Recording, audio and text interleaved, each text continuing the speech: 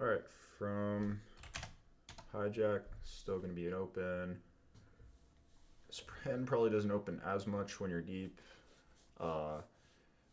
It's a better open at like 30 bigs than 80, but still going to get in there. And just going to start off with quarter pot. Gonna mostly small bet and some big bet. Now we get a quick call. I would hate for him to fold a 9, so I'll go somewhere in the middle. Continue value betting against 9x and draws.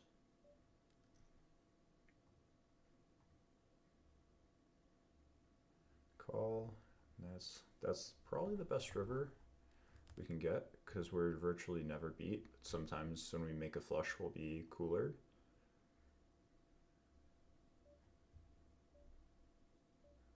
And I'm just gonna pot it. Won't get too greedy here. Plenty of misdraws. King Jack, Jack 10, diamonds, random 8-7 suited, no equity stuff, and he calls. Let's see. Hand history. And he had, oh, perhaps it doesn't show you. Doesn't show you their hand on the river. That's too bad.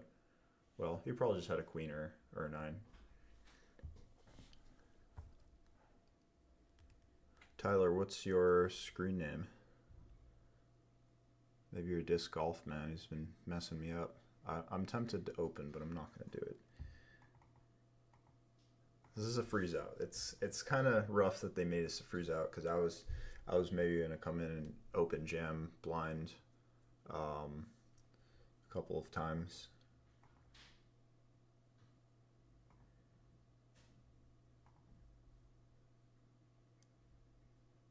Glad to see you are here and not at my table. Well, thanks for joining.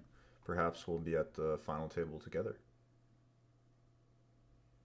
No stats at all, like VPIP. Not sure, you know. This is actually my first time playing on this site. I do like it so far. I like the software. So you're saying you can change it to blinds. I gotta click. Oh, you gotta right click.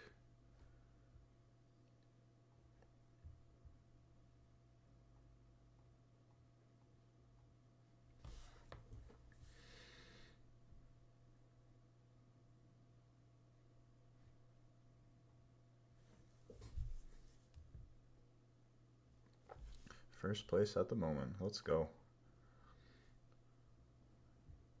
Is Justin in here? Oh yeah, I'm in there. No rebuys though. Yeah, the freeze out is not ideal, but that's okay. Still a great value tournament, isn't it? Essentially $2,000 given away for free.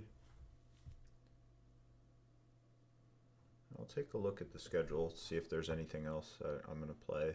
Maybe try to build a big stack here first.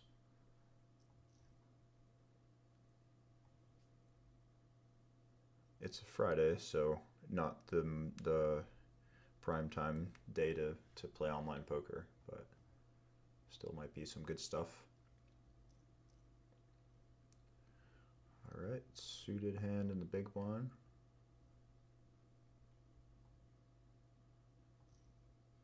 And we get a walk, easy peasy.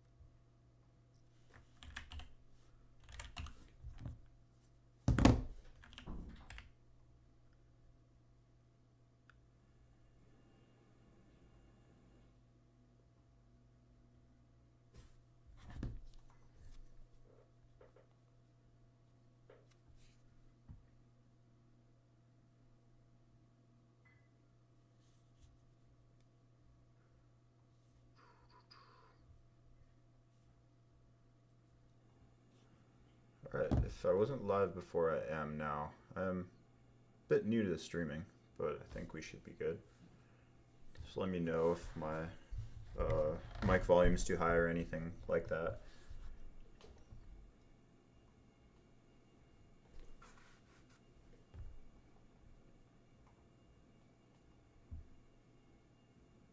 RNG in process, it says. All right, we're good. Cool. Good to go. All right, we face a limp, and this is a really common thing that at lower stakes will face a limp. So this hand I'm gonna fold, but I would have definitely raised it up, and I would raise it up really wide here, like even King 5 offsuit or 10-9 offsuit, and I would play a very aggressive strategy. I wouldn't do any limping here until you're like shorter and you can over limp some pairs, try to flop a set. You want to just play really aggressively over limpers and pretty much try to make people fold when you want them to fold. So if I wanted him to fold, maybe I make it 5 big blinds, and if I wanted him to call, maybe I'd make it 3.5 or 3.3.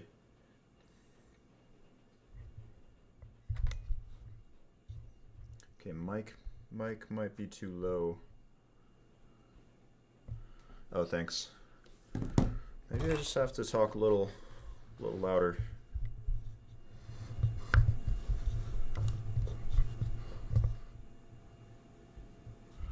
All right, we'll try that.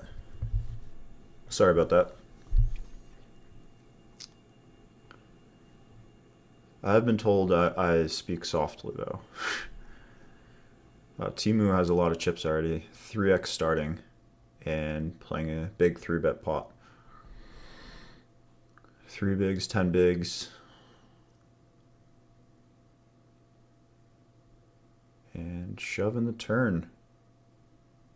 Sweet, it's like a sweet whisper. My bad.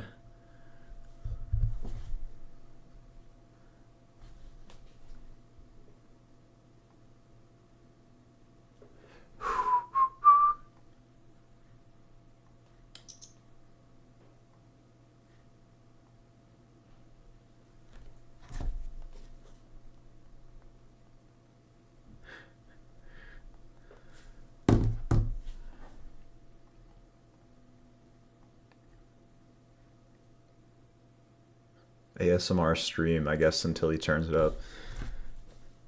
Yeah, I guess so.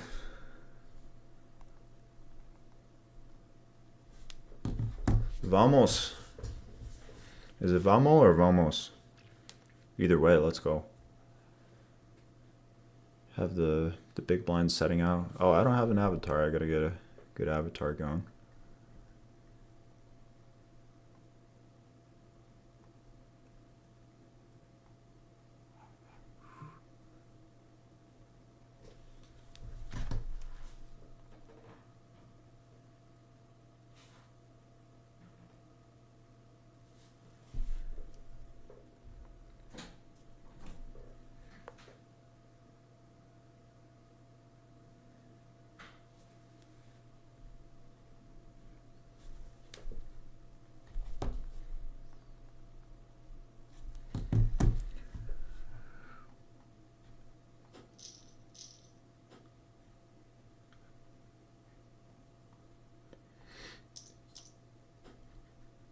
All right, junkie.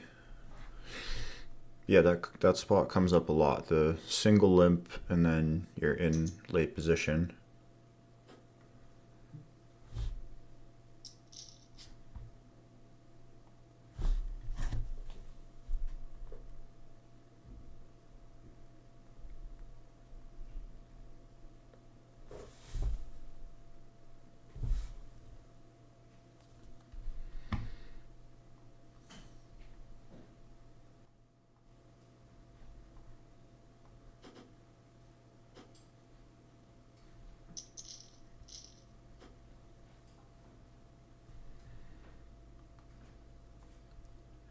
Fast structure, huh? 6-minute blinds. All right. Standard open. Especially with someone sitting out.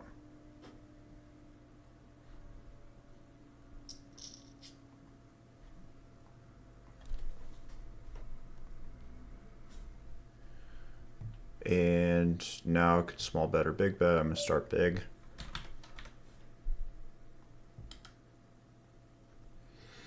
Ten of spades, some backup, just more equity in general.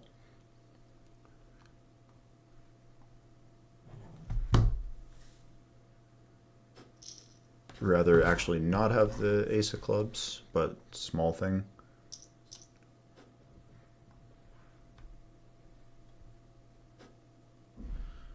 Buenas noches. Indeed.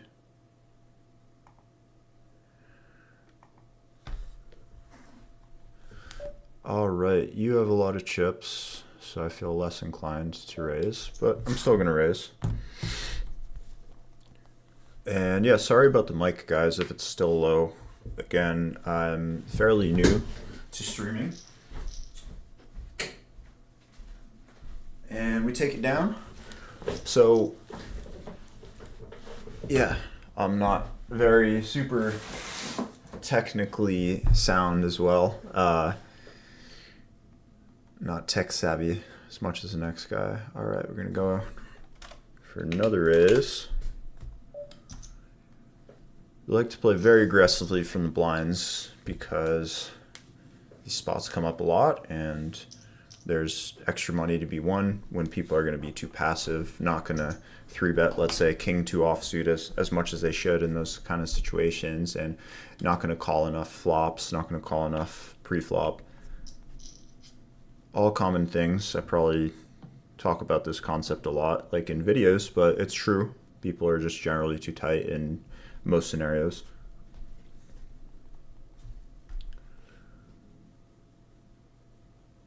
All right, Jonathan says, Mike seems fine for me. Okay, much better. Thank you. Glad it's better.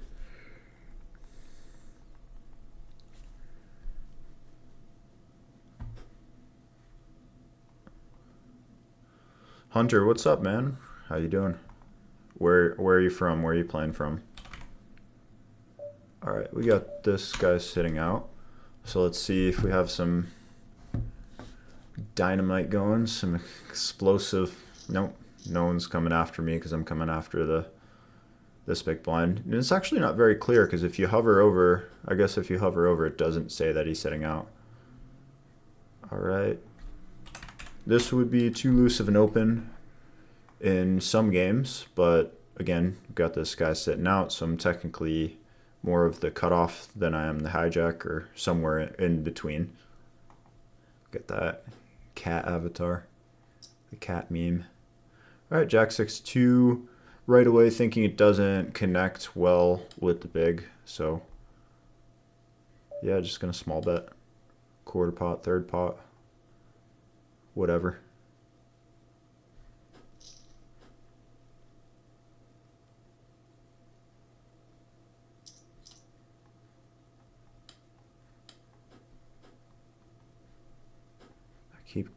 Keep pulling up people's names. If you guys have any general questions about online tournaments, about live tournaments, whether it's strategy, scheduling, wherever you think would be good to play, if you have a question, you know, should I go play at this stop or a WPT or whatever, I'm happy to answer whatever questions you got for me.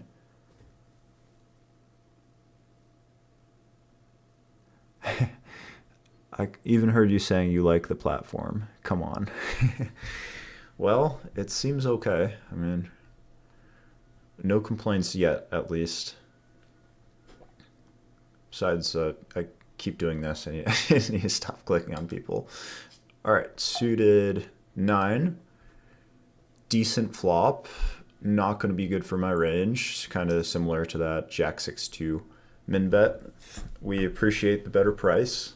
Not saying it's a bad strategy. I just enjoy seeing cards cheaper. All right, now I'm gonna flip the script. I'm gonna min bet now.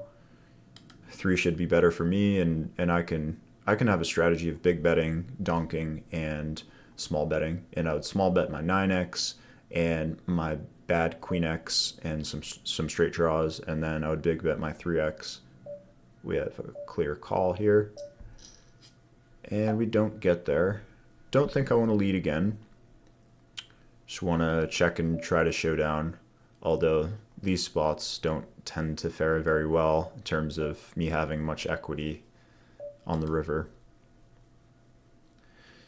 But never know. Maybe he's raising a hand like King 8 or Ace 8 on the turn. and then hits the 8 and decides to give up. Maybe he has king 10 or king jack, doesn't pull the trigger. As is, doesn't seem like a hand that I really want to call very often, so I'm gonna let it go. And if you bluffed me, then you got me.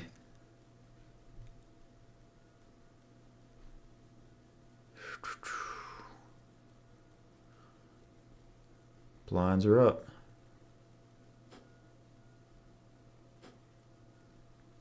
This hand doesn't do as good of a job of raising as the other, so I'm just gonna limp in.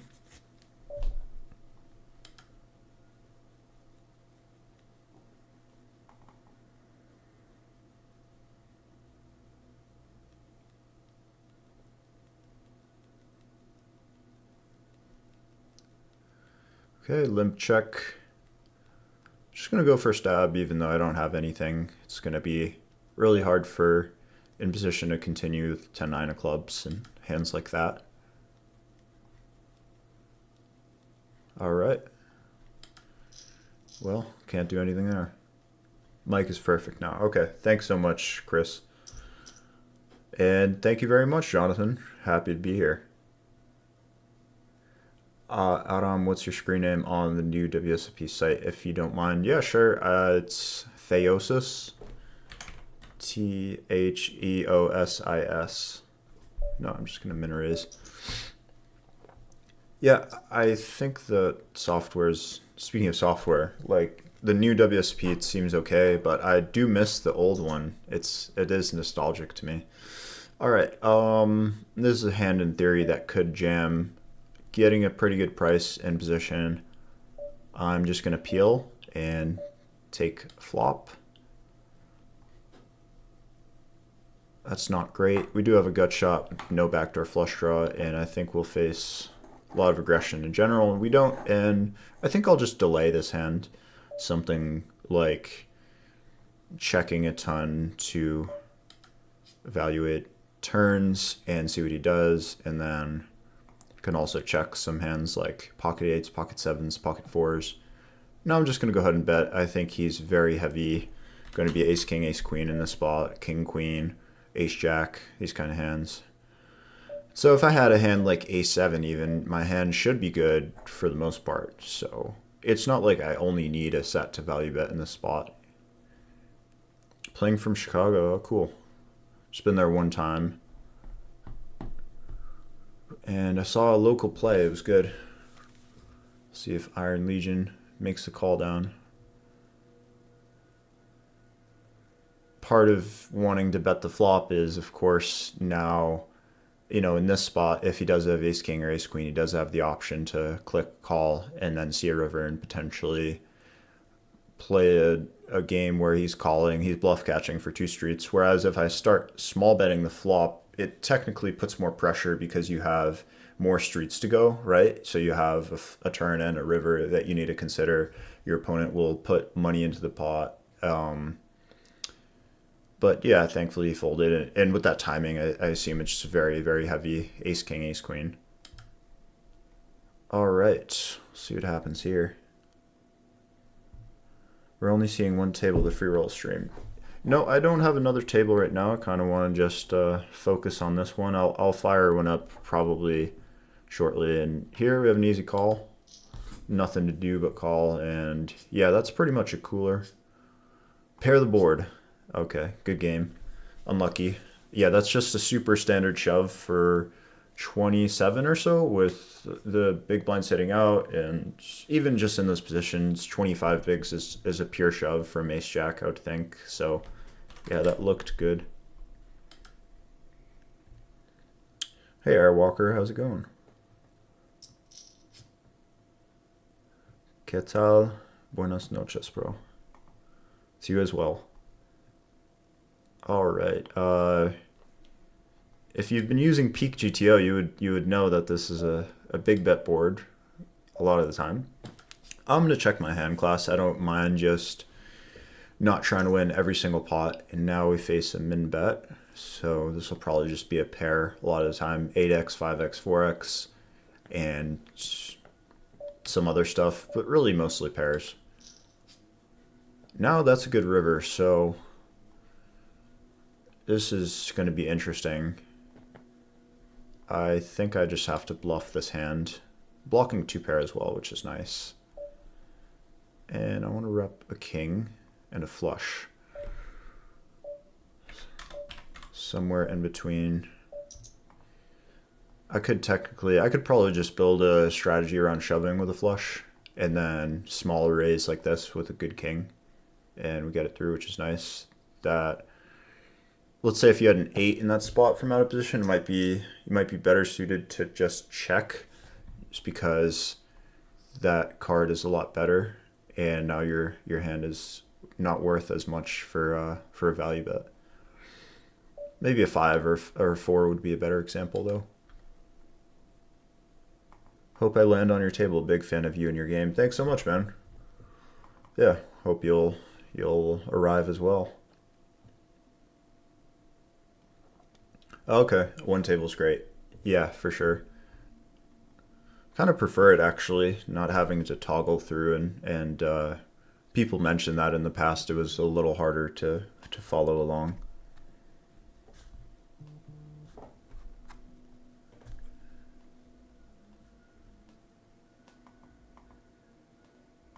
He said, "Hello, Air." Airbag was my nickname in middle school, unfortunately. One of the nicknames. Arab Money being one of them, even though I'm not Arabian. Got some Arabian vibes going, I guess, though.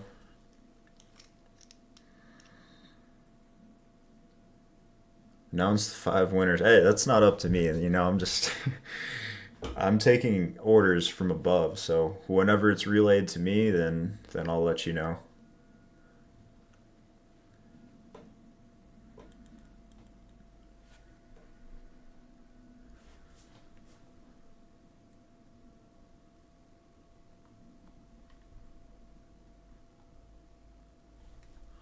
I'll have to see how this one played out. Wasn't paying attention to this hand.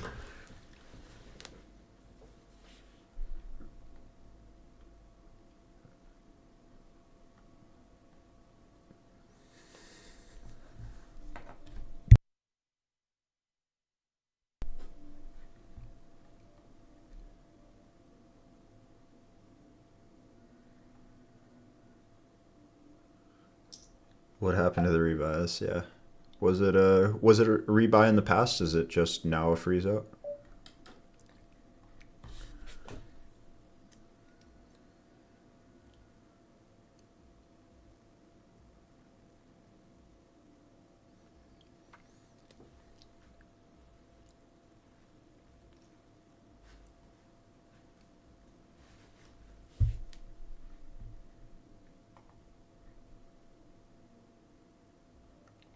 Boston.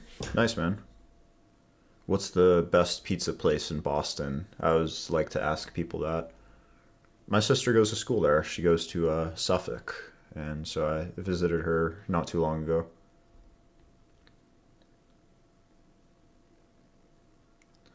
Edmonton. Sounds like England. Not sure. Never been to England. London accent actually kind of trips me out. What's up, Damien? How's it going? All right, 80 bigs, ace 7. We will continue our aggression over a limp, but we just gotta walk.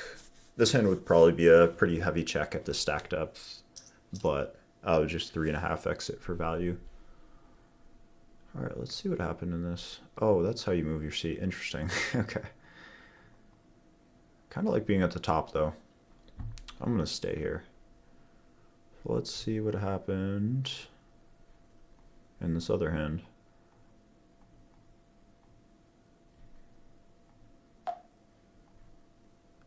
Of course, folding.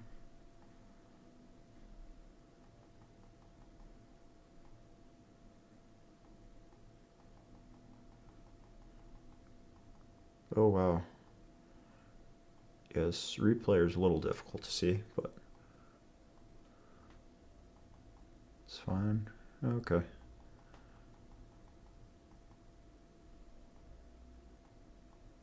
Half pot call, Check, check. Bet river. So he probably backed into a flush or made a straight. I like the 7 avatar. Good number.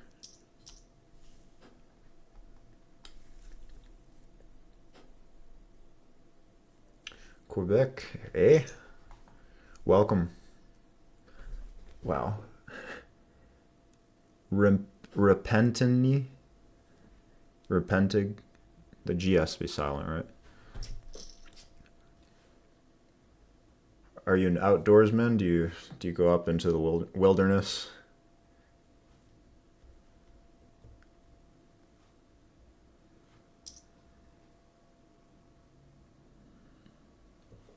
Is anyone playing any upcoming live tournaments? Going to a circuit or perhaps Choctaw or Commerce? Maybe the win in December for the big WPT. I'll be playing. My next live poker is next week. The NAPT starts. There's a 25K, a 5K main, and a 10K. So 2 high rollers and a good main event. So excited for that.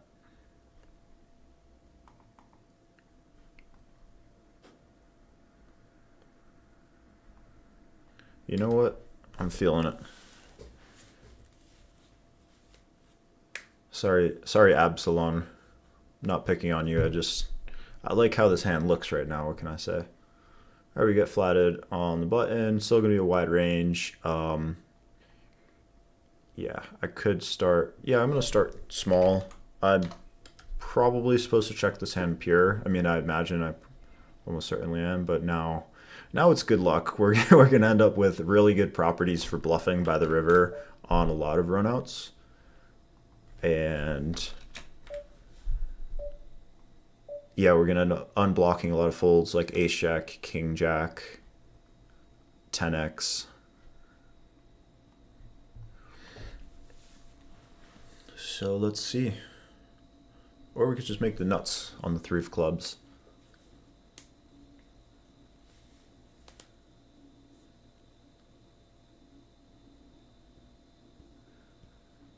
Sort of had a feeling I would get shoved on, or maybe this is shove or fold.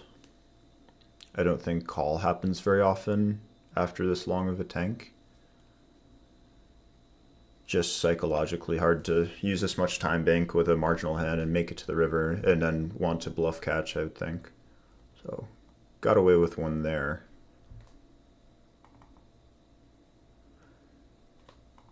Five winners will be announced once stretch closes. Nice. All right, we have another person sitting out, so we're just going to min raise on the big blind.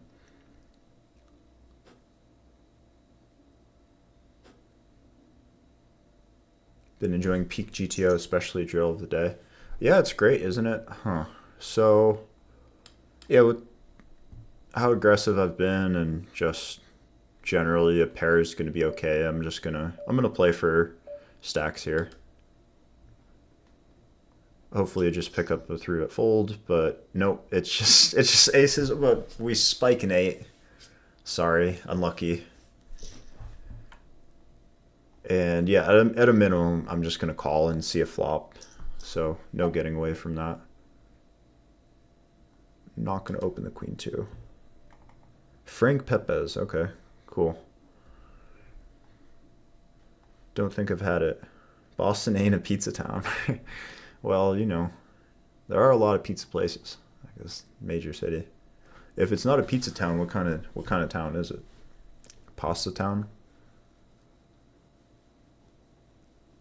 Do we have to make it through reg to qualify? I would imagine not. I think it's just based on, you know, following those instructions. All right, just gonna call. Don't think I want to really 3-bet bluff this hand too much. Aram is Persian name. Well, yeah, it's an old name, isn't it? It goes all the way back to Genesis. Ancient name. Also Aramaic, Aramaic language. That's what they spoke in the olden times. Some places in the world. But Let's see. Yeah, sorry. Just said I've been enjoying peak GTO, especially through of the day. Me as well. It's a really great program, and I've been enjoying it as well. So that's good to hear. I'm gonna call again with the double gut shot, and Timu has shown some aggression, so perhaps he's just barreling, gives up river, and allows me to bluff. I'm gonna probably have to end up bluffing my hand. I mean, I have really good properties. I block Jack 10 of hearts, I block Queen Jack, I block 8 7. But if they bet, I'd probably just fold. If they check, I have to bluff, right? Because they can have something like Queen 8 that I lose to. Want to make them fold Jack high as well. Now they block. Yeah, I mean, I'm pretty tempted to do it. I have a ton of value in this hand, in this spot, and they might just be trapping me. um,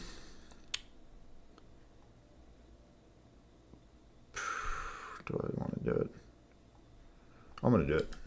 Good luck, me. Might get snapped.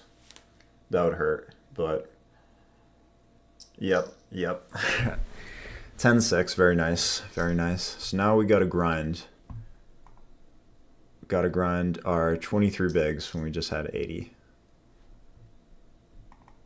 Just can't help myself, I guess. How did you move your seat? You click this icon. It's kind of a funny, it's this rotating thing.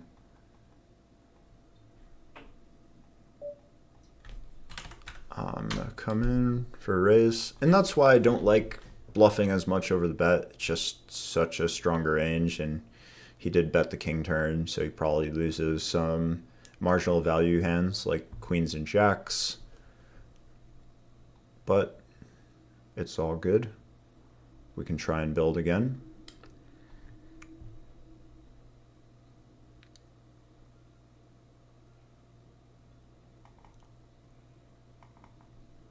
Does WSP horseshoe, nice.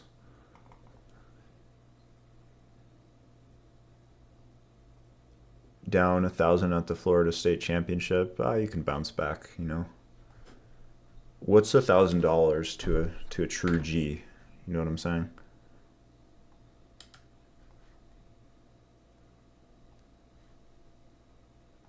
And that, I think that kind of play, like the Jack 7 bluff, it doesn't do that well because, you know, there's a lot of other spots where we can just win plenty of chips without risking huge amounts.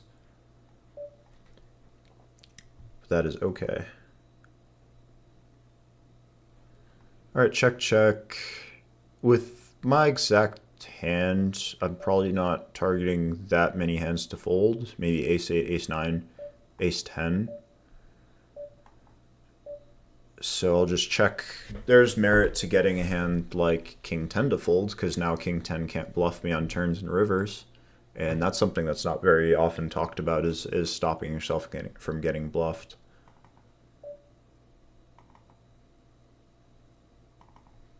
Considering CE at Vegas Horseshoe over Thanksgiving.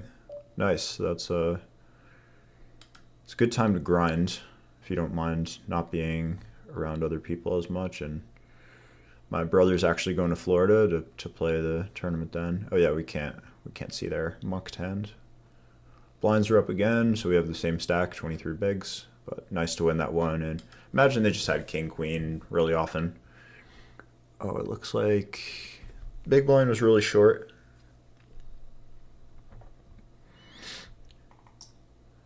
WSP Grand Victoria, Chicago suburb. I don't know if I already said that. My bad.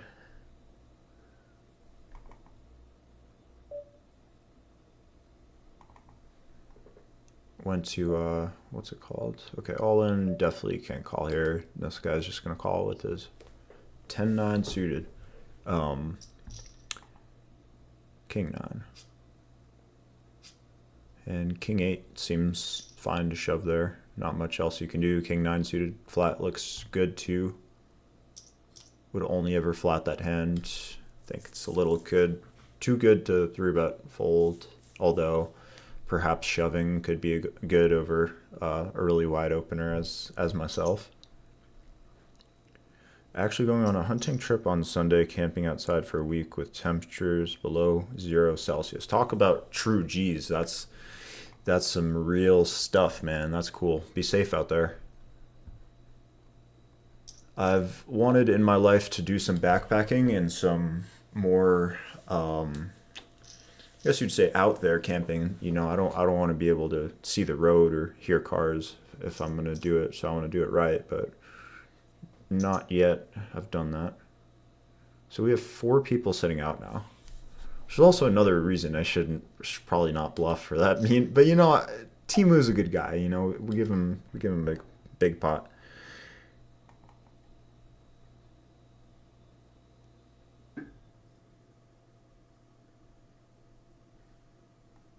Half pot, just gonna fold with no backdoor.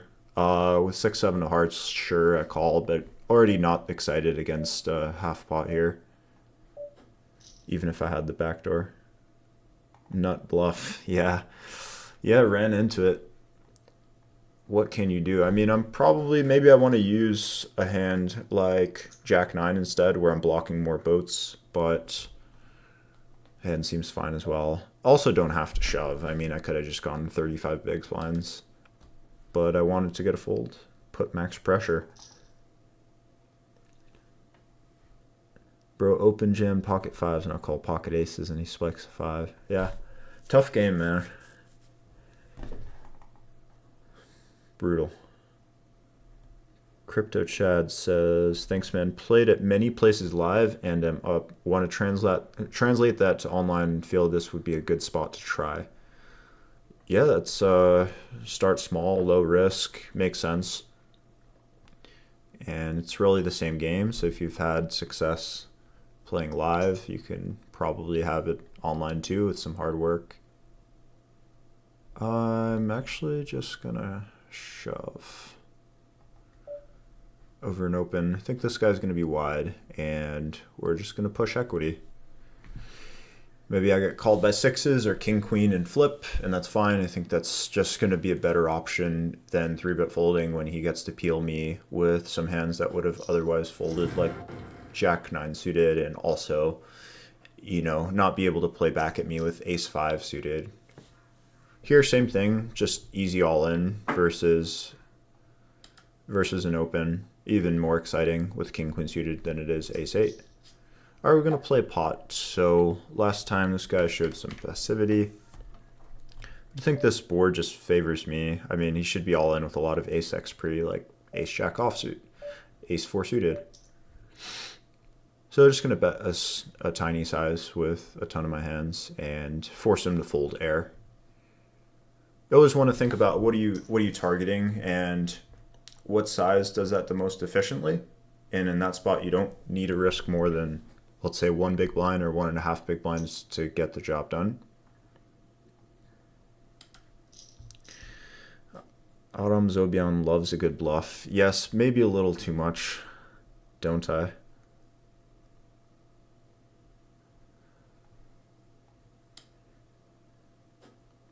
Might have just lost half the viewers running a massive bluff.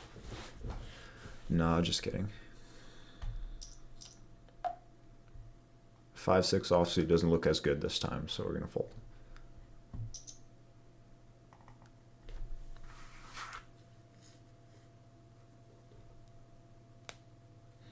Open jams 5s with 40 bigs. Yeah, I mean, hard to take it too seriously, I think, for a lot of people when there's no money on the line, and that's what made I think earlier in my career, just playing experience with poker, I wanted to play money games before some of my friends did because it didn't feel serious enough.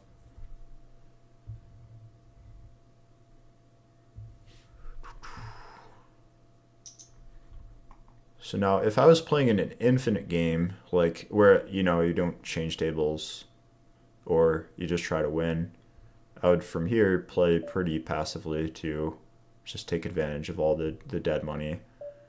And that makes a hand like this already like not great.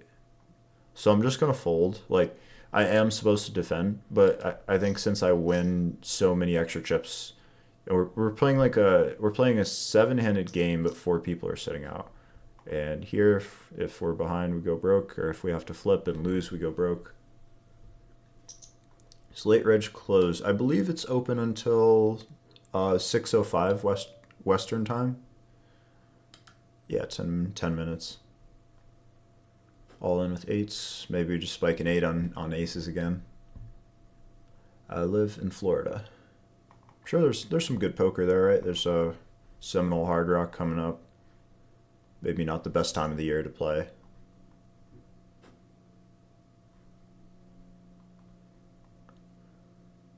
I wonder how wide Timu's going to be here. Like if he's just going to open a 70% range with like 9-7 offsuit and Jack 2 suited and hands like that. GG businessman. Maybe next week. 400 buy-in 2 milli. Oh, nice. Is that the Florida one? Hard Rock Hollywood event is in November. My brother will be there. Not sure if he's gonna play that one, but he's gonna at least play the main, and excited for him. Okay, we're on a 5-minute break, so hang out for a minute and take a short break. Perhaps take a look at the schedule on this time and see. So we have a $50 PKO. How do you see? Level 6. 5 more levels of reg. That could be a fun one to play. We have our invitational. We have a $50 classic, but that's, no, it's still in reg. Currently level 4. So yeah, maybe one of these, play like a $50 tournament if I bust the free roll, and then we'll wait for the final table and commentate on that a little bit.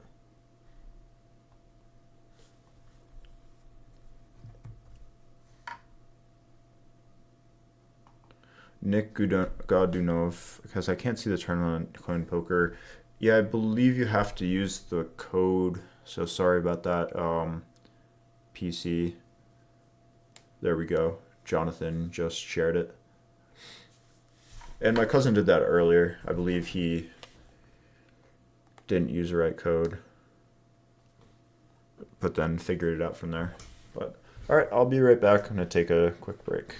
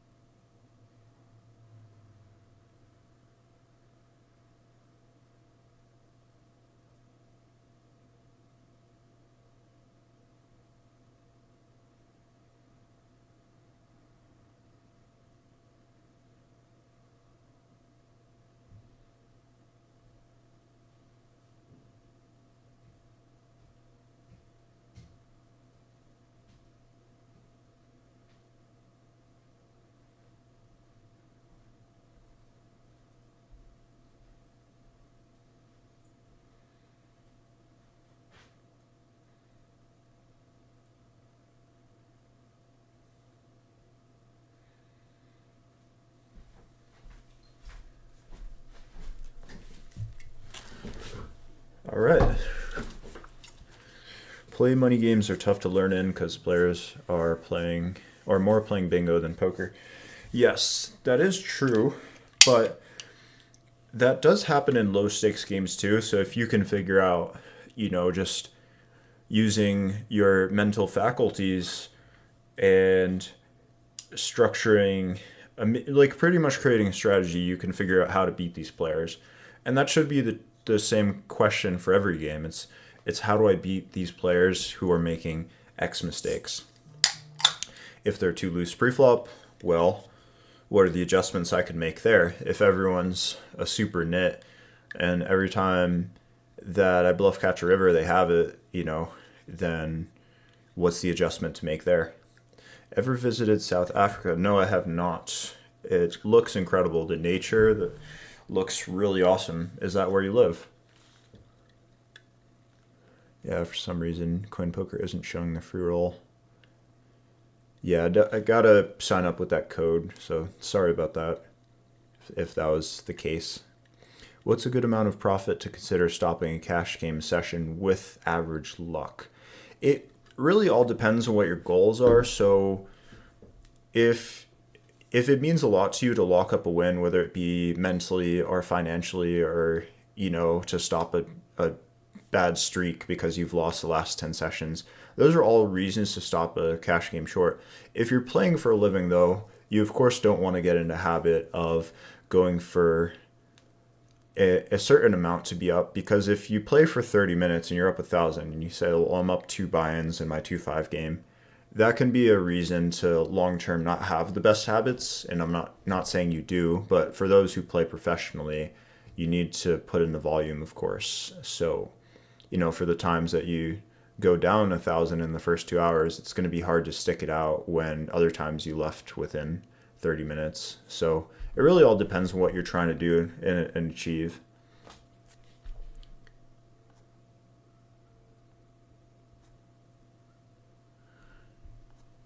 All right.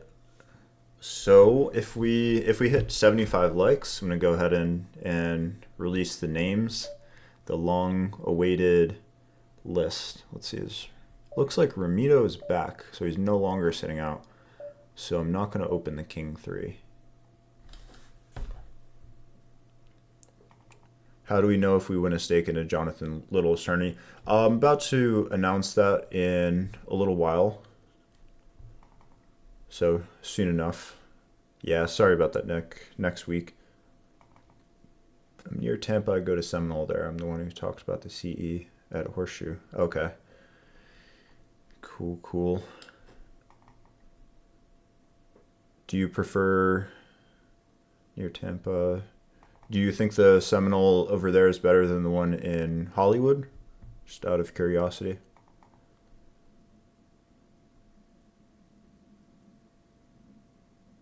I will be the winner. Perhaps so, chicken nuggets. I mean, call it. Call your shot.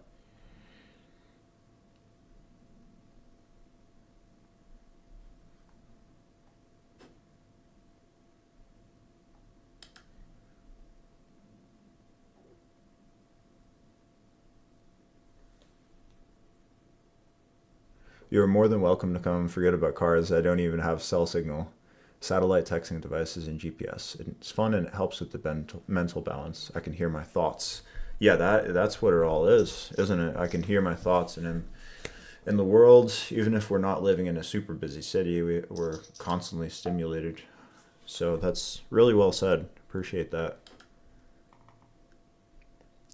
And yeah, thanks for the invite. Never know. Could be out camping, fighting off bears. Sure, there's plenty of bear up there.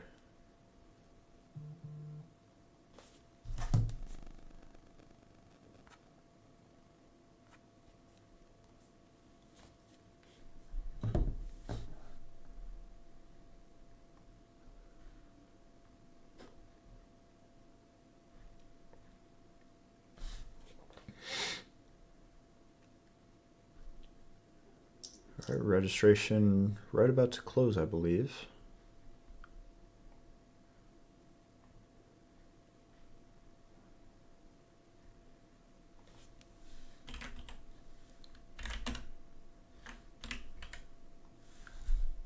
We get a walk. That's sweet.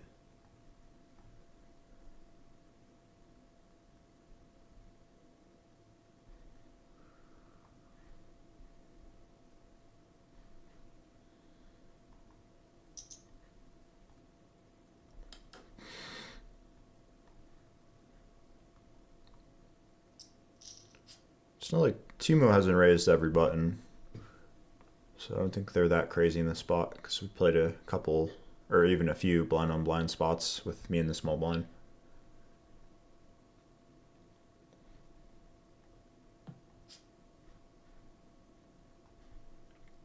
Let's see how many people are left here. Looks like we got, oh wow, we got 800 players today. That's a lot. 400 for first. Boston Swag representing and chip lead.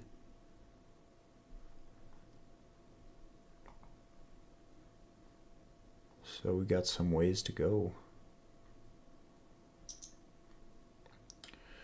Ramito coming back with a vengeance. Can't count him out.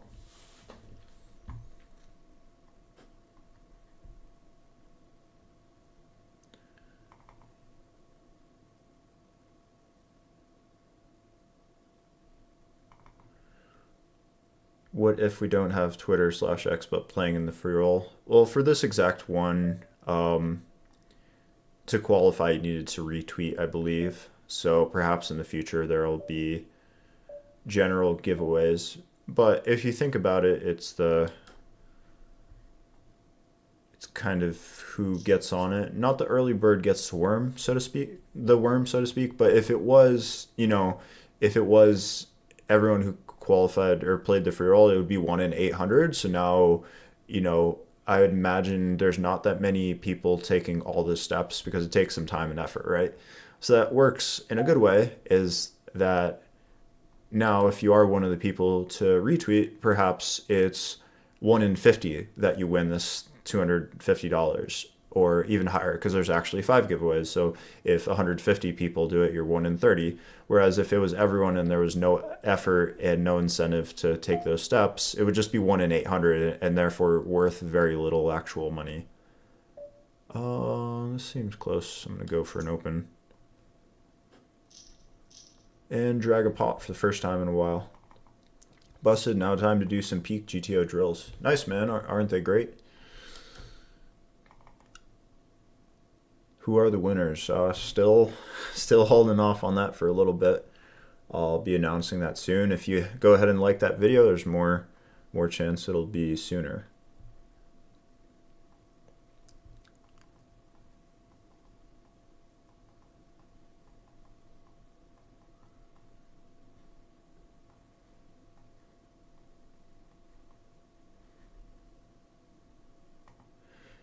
I think 3 buy-ins up or down is a good stopping point. Yeah, that would be, I think that's also, I know I didn't answer that in a very specific manner, so I would also agree with that. I think something that you can also do is just go with 2 or 3 buy-ins in your pocket, whereas if you're going with 5 buy-ins, at least personally, I mean, we can see from the Jack 7 kind of bluff, I'm more live to just lose a lot more if I have the money on me, and tend to just take a little more seriously if I just brought 2 buy-ins.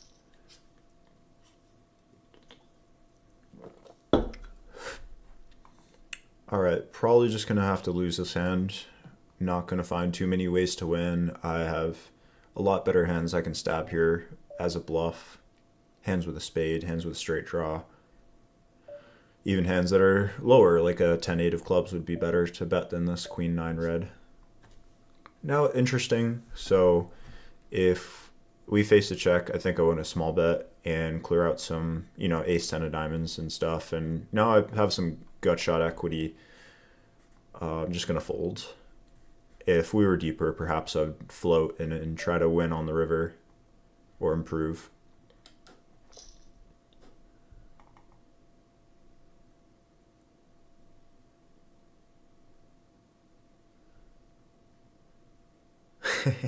Grandmaster Kev, currently 1600 elo on peak GTO. Is that good or mid?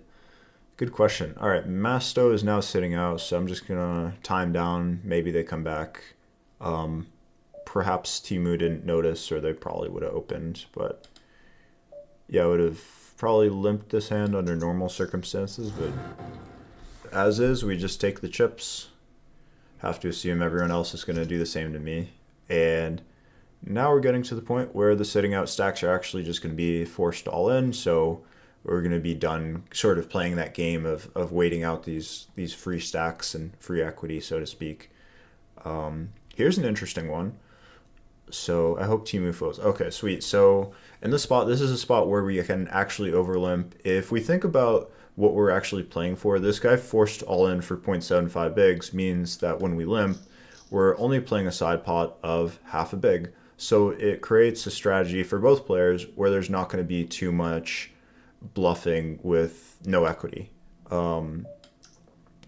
Whereas if there was a bigger side pot, now you can force out hands. And that's a sweet turn. Really good turn. So we're just going to play for stacks here. Going to bet something like half pot and have a shove on the river. Maybe a little bigger. But yeah, in this spot, it's like 6-9 suited, especially with the guy sitting out. I mean, I'm essentially the button playing against an undergun limp, which I'm not sure what this hand is. And he has some equity, but bricks out. So chip up a bit there. And we're back to 25 bigs, but blinds are up, so we're right back to 20, 21. But yeah, good or mid. I'm not sure. Well, you know, I think it's too early to see. Maybe you're just joking, but yeah, we'll see what a good elo looks like in a few months when people are really grinding it. But I personally really like that elo system. King Jack, unlucky. Just got to push the equity there and shove. I'm going to be raising super wide. And all right, we're getting back in the game. Timu, we're coming for you. You know, we got to get you back after we blasted it off unnecessarily. In 5 minutes, all the sit outs blind off. Yeah, so that's interesting that it's pretty much at the end of reg is when it happens.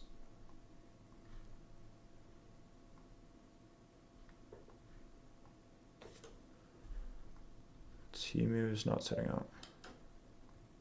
Now we have a big stack to our left. Nuck Brew.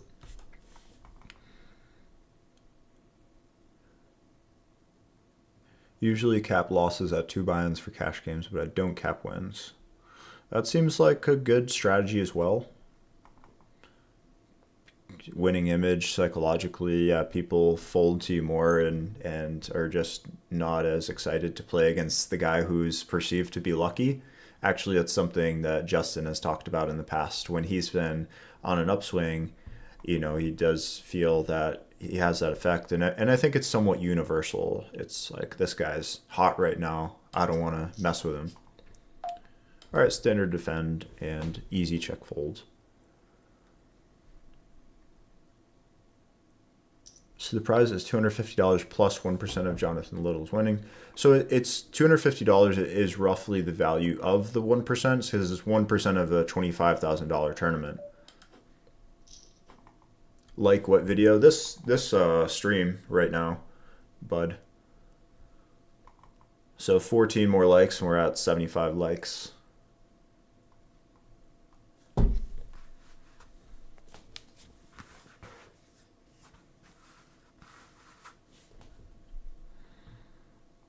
Jay Bizzle.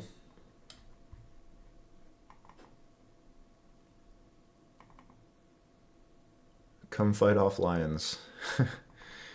Nice. Oh, yes, I'm in Johannesburg. Don't be afraid to visit. You'll have a great time. Thank you so much. Appreciate it. And yeah, I would love to see some lions. I think the animal kingdom is so amazing. And even when I see donkeys, wild donkeys, and horses outside of Vegas up in the mountains, I get real excited because seeing animals in their natural environment is just sweet. And I mean, it's just standard, isn't it? It's nature. Currently in 23rd. Nice. Let's see what that min cash $3.20. Okay. And then from there, the only way from there is up, right?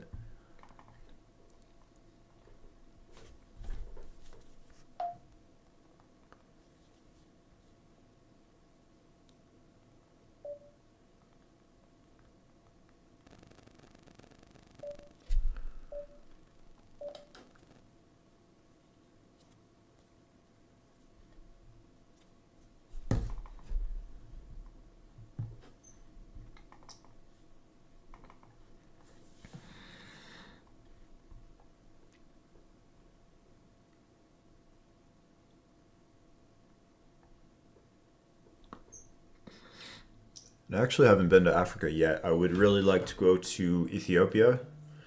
Ancient land, ancient people. And I would like to go to Nigeria, Uganda, some of the coastal countries. King 7. No one's sitting out anymore. So now we're going to play a lot more normally.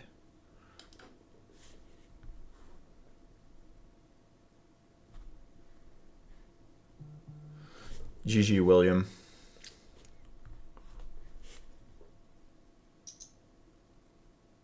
Can't see your cards on the stream. Perhaps that's just for folded hands, because I'm right now I'm folding a lot.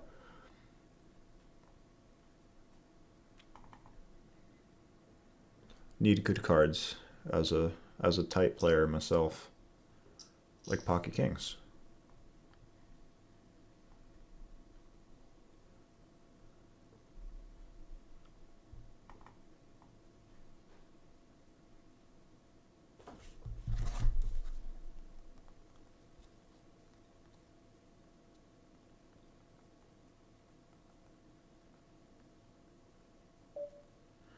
All right, guys sitting out, more reason to limp. Still not going to limp a hand quite this good. Not that it's an amazing hand, but it's good enough, I would say. And just going to make a fold to 3-bet.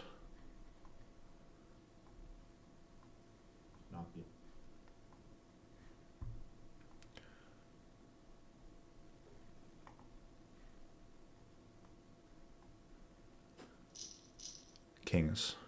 Ace king.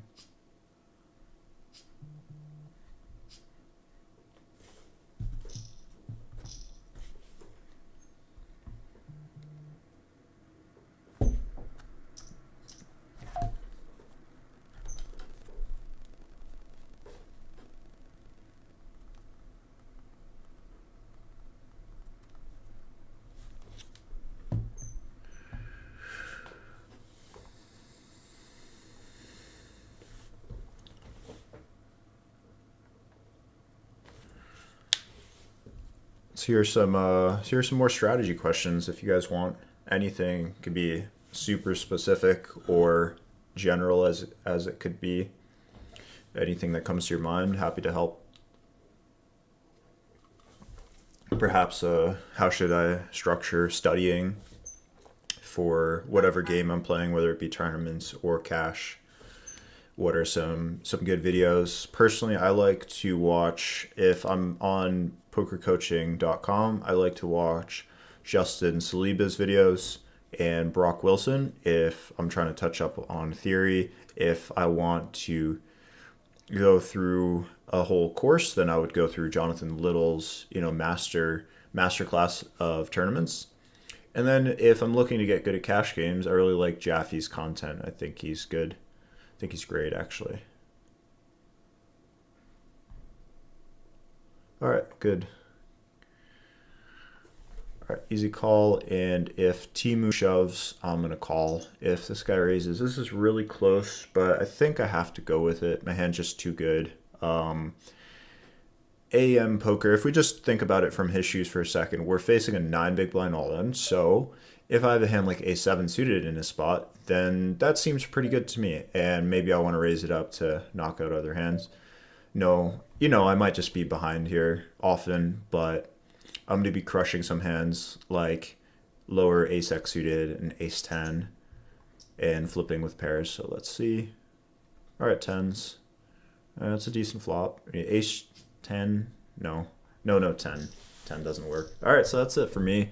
You know, one day I'll be like Justin Saliba and ship a free roll, but today is not that day. So I'm gonna pull up another tournament.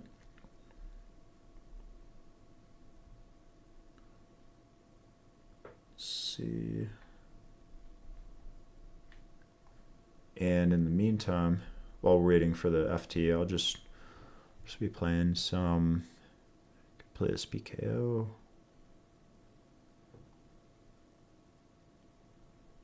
Dollar bind. Now I'm regretting my Jack 7 play, aren't we? So it's between this 50. I want to see this PKO. Let's see. So we start with probably 10,000 chips. 16 and 40, yeah, so 10,000 chips. I'm actually still covering a few people, so why not? We'll just hop in this PKO and wait for the final table.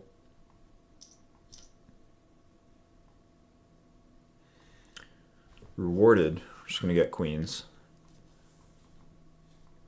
And I'm gonna switch it up. I'm gonna put myself on the bottom of the screen as I usually do. 75 likes. Well, we're there. Yep, you're right. Okay, time to announce the winners. I will first 3-bet my queens. All right, drum roll, please. So we have 5 winners total for $250 in value. There are a couple names, usernames. The first winner is Trackstore 2024. Congrats to you. Second winner is another username, CoinPoker username Sentry. So we have Trackstore 2024 and Sentry. All right, we're all in. And that's aggressive. And then the other 3 winners are Jim Battenberg, Kathy Chang, and Daniel Nisalescu. So congrats to all 5, and hopefully Jonathan turns that 1% into a whole lot more. So yeah, once again, just to run through it: Sentry, Trackster 2024, Jim Battenberg, Kathy Chang, and Daniel Nisalescu. So congrats. And I believe it'll be like a $500,000 for first, if not more, maybe 600-700K. So if Jonathan ends up winning, which he's very capable of doing, then that 1% turns to $5,000 perhaps.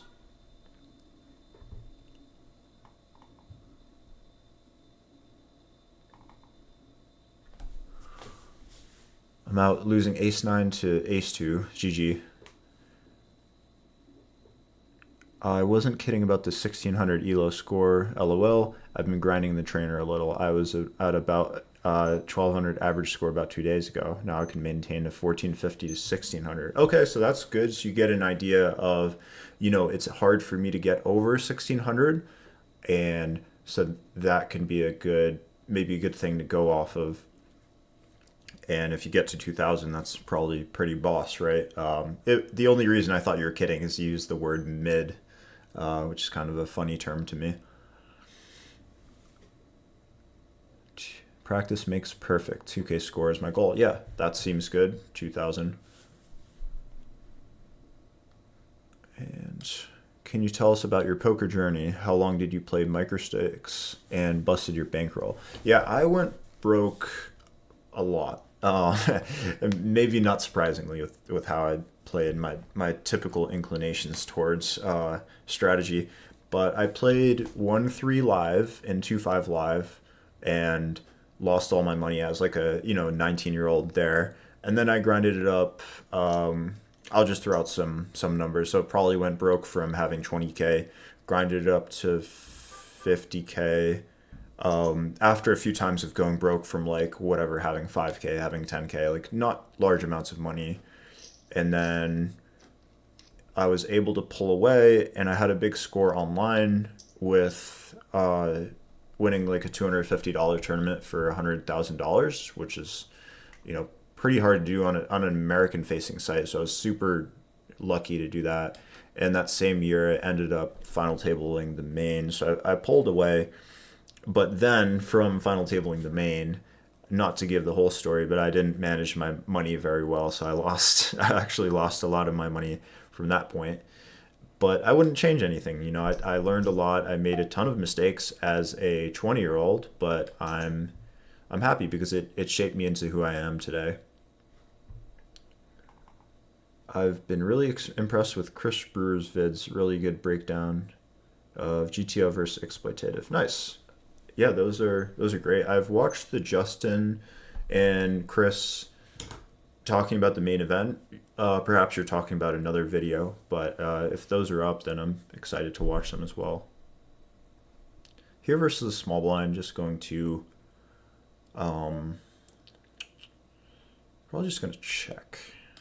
Start with a check. Can't put in too much money against a range has a lot of broadways and some ace-x as well. And now I'm just gonna check it down, try to win. No, I'm chopping against Jack 9, King 9.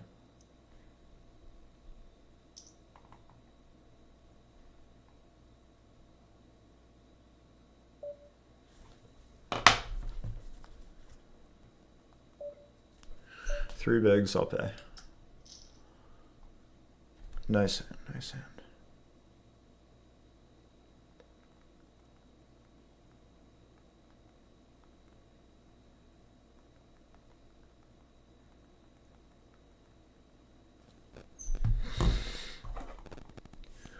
GG, thanks.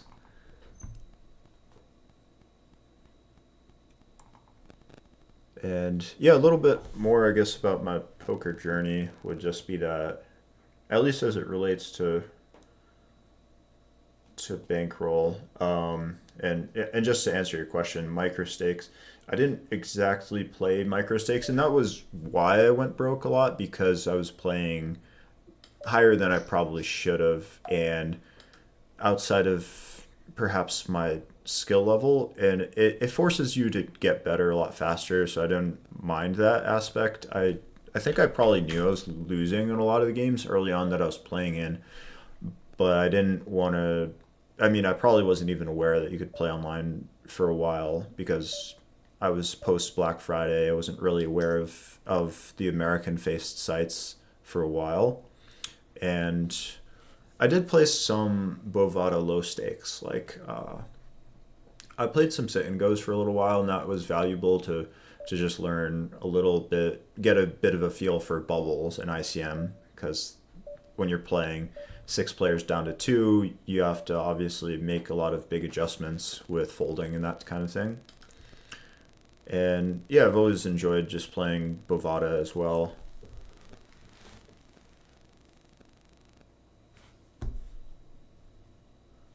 So, which coach's content would you recommend for low stakes cash games? And now it's an unlucky river, just gotta fold.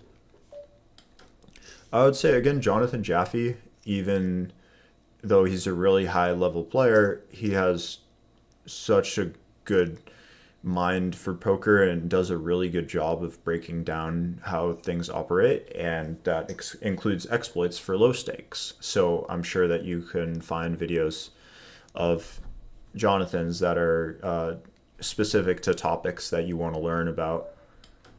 And also going through Jonathan's cash game masterclass, I think that's also a good one if you want to learn more of the fundamentals. I'd imagine Jaffe focuses more on exploits and specific topics, and Jonathan covers a lot of different topics more in both in a general, I'd say, and a specific way. Ace Queen versus Ace Jack all in, and Big Blind forced all in under the gun was 9-3. I mean, the other one enemy went all in with 19 bigs. Yeah, split unlucky, but you know, just understanding that Ace Queen versus Ace Jack, it does feel like 100%, but it's more like 70%, right? All right, gonna have to. Oh well, PKO actually. I might just gamble here. Unlucky, I guess. Perfect situation for me to get enemy stack. I like how you're calling him an enemy. I mean, he really is an enemy. So, yeah, covering one guy, and we're going to get it in, try to win. What a queen. Do I win? I do win. Wow. Lucky guy.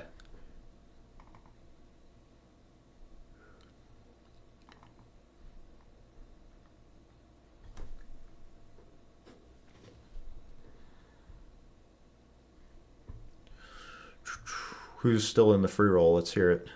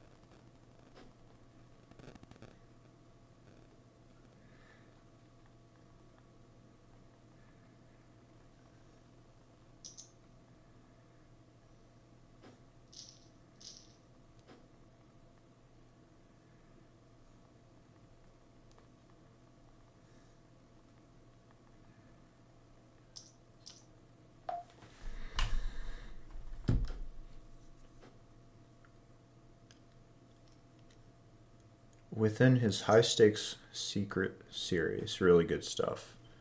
Yeah, and he's also just a good teacher, and that's a big part of being a coach and of course a teacher is wanting to teach and being able to explain things in a simple enough way, because there's a lot of great players out there that perhaps aren't the best teachers, not because they lack something, but lack something internally like a trait, but rather it takes experience and intention, which Jaffe has both those things.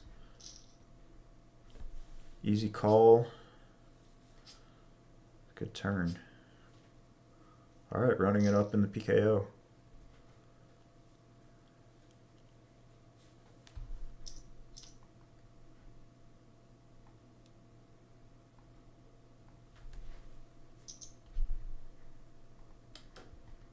Might even hop in another and figure out a toggle. Toggling in between the two.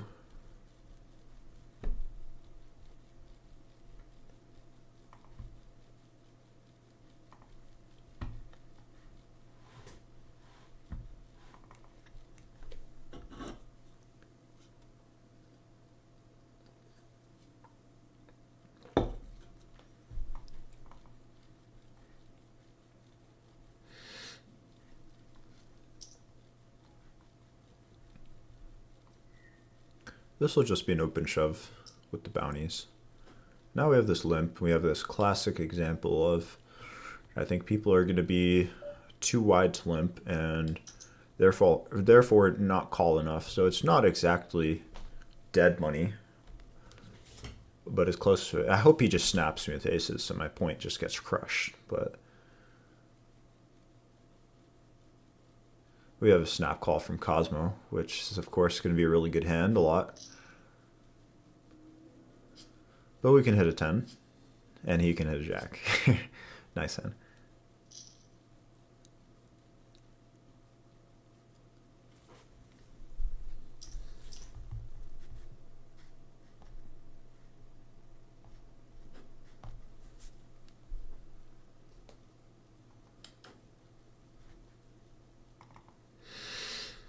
Jonathan's also playing Triton right now. Saw him in there today. He had three of a kind against top pair.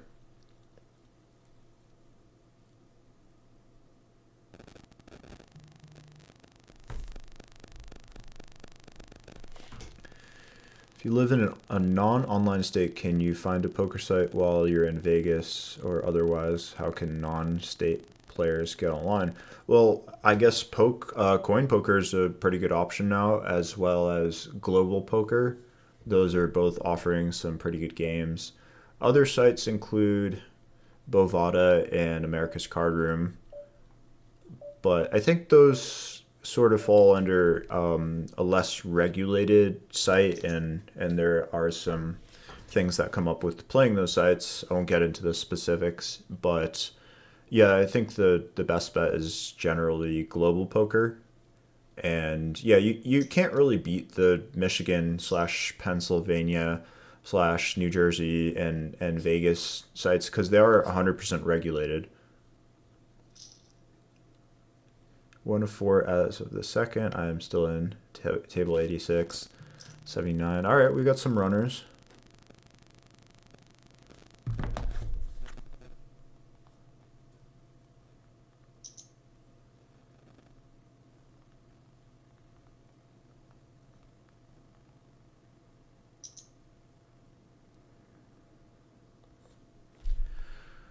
All in, all in. The first one, it seems pretty close with the bounty.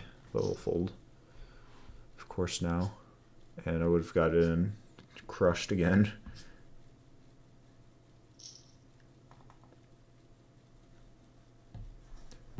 Do you like viewing stacks in terms of chips instead of big blinds? So if I'm 1 or 2 tabling, yeah, I keep it in chips just because I like it has kind of a nostalgia to me. Like I played online at least a little while before big blinds were available to view, and I did like it. And it also, I like that it gets the brain working. So now I can, in my mind's eye, I can see, okay, 30 times 500 is 15K plus 2,000. Okay, I have 34 big blinds.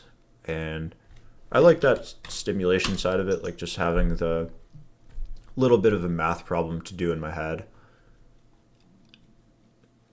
I also like punching out numbers. I've talked about this in the past, but like I might raise here to 1,077 instead of 1,100, or I might bet a river with some specific numbers because I want to, or it just feels better to do that for whatever reason and intuitively. So yeah, a few reasons that I like playing in chips personally. I'm still in same table as Toe. Oh, let's go. God's big toe in there. What's up, dude? I got knocked out first hand. Can I be included in the giveaway? You gotta take those steps. Maybe. I mean, it doesn't hurt to ask though. Never know. Maybe Jonathan's feeling very, very great, generous. What's giveaway amount? It was announced. It was $1,250 total, which is pretty sweet. I would say 5 times, or 5 people got 1% of Jonathan's $25,000 tournament next week at the North American Poker Tour, which is a Poker Stars event. Loose-ish raise, but I am covering the big blind.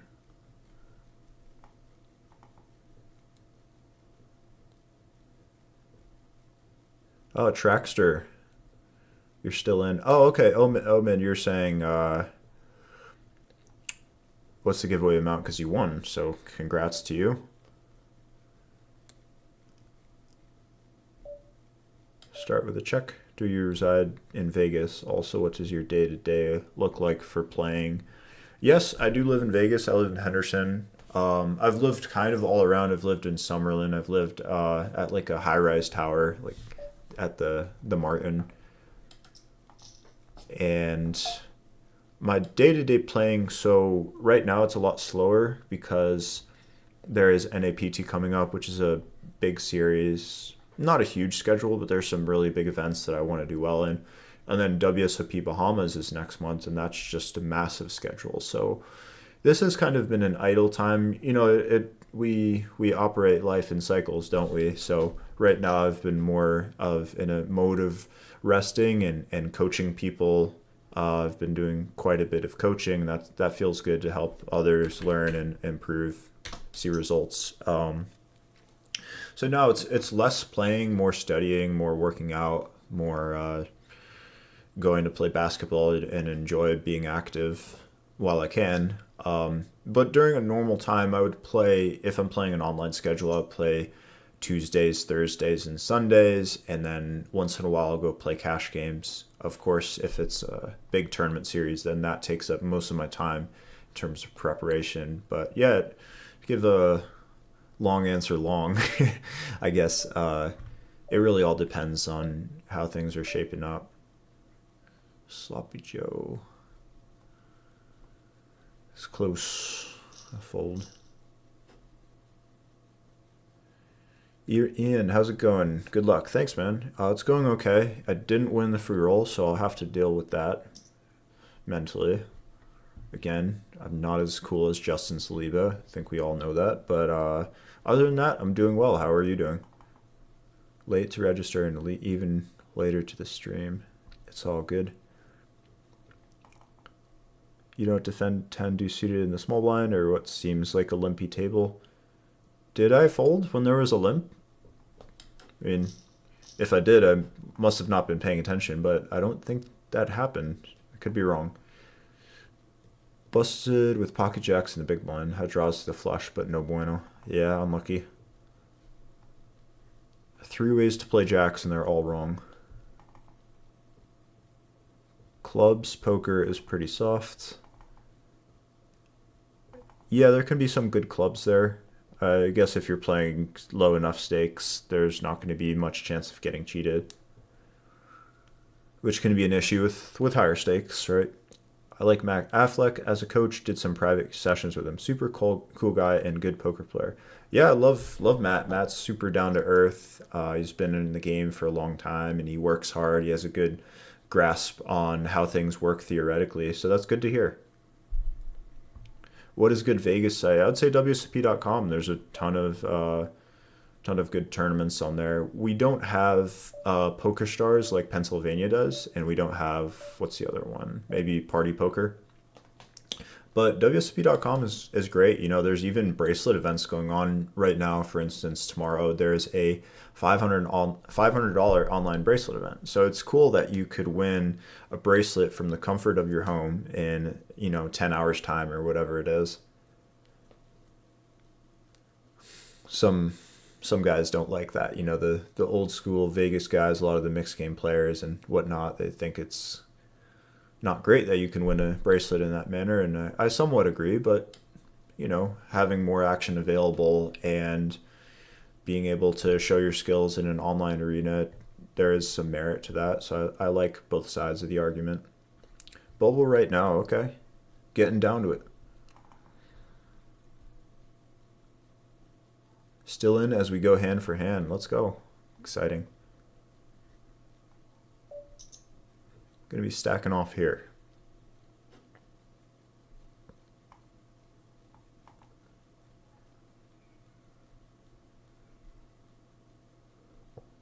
Okay, 3 ways.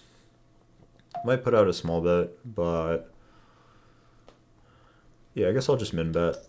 Small blind will have some suited eights like 9-8 suited and Queen 8 suited, perhaps Ace 8 suited, and we'll maybe have some offsuit kings like King Jack, King 10. I think they'll just go all in pre with King Queen, and here I'm just gonna barrel and try to make an 8, a 7, or a draw fold.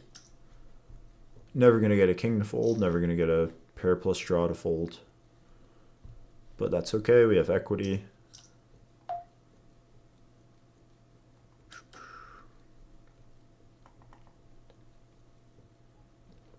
But yeah, I mean, it's kind of silly, isn't it, that we can't play online from America. It's supposed to be the land of the free. Can't play online poker somehow.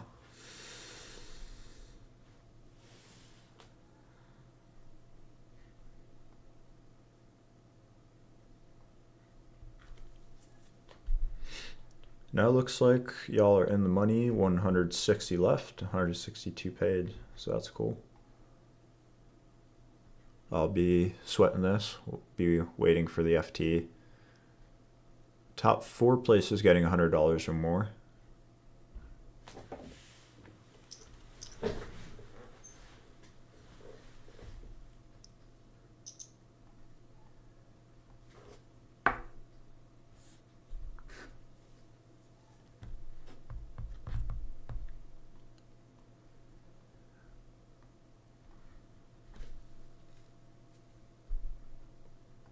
Easy defend, any suited hand. This hand's going to be a little weak to check call. It is one that sometimes can get into a check raise category. Bottom pair, because you can make something like sevens fold, or ace 9 or ace 10 with no spade. I'll just play call, actually, versus small bet. It's really, there's not a huge difference in between the three. I think all three options between call, fold, and raise are reasonable. And now, I'm actually just gonna block. This does, I think this does a really good job of making a queen fold, making a hand like jacks fold, pocket eights, and he probably just has ace 10. Okay, I changed my argument. I got snapped by a queen. But he is getting a good price. Yeah, some people will fold there too much. Just check. Giving me strategy advice. And that was perhaps a hand that would have actually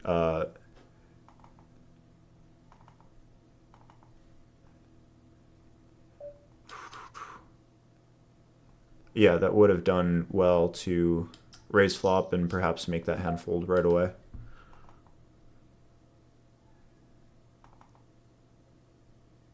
Not a fan of that call with clubs on flop, which I'm not sure what hand that was. That's okay.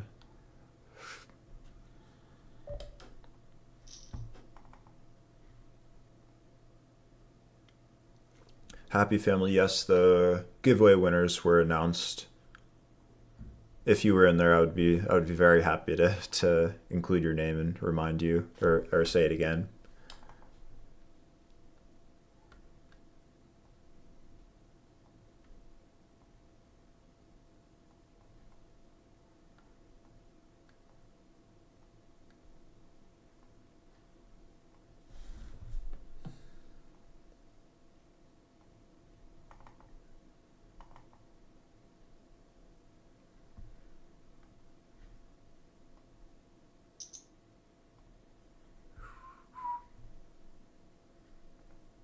Goofy G. Boston Swag still with the big stack. Timu, the guy blasted off again, still in there. Maybe he'll end up winning. Let's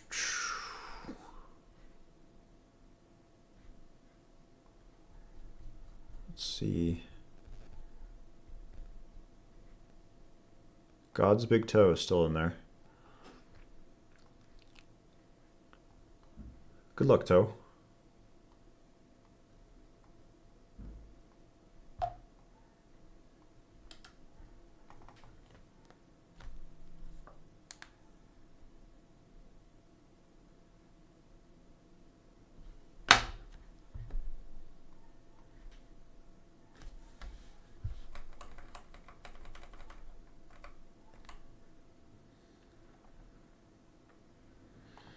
Oh, I see. Cody, you're talking about the 10-9 on queen 10-8. Yeah, I mean, in position can just have all sorts of hands there. Doesn't need to have a flush, doesn't even need to have a queen. Could just have like pocket fours with or without a club. Probably with a club you want to just be betting, but yeah, could be stabbing plenty of stuff. That's why position matters so much. You don't need equity all the time.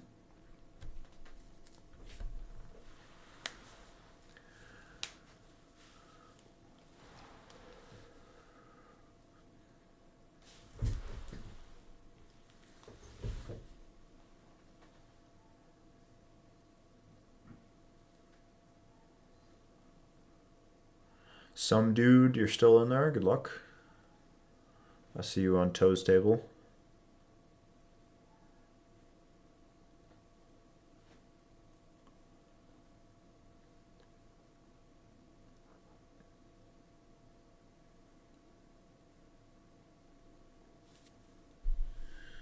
Hunter, a lot of good questions, so thanks.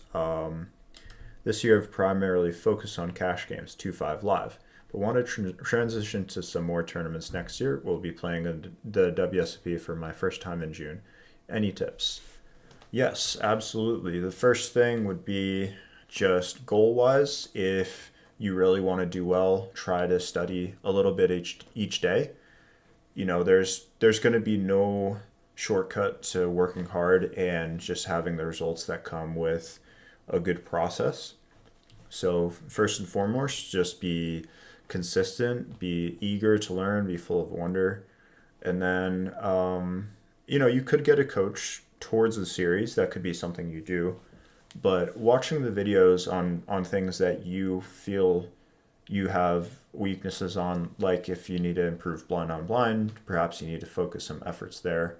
Another thought would be just getting volume in, even if it means going to play a nightly tournament and, let's just say you're playing your 2-5 session and there's a $100 tournament and you don't want to play the full thing. You could max late reg. You can get in at the last second and it's not a big investment. But then you get experience playing with 17 big blinds. You get experience playing with 15 bigs. So that's going to be valuable as well, to just kind of be a mirror to you and show you that perhaps you're good with 15 bigs or maybe you need some work there. And that brings me to the next topic, which would be preflop. Is that, pretty much the whole game of poker, it starts with that foundation of preflop and being solid there. So if we're struggling to be disciplined or we're perhaps too tight, we're not raising the ace-5 offsuit in the cutoff or the king-3 suited, it's really important to get a good strong feel for the baseline of preflop and how things work. Because from there, everything will flow into either a good solid strategy or perhaps too tight or too loose strategy where, if you're too eager to get money into the pot, then you'll probably get to the river too wide and end up having to bluff a ton. So yeah, learning preflop, starting off there is great. And then there's just, there's so many different concepts. You want to try to learn the things that are going to be the biggest knowledge gaps and the most room that you have to get better at. And then you focus on your strengths afterwards. And as you get better and better, you can just generally study the game. But I think in the early stages, just identifying your weaknesses, getting to know what your leaks might be, and being aware of those is important too. Yeah, Ernest Stevens, study 20 to 40 big blind MTC strategy.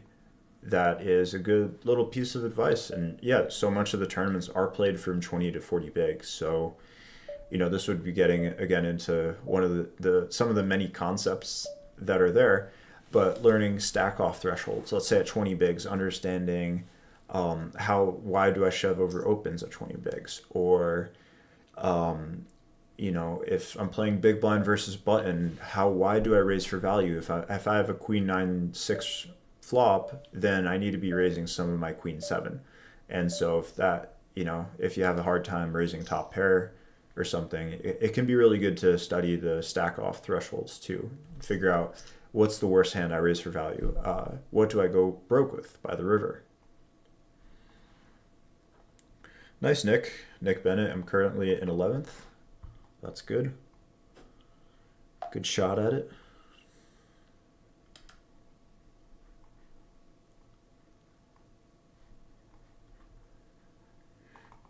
So yeah, I could pretty much go on and on, Hunter, about different tips, but it really is just an infinite game. So the more you learn, the better things get, and the better things get, the better things get. Old saying.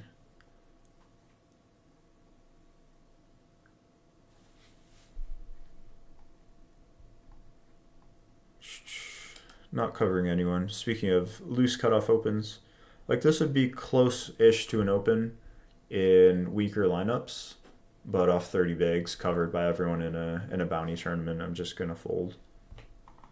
Style in 40s, 57th, nice, and Nick with some kind words, stay strong.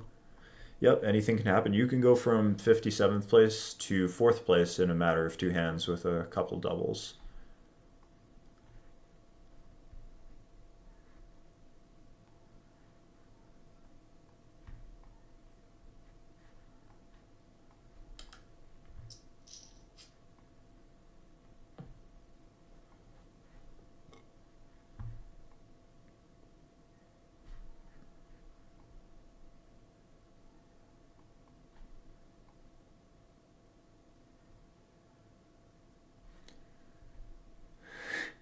Things will fall where they will. I can swing for the fences. I like that. Can this site be played in the US? Yes, it can, which is nice. Okay, break time, but I'm gonna hang out because why not?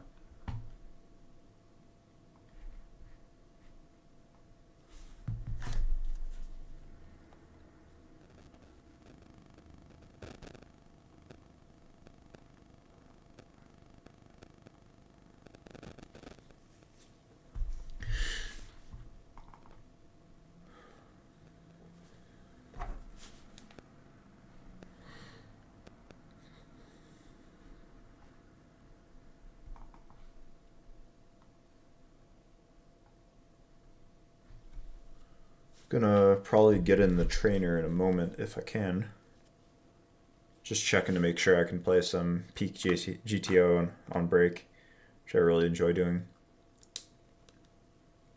And that is a great way to study, really, to structure studying is doing your kind of harder work, so to speak, earlier in the day. So playing in the trainer or looking through sims, if you have a coach, going over a coaching session. And then later in the day, watching a stream for some more passive learning or watching a training video where you can have more intense study and some a little less structured study with casual viewership where you can observe really good players and how they're approaching the game. Perhaps open your mind up to new possibilities and how to play.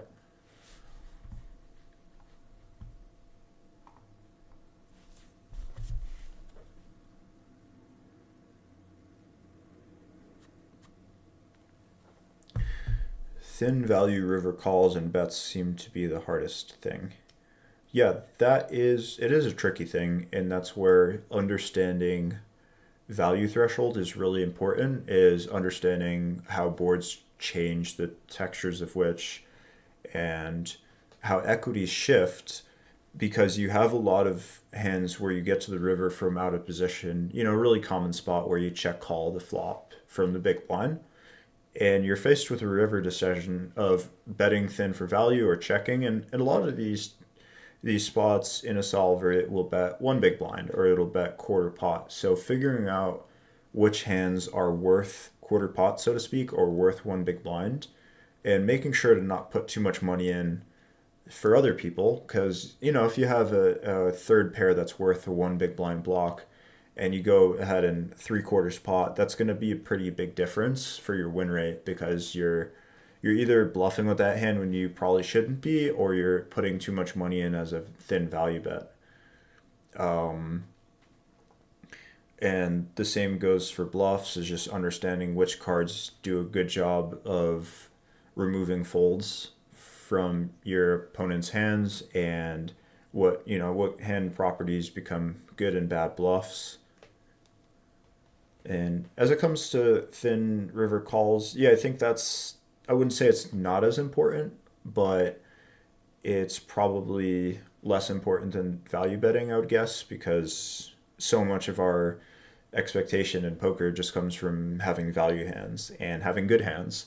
Because we're not going to bluff our way to a big stack all the time, are we? We need good hands in poker. We need to win all in. So playing good, solid strategy is really just the foundation.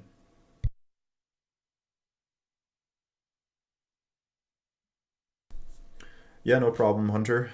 very happy to answer these ones.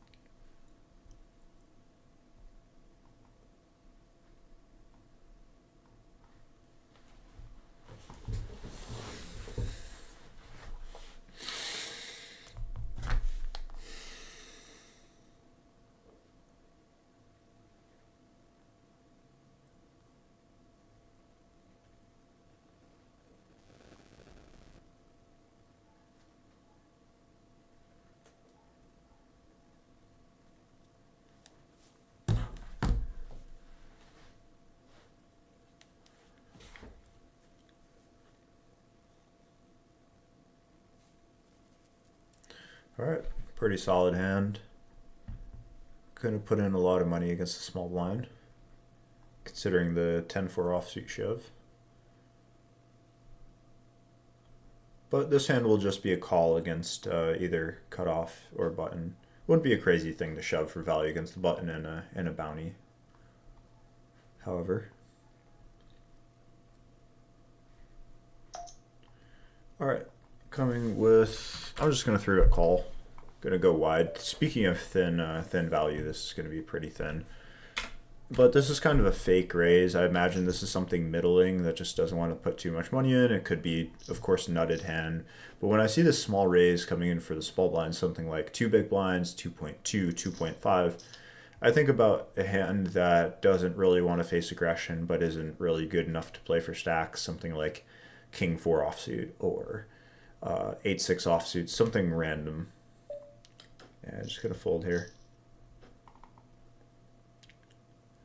Blind v blind will definitely need to be a focus because blinds are typically chopped in cash.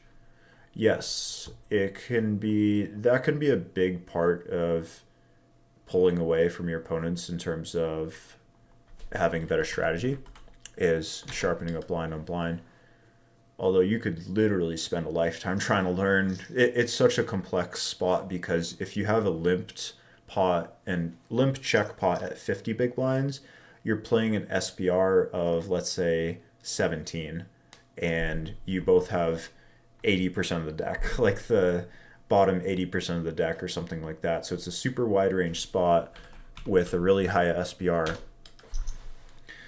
That being said, just some general stuff can be very valuable to learn. For instance, understanding that when you limp in the small blind and people check in the big blind, you're going to be able to stab on the flop because the call for in position getting 3-1 odds. Let's say you stab one big blind, the pot's 3, so now they call. They have to call one big blind into a pot of 5, meaning they only need 20%, right? Or is it 25? I'm gonna peel here and flop a nothing burger. But yeah, getting good at just being aggressive blind on blind early in the hand. So making raises, raising wider for value also. You know, a hand like King 9 in the small blind might be a hand that seems supernatural to check or to limp in. And that is true, but if you ignore your option to raise, you might be missing out on taking the pot down or building the pot against a weaker opponent. So yeah, just generally blind on blind, putting lots of money in early and pressuring people, forcing them to fold hands they shouldn't. I was just looking at one yesterday where it was actually with a student of mine. We looked at ace 10-5 when you limp in the small blind at 30 big blinds and the big blind checks, and you stab for one big blind. In position has to call 6-4 offsuit on ace 10-5 because they have a backdoor straight draw and they also have position. You know, another example of why position just matters so much in poker is that you get to win the pot very often later on.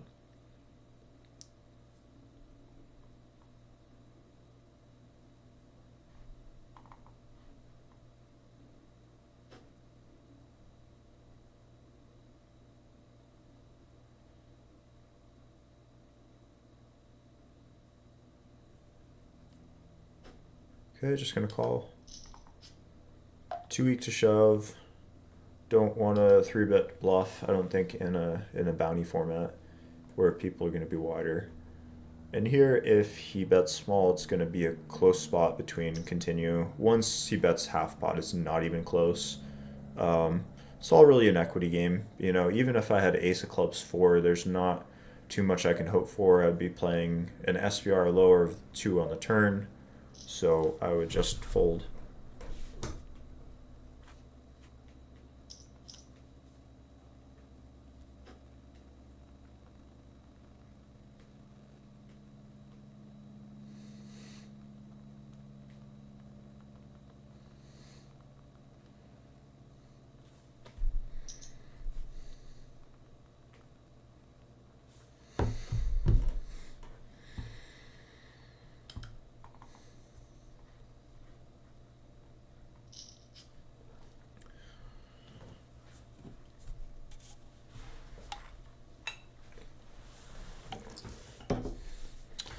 Who did a hard workout this week? Let's hear it. Who did some sauna or cold plunge or did a nice hike or meditated for a long period?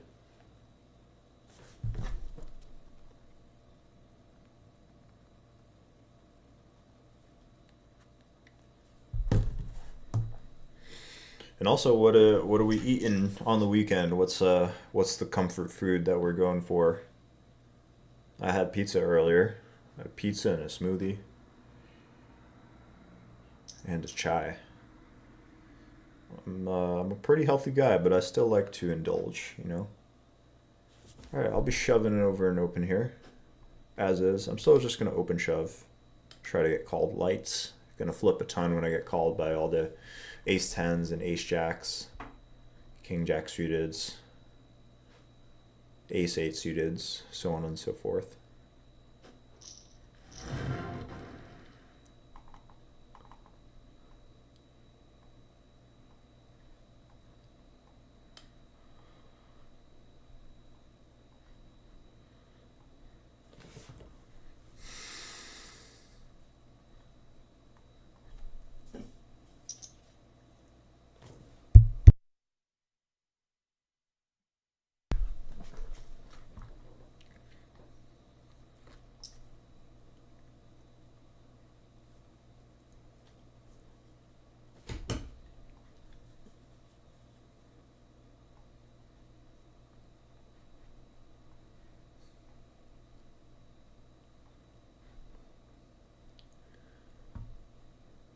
Okay, just good to know.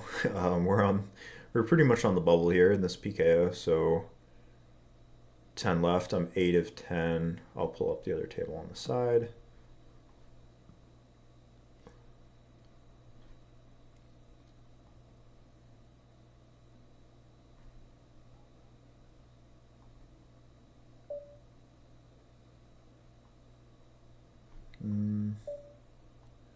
Seems close. We're probably not supposed to open with ICM, but we want to get in the mix, play some hands. And I'm covering the big blind, so that helps.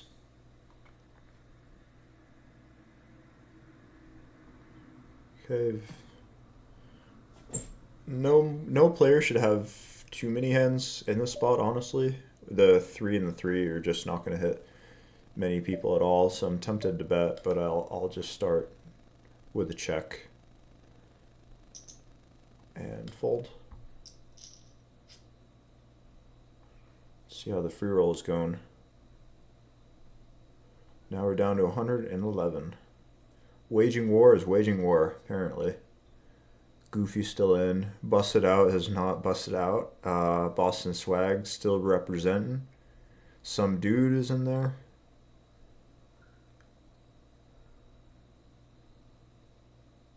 Timu, if he wins, I might quit poker after bluffing it off to him.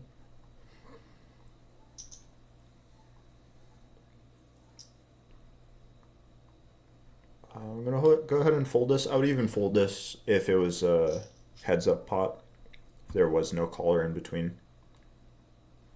PKOs are interesting because, I am short stack and I'm 8 of 10, but, you have this guy with 80 bigs, 150 bigs over here. We'll just show the distribution.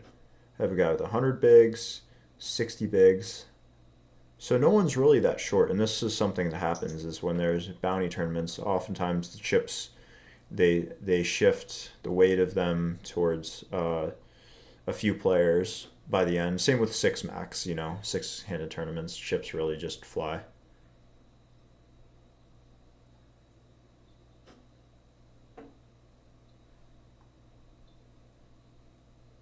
I think I have to limp a lot in this spot, generally speaking.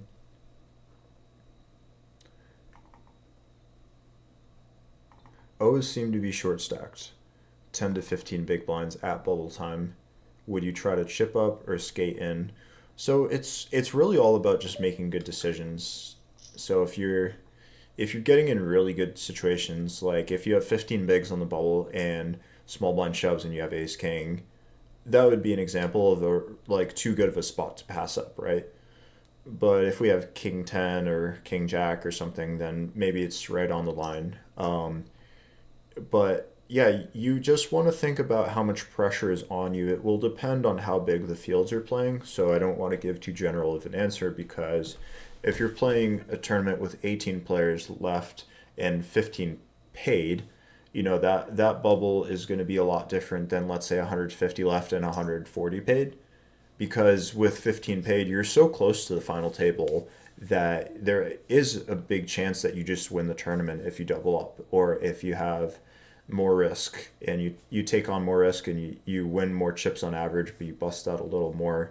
So say how much pressure is on you given the stacks and other stacks, how big the min cash is, a lot of different considerations, and then your future EV, which isn't always the easiest thing to perceive. But yeah, if you were in a spot where you could double up to 60 big blinds or whatever, then with that ace king, if you have 30 bigs, and even if it really sucks to bubble, it's so good for you to just have twice the amount of chips heading into the final table and have a big stack heading in.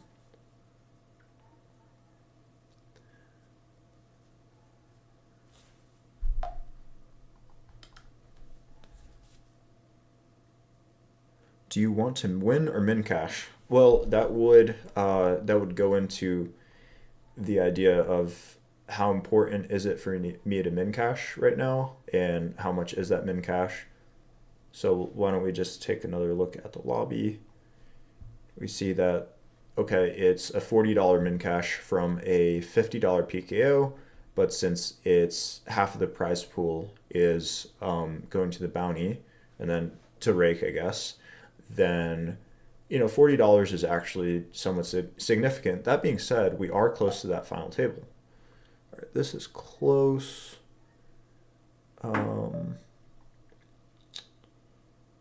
Yeah, my bounty shouldn't be worth that much. I'm just going to go ahead and rip here, take on some variance. And another thing is, with 10 people left, we are actually close to the money, right? Because we're right there. 3 people can bust very fast, but that's still 30% of the field remaining. Whereas again, if we're 143 left and 140 paid, that 3 players to bust is now 2% of the field, right? So it's a huge difference in regards to how much of the field actually has to drop out before we're in the money. But yeah, if I have a good situation to double up here, I would just take it because I want to separate myself from the other short stacks. Here's an interesting one. I have a gut shot and overcard. I think this hand will be aggressive at a deeper stack. I'm not super excited about raise folding here, but I want to fold out all his jack 9, queen 9 kind of hands, and maybe even ace 8, ace 9, ace 10. Have some equity if I'm called. I shouldn't face a jam that often. Like, there's probably some hands like ace 5 and 7-6 suited that wants a jam, but other than that, it's not like a king would jam over my raise. because a king doesn't really need protection, wants to keep my bluffs going. Now I'll just check, slow down. Queen should be better for him.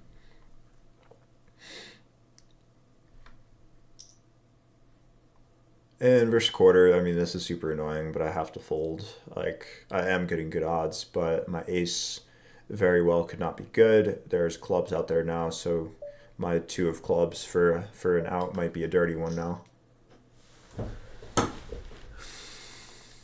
Dapper Dave, do you change your strategy in a multi-flight rebuy tournament? Bluff less because they can call your bluff knowing they will rebuy in another flight. Yeah, that's a really good question, and it's actually something, just easy shove here, whatever, can get called by worse, can flip with better. Queen 10. Oh no. Oh baby. Flopped and dead. Yeah, that's a really good question. It's something I covered in my most recent videos that I just made for poker coaching, which is coming out sometime in November, perhaps into December. It's about exploits, and that's one of the small exploits, is that you probably shouldn't bluff people in these multi-flight tournaments on level 1 or level 5, at least during day 1, because they don't really feel it. You know, you're kind of playing this cash game where you don't really care to lose your stack, especially when you can rebuy, especially if it's a $400 tournament or $1,000 tournament if people got bucks to spend. So as a tournament progresses, it becomes better because with 20 people left, it's a lot more pressure on them, and they can't just go calling whatever bluff catcher they want, because there are real life implications. You know, perhaps they don't get to a tournament with 20 people left that often.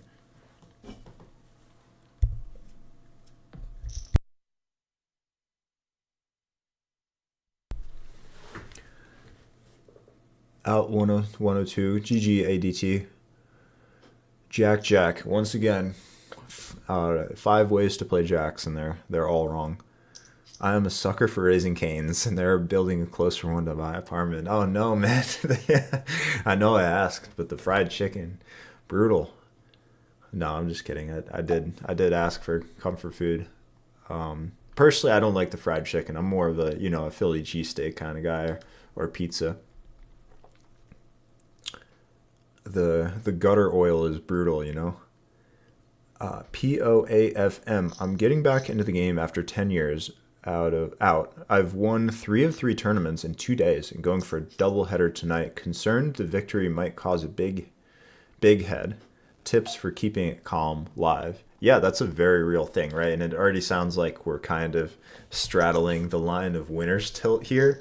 I would say just, you could play some tricks on your head and like tell yourself this is like, I don't know, maybe just put yourself in a instant where winning this tournament means a lot, and it's a hard thing to do, no matter how I put it, like resetting the mind and not feeling like, I'm the man because I just had these tournament wins or whatever.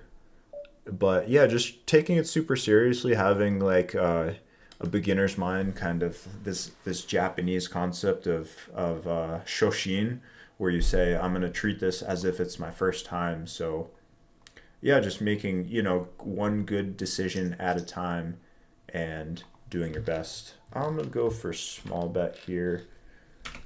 Maybe a little bigger. Ace of spades is helpful. Gut shot is helpful. Both these guys checked pretty fast, so I don't think they're gonna have a good hand very often. And I expect Button to actually just be fairly aggressive on the flops with all his good stuff. So seems like a good one to stab. We get called, and yeah, I'm gonna go for it. This isn't super exciting, but I do hold the ace of spades. He might just have a king that snaps, but he has a ton of 5-6, 7x, naked 7x. He could just have jack 7, 7-6, and whatnot. And I don't have that many bluffs on this line, so that's nice to get a snap fold. Yeah, I don't have that many bluffs in this line, and even though, again, we're on the bubble, but I can't go folding ace-8, because actually ace-8 becomes a much better hand in the spot than 8-7 suited, or even 9-8 suited, because having big cards in ICM scenarios is important to stop your opponents from having good hands.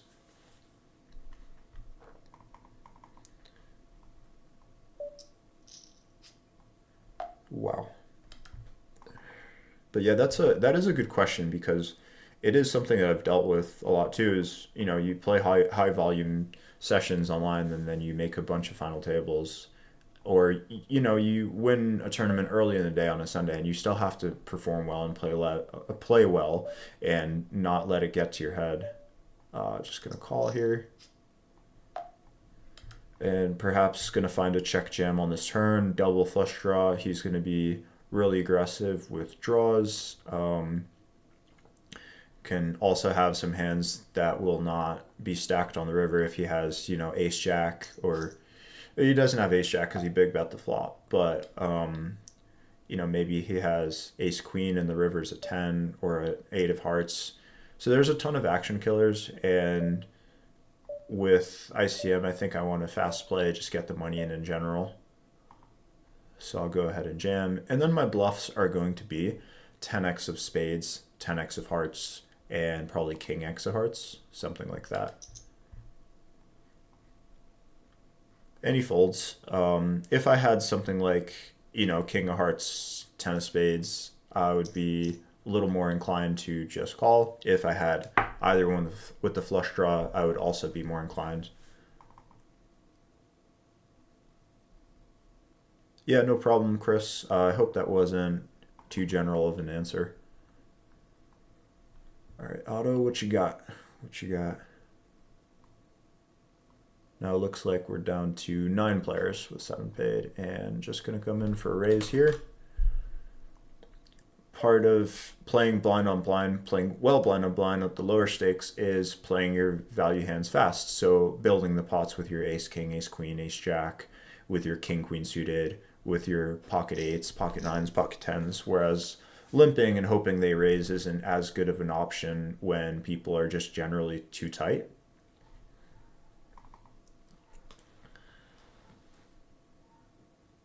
Busted an 81st, had 11 bigs, jammed to pre with 9s. First jack 9, you turn a jack. GG's. Yeah, unlucky. Painful way to go. I'm going to open it up here. Never mind.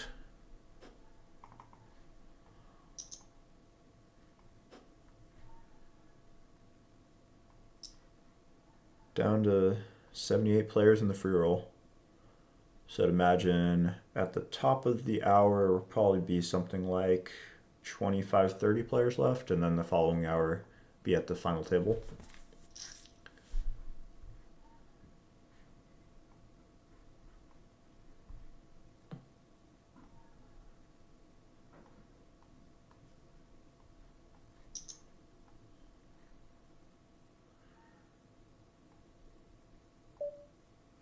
Also, that's cool that you were out of the game for 10 years and now you're coming back.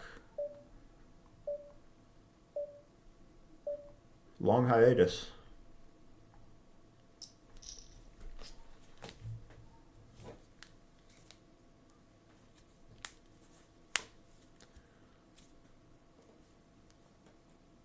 Jonathan, that does sound nice.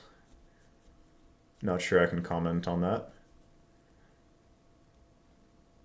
But I do love, you know, some non-psychoactive mushrooms. I love lion's mane. I take that pretty regularly. I also like cordyceps. Reishi, I actually am not a fan of reishi. It seems to make me too tired and not wanting to go out and seize the day kind of energy. So that's interesting. But yeah, fungi and mushrooms are awesome. Very interesting.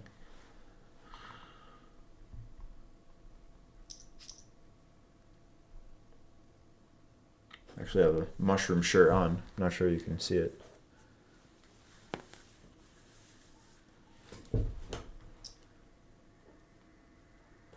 Do you have a favorite non-hold'em or Omaha poker variant? Well, and I personally like the 2 to 7 variants. I do like stud. I want to learn stud high at some point. It's a game that I've played just a little bit in my life.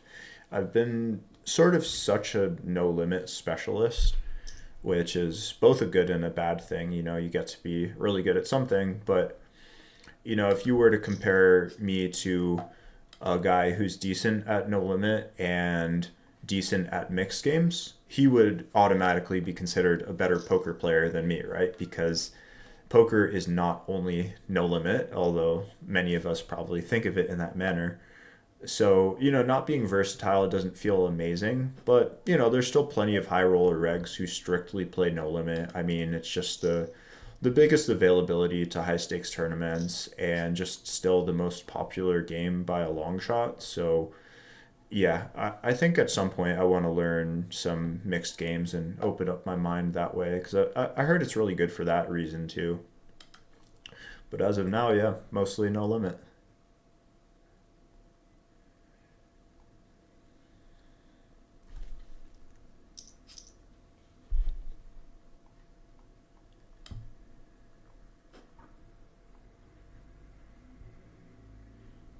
Still 9 left. This site seems pretty solid just for getting reps in because, like, a tournament with 45 players, I mean, you're just going to make the final table so often compared to, you know, tournaments with 400 players. Just talking about that with someone today where, you know, they were considering going to the Win or WCP Paradise, and part of that decision for them was that the fields at the Win were going to be really big, and it becomes a lot harder to make runs. It becomes harder to make a meaningful run, and of course, when you win for a ton of buy-ins, it's more exciting and awesome. But it does take a long time for that actually to come to fruition, if it ever comes. So we're not guaranteed anything. All right, now 8 left, hand for hand, and the shortest stack is Let's Get Rich with 10 bigs. Second shortest is Autograph. And I'm actually tied for fourth or third. Yeah, I guess third shortest with 3 other players, with this Sims Hauser guy and with Juke.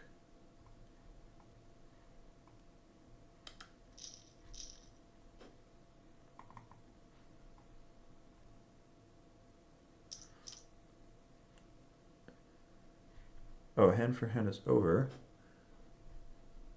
Is it 8 paid? No. Huh.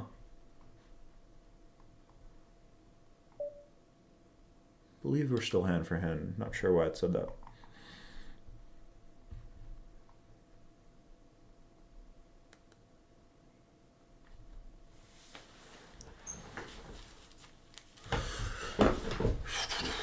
Anyone reading any good books right now?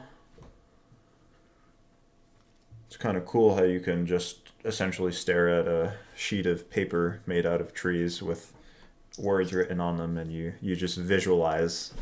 You essentially hallucinate for for long periods of time. Books are amazing.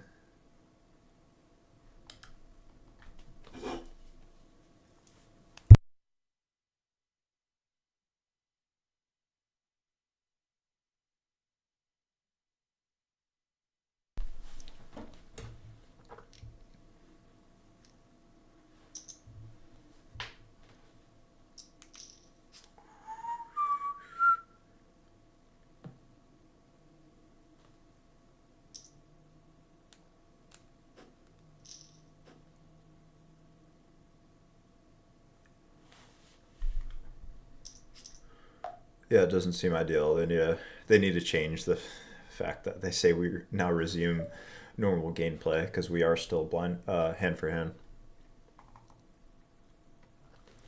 Dapper Dave, live lower buy-in tournaments. I can't get the hand heads up for some reason other than button versus big blind even late in the day. I can't get the hand heads up. You mean are there too many limpers? I don't want to give a bad answer, so if you could be a little more specific, then I'll be able to answer.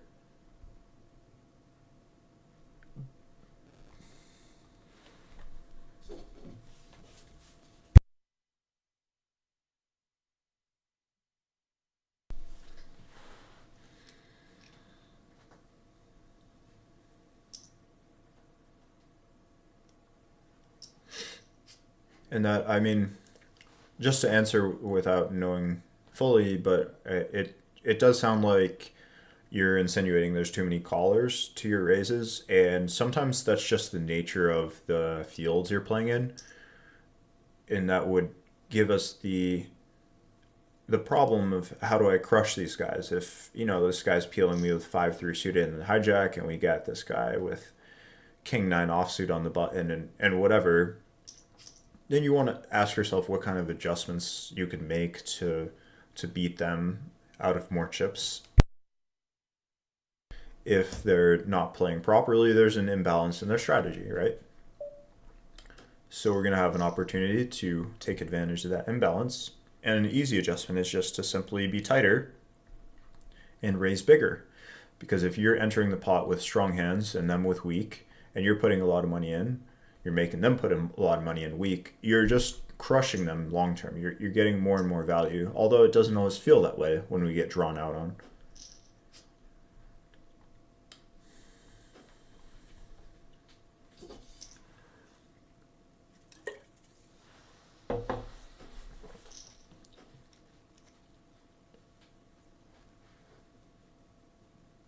I guess no one did a tough workout this week, or the sauna, or the cold plunge. Didn't get any answers there.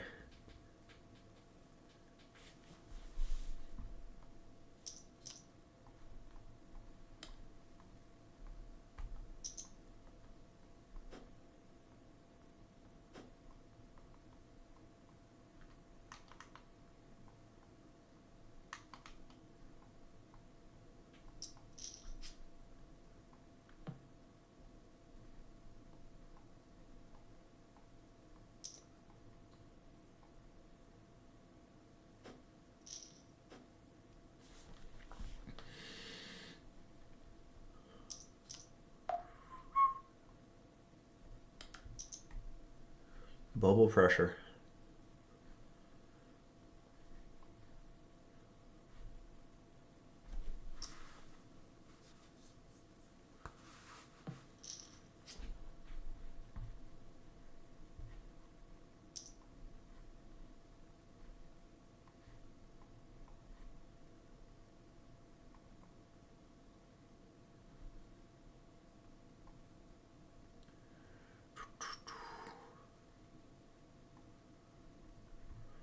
So let's see.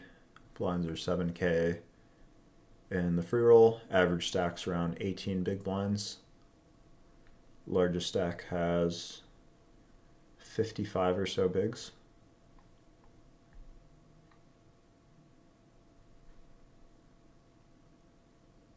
Oh, thank you, Robert. Appreciate you. Certainly doesn't always feel that way. uh, he does have a reasonably big bounty, but King 2 just plays so poorly in an all-in, and I do get more chances to bust this guy, considering he's to my right and short stacked on my table, so I'll just fold. If we sign up to CoinPoker, can we play the free rolls and then take advantage of the first deposit bonus later on? I hope you would be able to, but I would imagine that it needs to be an initial thing that you do. Although, no, I don't think. No, no, actually, no, that's not true because, yeah, when you sign up, you're not forced to deposit. So your first deposit bonus comes when you actually deposit your first real money. So, yeah, you should be able to do the first deposit after playing plenty of free rolls.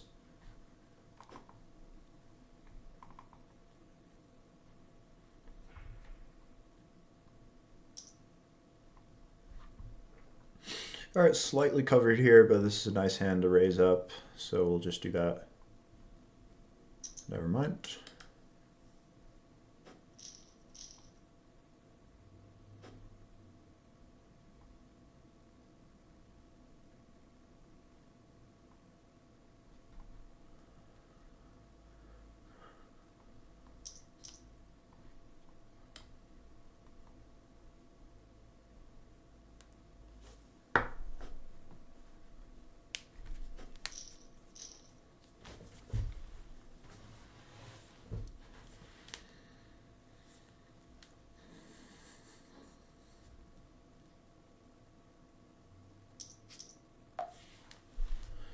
More bubble pressure.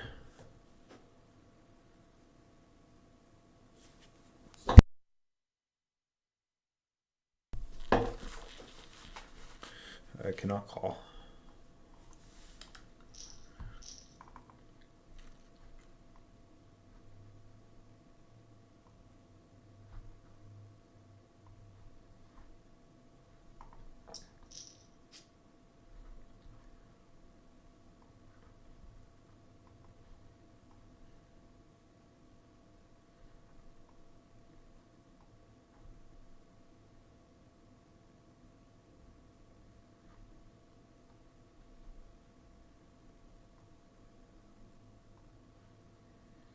All right, king six. If I had this last orbit for that 10 big blinds, I would have called, and that's probably where the brink is.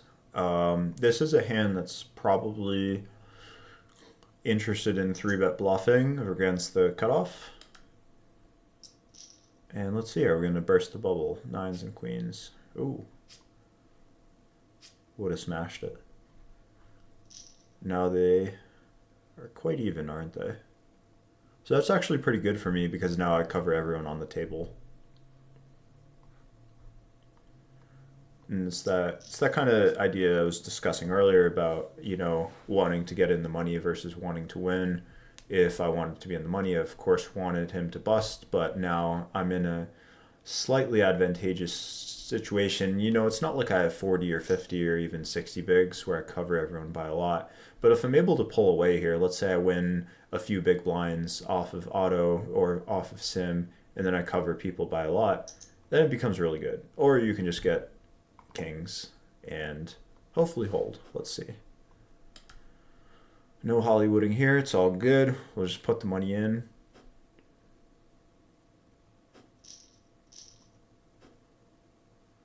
Nines. Ace 10. Hold it. Pair the board. All right. It's a nice one. So now let's see. Are we at FT of 7? Yep. Looks like final table of 7 in this $50 PKO. Maybe pull off a small win on this stream. First time I ever streamed. I was fortunate enough to win a WSOP ring online off a $320 tournament. And that was a lot of fun. Even though they shut down my stream for copyright music, but yeah, no music today, which I'm actually quite enjoying. It's fine to just talk through and hang out with you guys.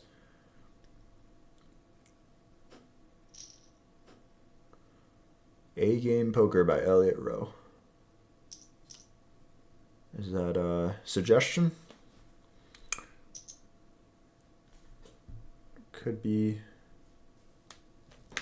useful for perhaps that was in regards to POAFM's idea or desire to keep it calm.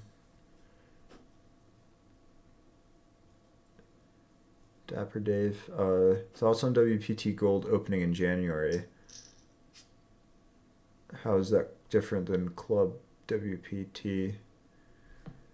I believe they're going to be offering real money games for American players, and they're going to be using the same structure as Global Poker, where they do a sweepstakes kind of model where it allows them to be not breaking any rules legally and, you know, offering fair games to people. Hopefully their security is good and all that, but you'll probably be able to cash out with like your bank or your PayPal. Club WPT, I believe it's just a membership based thing where they don't offer real money games right now, where it's just you can play free rolls and win prizes or entries to tournaments, and maybe they have monthly raffles, something like that, you know. Okay, yeah, it's good. So raise 2 or 2.5 and get at least 2 callers. So yeah, as long as you're playing well and you're playing good strong hands and not having too many leaks in your strategy, whether it be pre-flop and post-flop, then you should just be fine. And that will be something that you have to deal with, is facing a lot of calls, because people just want to play hands. And we can't really stop them from being loose if they want to be loose. But again, it raises that question of how do we beat them ourselves. And yeah, part of it is you could go three bigs and try to get less callers, but if they are entering the pot weak, then you kind of want them to, right? So just being disciplined. And same thing with limping, you know, if everyone's limping, it doesn't necessarily mean we should jump on the limping train as well and over limp. It means we should be aggressive and, for the most part, make big raises with good cards like King Queen and Ace Jack. So playing a more linear value strategy, defend here, flopping middle pair. You know, it's good to just be the aggressor in these spots. Check. I'm going to go for a fake lead. I probably don't get to really do this too much, I would think. And we get a cheap river. Now I'm just going to check, hopefully showdown against a few hands that I beat. You know, ace queen, ace jack, ace 10, ace 3 suited, pocket fours. And if we face a bet, I would imagine something like queens, jacks, 10s, ace 9, a weak king a lot of the time. And yeah, I'm just going to go ahead and fold, even though he has those hands most of the time. Like, I don't necessarily think he'll fold to a lot of aggression. It's going to take me, you know, shoving or making it 23 bigs or something in order to get a fold. So I'll just move on. And the defend is somewhat close pre-flop. Like in ICM, you're definitely wanting to defend less with those kind of offsuit connected hands like 6-5 and 5-4, but we were really close in chips, and again, it's a PKO, so the going from first to second in these tournaments is going to be a big difference in the win, because it'll be about 2x. The first place will be about 2x second.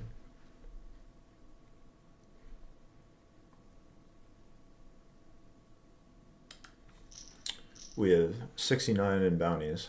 Nice.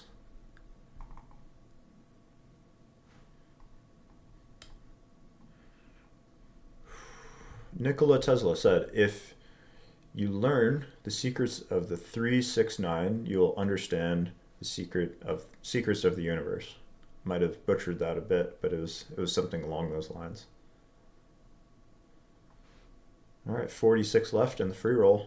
So we're really getting down to it. Timu, top 3. Man, you're gonna break my heart, aren't you? Just kidding. Good luck, Timu.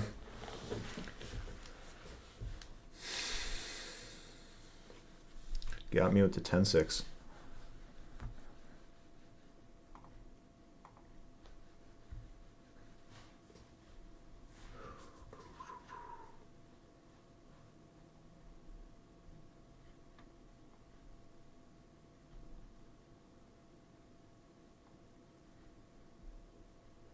There's copyright-free music on YouTube. Yeah, unfortunately, I tried one of those, and not only did I not really like it, not enjoy it that much, but they also did go ahead and say, oh, you're using copyright music. So I'm sure that some of those playlists end up either including some that is not actually non-copyright or something. So yeah, it's a bit unfortunate.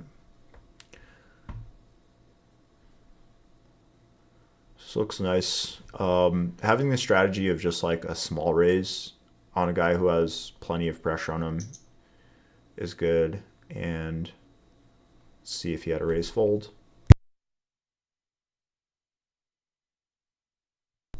Yeah, so that seems good. I mean, if you're a grown-up guy, you can just raise something like Jack 5 offsuit and expect to put a ton of pressure on the big blind. Not going to raise his hand covered by the button and the big blind.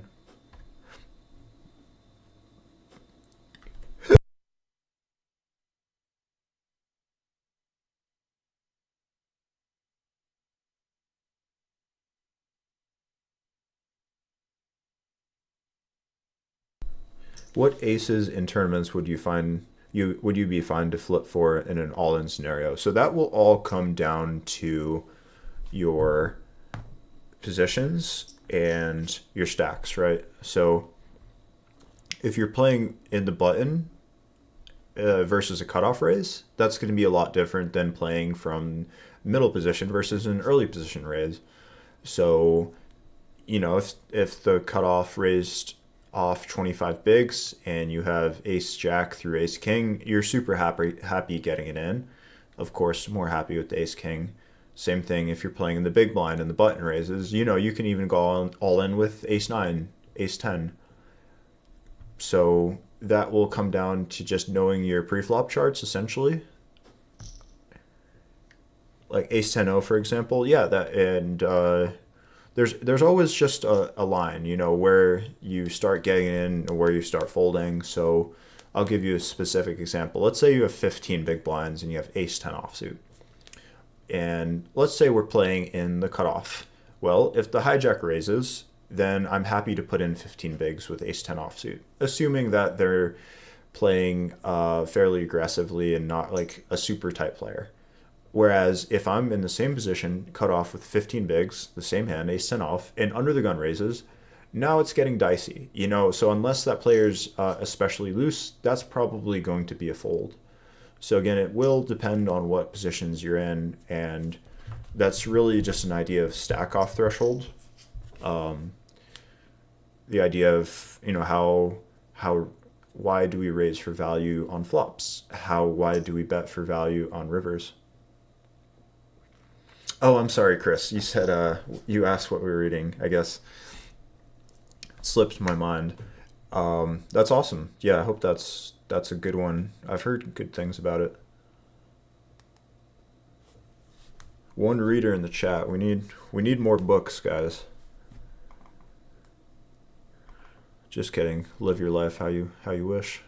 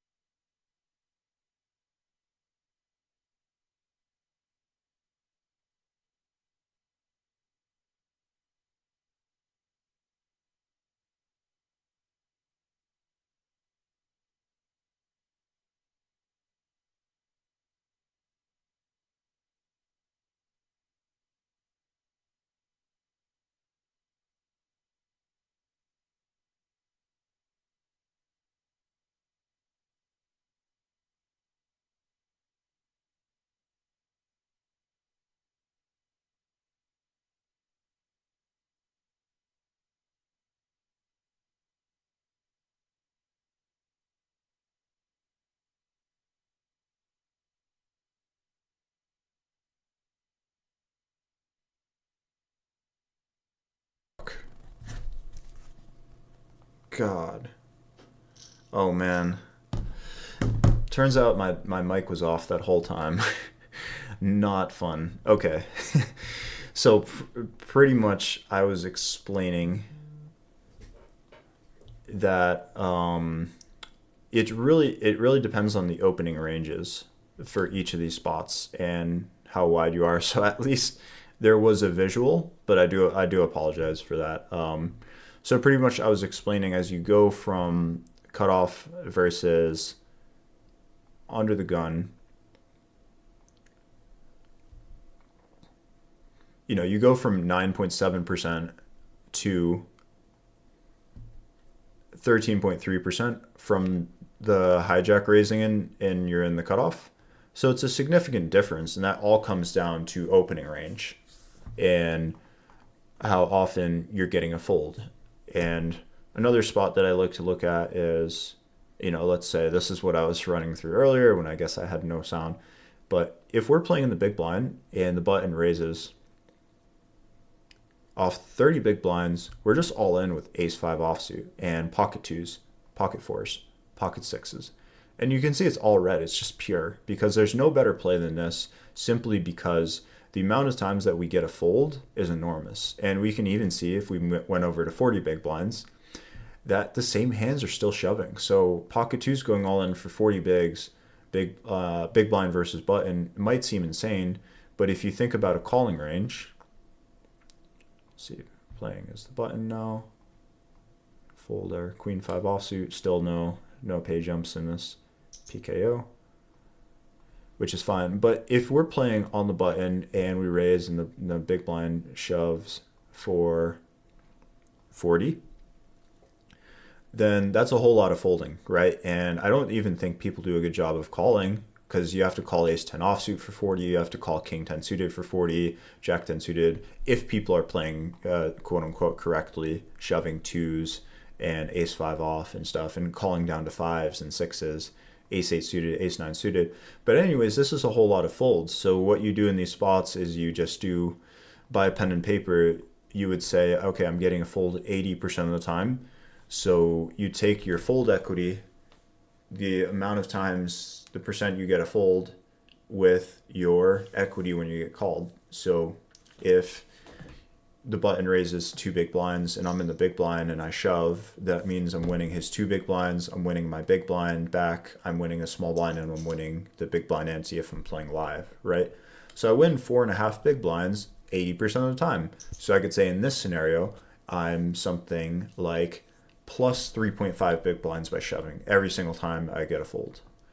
And then you average that, you take that, your 80% of your fold equity, and you take 20% of the time I'm called, and then you figure out your equity versus a calling range. And you can do the same thing with ace 10 if you wanted to do it manually, and you figure out, okay, how often am I actually getting a fold versus under the gun, and why is that bad that I'm not able to, shove, whereas ace jack is shoving.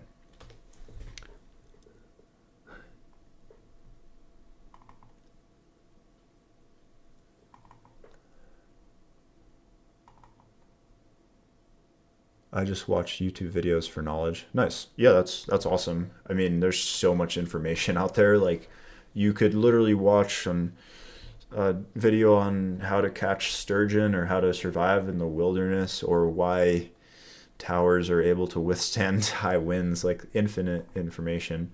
Yeah, sorry about that, guys. I did not realize I was muted there. In the WSOP main, there are so many king versus aces preflop all-in scenarios. Is there ever a world where you just fold to the 4-bet 4 stack preservation? Yeah, that's a good question. And the main event is really just such a special tournament for this kind of reason, is that you kind of end up making plays that you normally wouldn't in order to preserve your stack. And yeah, it's totally fine to just make big folds with kings, but not even better yet, but I would say considering just flatting 3 bets with kings instead of 4 betting yourself and those kind of things. Because if you're the guy who gets it in for, let's say, 200 big blinds on day 1 of the main, and that's your story, chances are you're getting in it against aces, right? Because it only makes sense that the guy getting it in on the other side for 200 bigs has aces only or aces for the most part, because to talk about stack off thresholds, you need the nuts to get in 200 big blinds pre-flop, essentially, unless you have a very specific crazy player or scenario. So yeah, that would also lean you towards flatting with hands like ace king, which would usually make you, a lot of times you want to 3-bet for value, but in a tournament like the main event, you're more incentivized to just play smaller pots, kind of space out or spread out your edge, so to speak, and keep yourself in the tournament longer. But we got a pay jump there finally, which is nice. We're down to 27 in the free roll. Things are moving along nicely.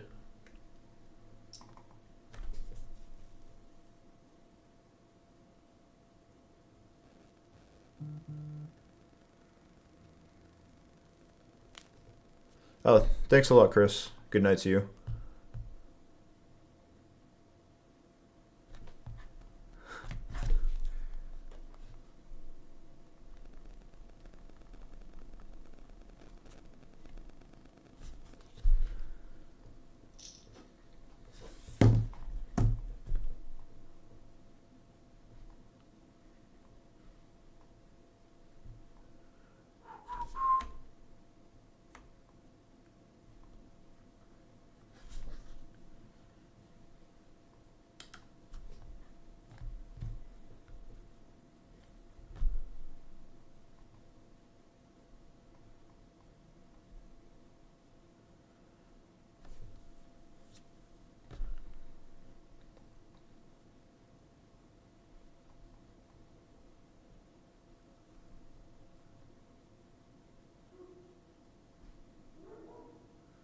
All right, another jump.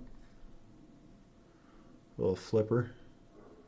And I am clearly the shortest. So there's not much pressure on me at all at this point. I pretty much just want to play close to chips. Not exactly for chips, but it's not like I'm playing a tournament on a final table where there's a 5 big blind stack and an 8 big blind stack and a ton of pressure on me.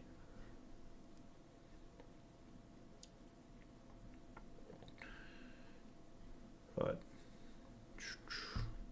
yeah, a lot of going back to the preflop stuff, a lot of poker is simply just a math problem, and it's really a game driven by equity, and denial of equity is a massive thing.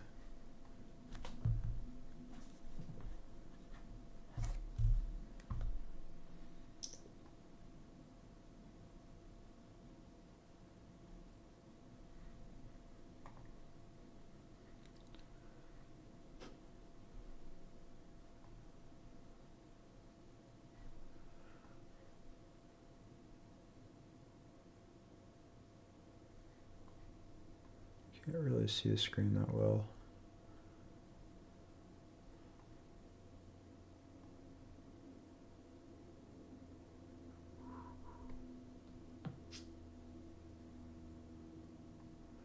Put it over here. Try to keep an eye on this table.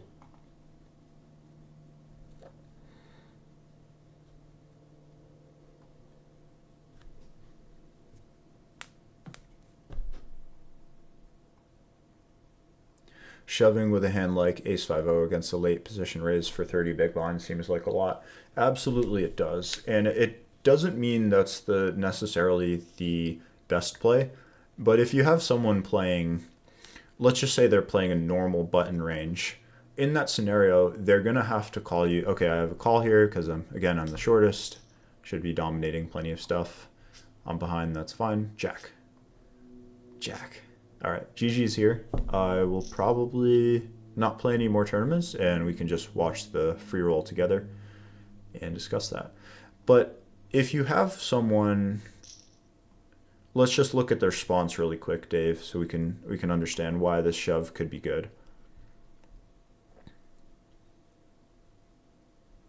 Okay, so button versus 3-bet all in from the big blind for 30 bigs.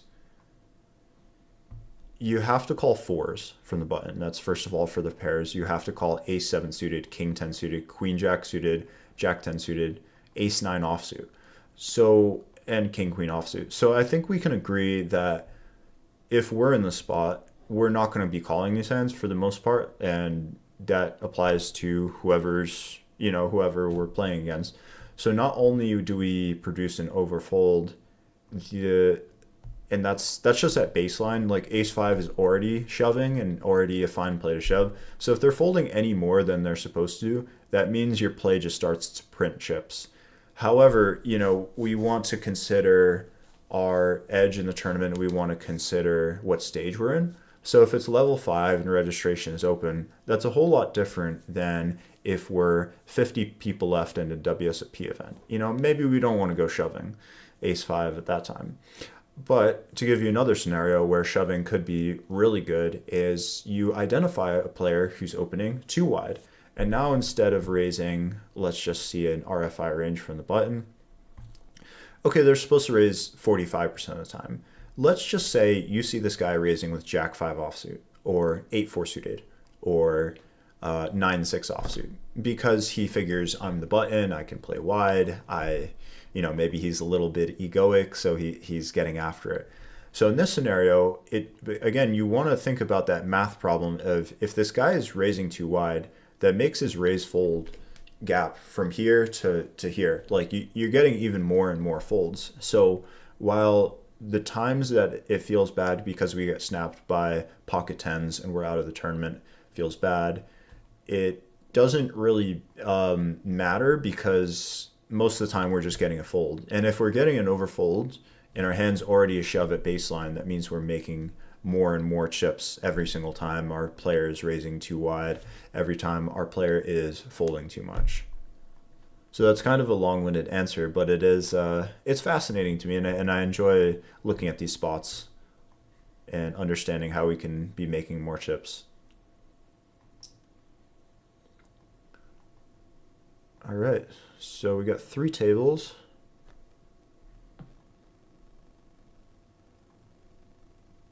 So spread these out evenly.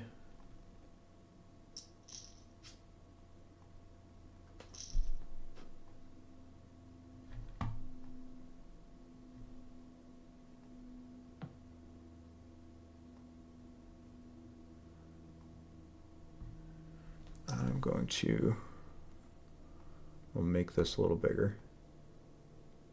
There we go.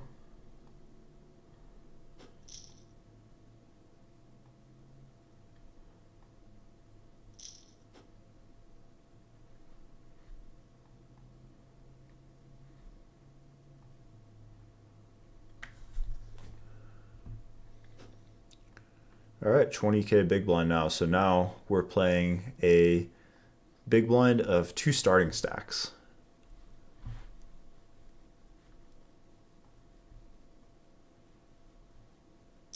Brutal for Ryan, who maybe lost internet, is now sitting out.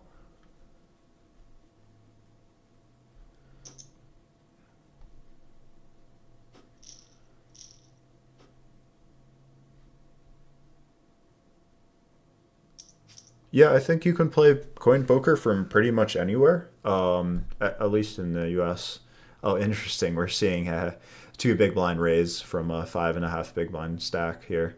Really stretching things out here in terms of keeping himself in the tournament. He goes ahead and finds a raise fold off 5.5 bigs, which is interesting.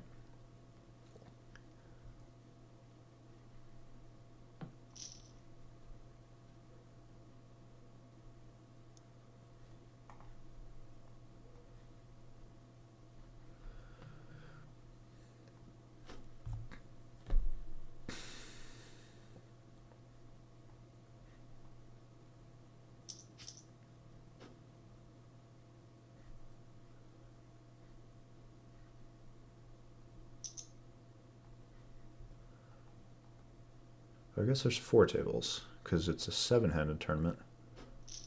Still 4.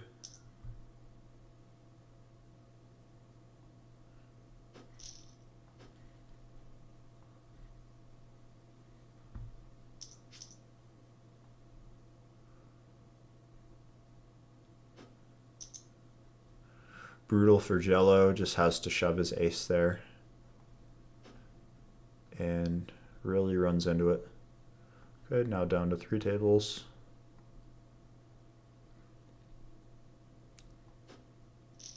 And I'll probably actually just play a little bit of peek, a little bit of our GTO trainer on pokercoaching.com heading up to the final table, because this will take some time. So why don't we just jump right in.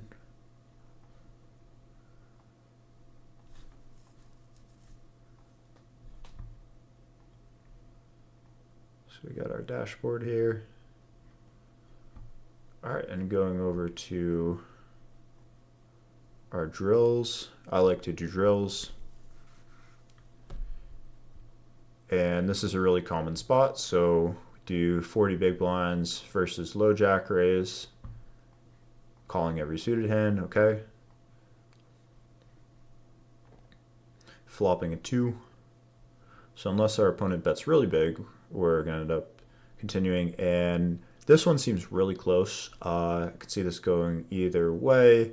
I think if I had 8-2 or 10-2, Jack-2, King-2, any of those I would end up folding. I think a 7's a clean enough out. But nope, looks like we have a fold or a raise situation. Now we're going to have to play the rest of the hand out. And now just the easy fold. But that's interesting. Our hand was kind of right there where it wasn't quite good enough to continue as a call, but it found an aggressive option somehow. 9-8 suited close. I think with 3-bet at a little deeper stacked up, just going to call here. And yeah, we see a little bit, 5% 3-bets creeping in. Middle pair, no backdoor once again, and we're facing pot, which is interesting. I could see this hand just folding right away without a backdoor flush draw. And yeah, the size is really underused by players, I think, in game. Using a pot right away forces a lot of pressure on a hand like this, forces me to fold 5s, 6s, 7s, 8s.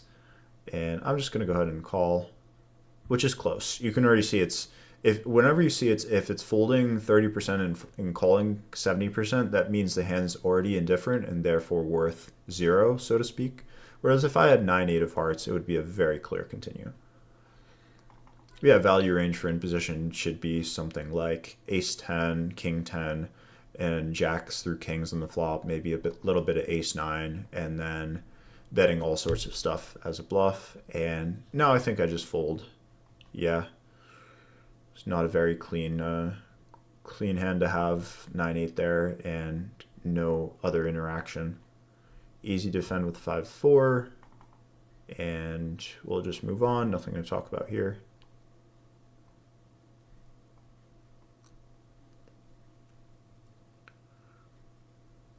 Call. And the good thing about the trainer is pretty much no matter what, I think you're going to get better. Because even just getting the reps in, it's like you're playing online. And as long as you're having a good attitude, a growth mindset towards it, then it's good. This is really close. I think it's right on the brink. I'm going to call. But yeah, it's right there. It looks like king 5 is the one. And then versus big bet, I probably just end up folding. Oh. Wow, that was a pure raise. So that's interesting. So that could be the one to look at where, let's see, low jack raise. We look at big blinds. So, okay, king 4 is mixing, king 5 is a pure call. Here we have our other hands, not 3-betting even ace queen suited. I'm not sure I'd follow that strategy.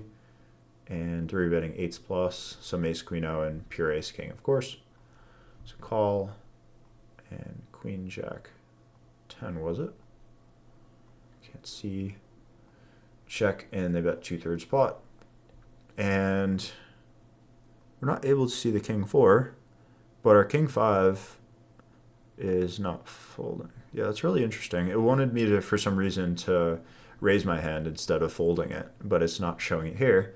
But we can see our king X without a heart, without a backdoor, just has to fold straight away. And our king X with this, the spades, the backdoor, has to call. So even with an open ender, it's not a great hand because low jack just has all this king queen, this king jack, this king 10, obviously has ace king and ace queen, and all these hands that are covering a lot of our outs or just have us dead. So yeah, we got to be careful to continue there. King 3, we know from the last one, it's a fold. So see, even if we're applying ourselves, we should just be sharpening up pre-flop, if nothing else. So we have a clear fold there. King Jack suited seems too good to 3-bet bluff, so gonna call. Would hate to 3-bet and get shoved on.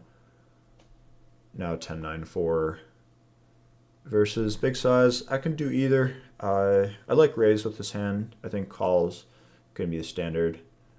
I'm just gonna go ahead and raise. Okay, that was wrong.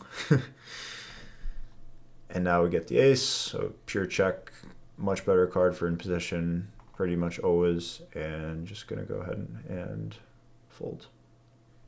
Now ace 8, do I ever want to 3-bet? So I rolled a 95 on the right. We can see our little random number generator, so I'm gonna throw in a 3-bet, which happens 30% of the time.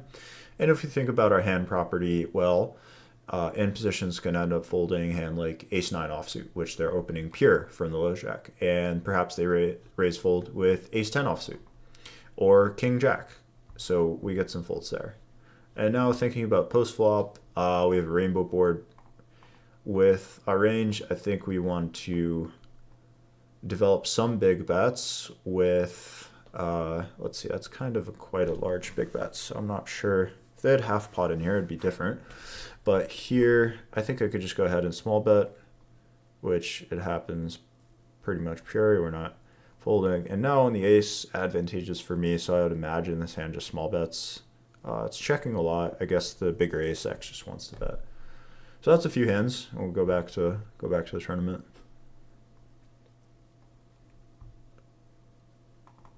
The Final Table by Gareth James talks about that concept a lot.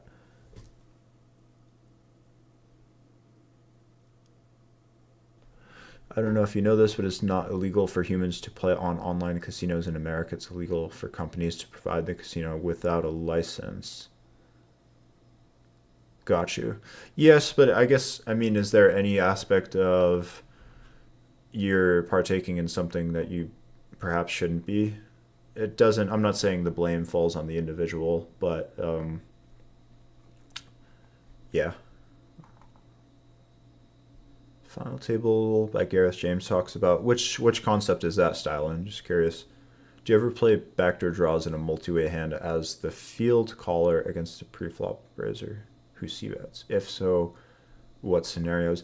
Yeah, typically, so all your backdoors, like when you're playing multi-ways, your need for equity increases by a lot because you have someone who's betting into multiple players, so they automatically have a stronger range, and you also have players behind potentially, so you can no longer use a hand like some ace-2 of diamonds on like 10-9-3 with one diamond. You need to use some pairs as a bluff. You need to use some straight draws and immediate equity, essentially.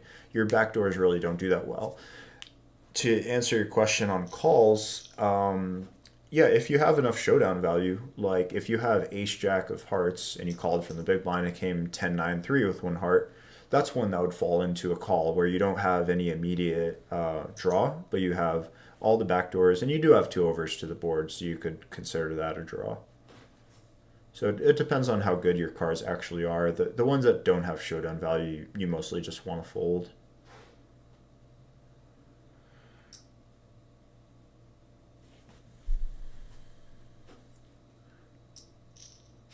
Six, 6, 5, so it looks like we're down to 17.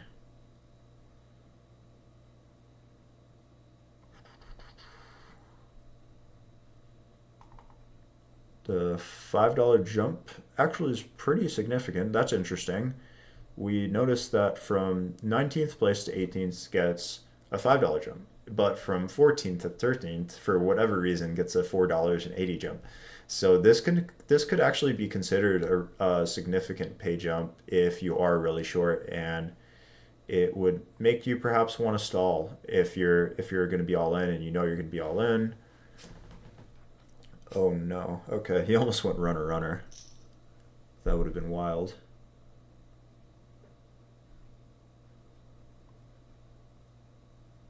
Let's see. Oh, that's cool that you can play back the hands that you weren't in. Let's see what happened there.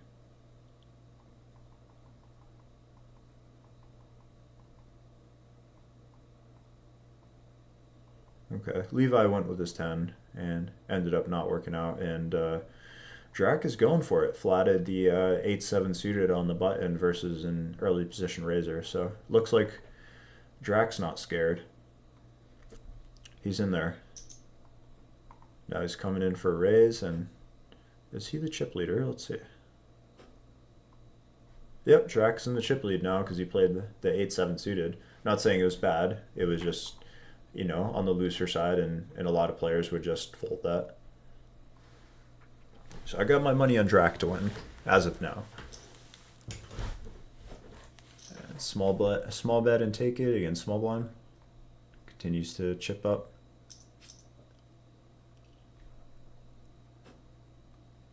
Got Ryan in the small blind here, super short. Ryan should call really wide here because he's getting such a good price, and this guy shoving means that he's going to get heads up against him quite a lot. So he is live, but bricks out. Unlucky.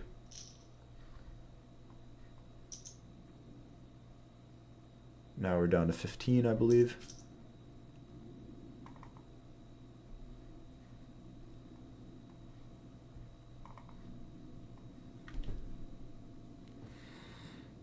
Busted out with 11 big blinds and 5 big blinds, so he's going to play a ton of open shoves here, coming in for a raise, and this should be a polar strategy of something like, you know, King 5 offsuit and aces, kings, queens, jacks, maybe some Queen 9 offsuit, but he has just so many natural shoves that it's interesting. And Cold Pizza coming in for a flat off 11, so has a hand that wants to play. Maybe he's trapping. We get a snap call. We get a jam and a snap call, so this is going to be an interesting one. Okay, it looks like Cold Pizza wasn't trapping. And ace 9 versus kings. And kings finds a hold in a big triple, essentially. Going from 5 bigs to 12 and a half.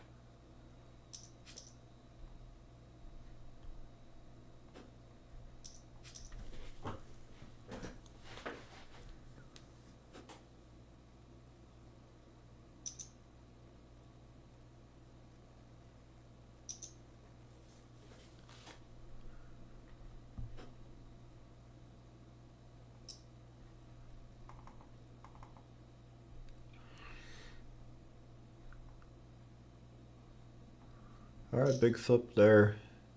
Down to 2 tables, I believe. Let's see. Oh, perhaps not. Oh, 5-5. So we were 15, okay.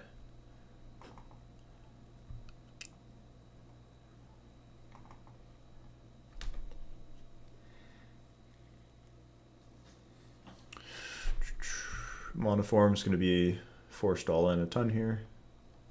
Should be calling hands even like 6-5 suited, 5-4 suited, 5-3 suited, Queen 2 offsuit.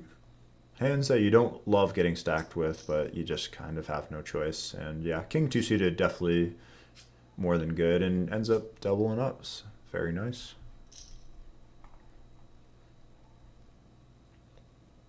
Cold Pizza coming in. Final table is about ICM and risk premiums, showing how wide you can jam and how tight the fill-in has to play. Nice. Yeah, I'm sure that while reading that book, you were like, well, I don't think people are actually going to play this this tight in this spot, because, you know, you have a lot of times when you're the chip leader and you make a big shove, and then small blind, the big blind has 20 bigs and just calls off King Jack-O, and they might be supposed to fold Ace Jack, you know. So a lot of the times people don't abide by the rules, so to speak.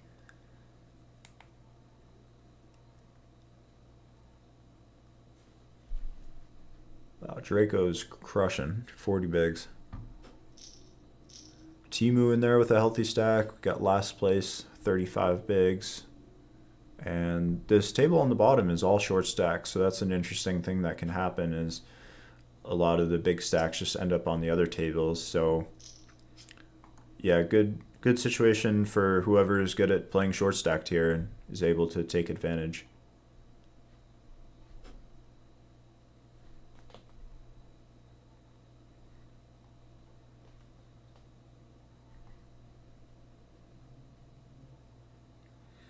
The software seems a little. It feels a little old school. It has some nostalgic feel for me at least.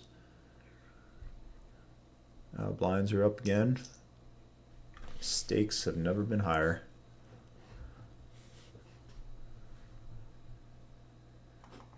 Can you explain future game? I still understand how. Yeah, I still understand that much. How that's much different than ICM. So it's technically a part of ICM, but it's pretty much just not that we're psychic, but it's looking ahead and understanding how good my situation is. If again, if you have spots where it's going from 30 bigs to 60 bigs means you're chip leader of the tournament with 10 left, let's just say you decide you're going to flip and you're going to flip for the chip lead. That would be a great spot for future EV, for your future game. Whereas if you're in the same spot and you can double from 30 bigs to 60, but there's a guy with 100 bigs, then your future game isn't nearly as good. Your future game isn't nearly as high because you still have a chip leader who covers you and still gets to pressure you a ton. And by getting all in, you're risking your tournament life, right? So it's a calculation of risk where you try to understand how advantageous is it for me to be in this new chip position versus how much risk I'm taking on by being all in with my tournament life. And if your hand is just too good in terms of equity, like you're too far ahead of your opponent by your estimations, then you have to go with it. But if you have that same situation, let's say, and it's a marginal spot where you think it's actually breaking even for chips, that would make you want to fold, right? Because you still have to consider the times that you get pay jumps without, winning a huge pot and all the times you're folding. So I hope that explains it a bit. Interesting. They're hand for hand for 2 tables left.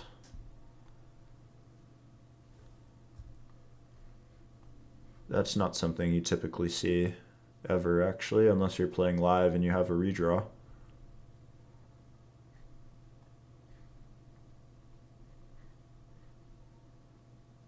Oh, it's I guess for a pay jump because we're 14 left. Not sure.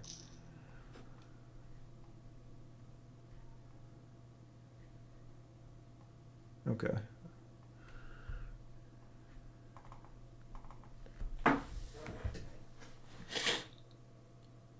And yeah, and a big part of future game could be how soft the tournament actually is. If we have a tournament full of a lot of weaker players and we have a marginal spot, that would make us move more towards folding. Whereas if we're playing a 10K with all crushers, then we might not be supposed to fold that marginal spot because the whole idea of like getting better spots in the future might not apply if people are actually playing very well.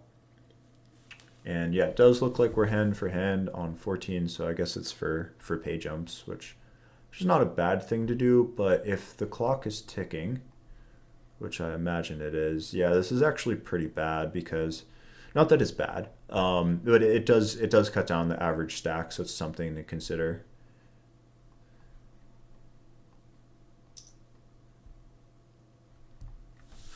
Smitty, one big blind getting it through.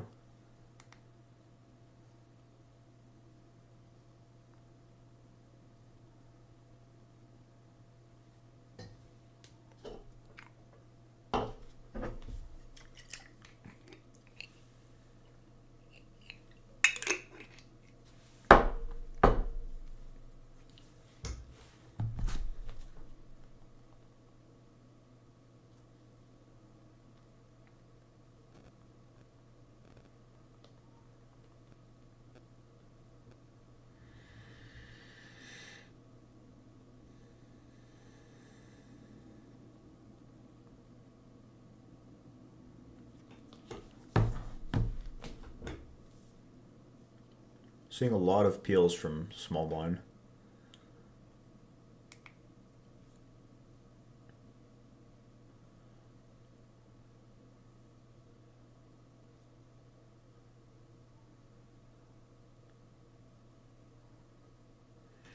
Average has to be pretty short now. Let's see.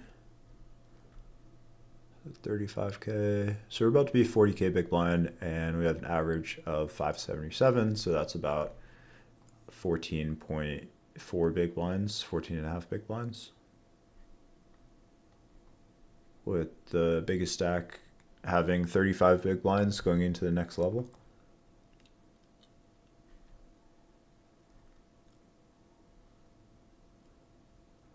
Oh, sorry. All in shipping, Brian and Jamie White. When is the next poker coaching free roll? I believe it's next week, but I could be wrong. It should be next Friday.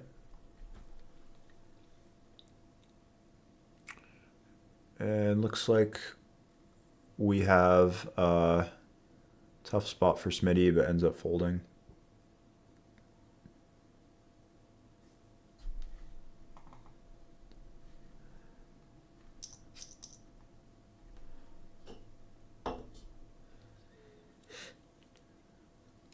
Yeah, ICM stuff, Dave. It's very dynamic and something that could be studied every day for a lifetime, and you'd never have something to not learn. You know, always have something new to learn.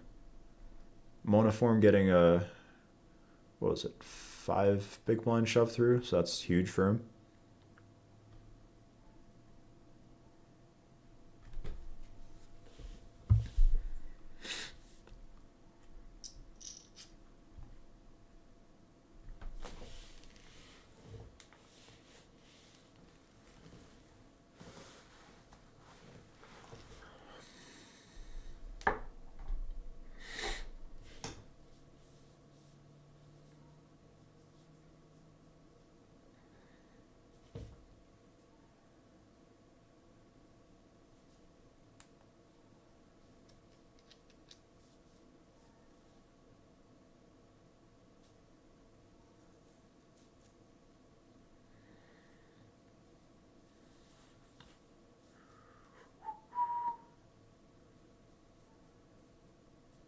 Will this be the one where we burst the weird hand for hand?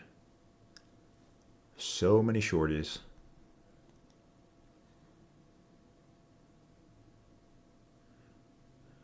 What a pocket kings unt is all in. Or what an ace king.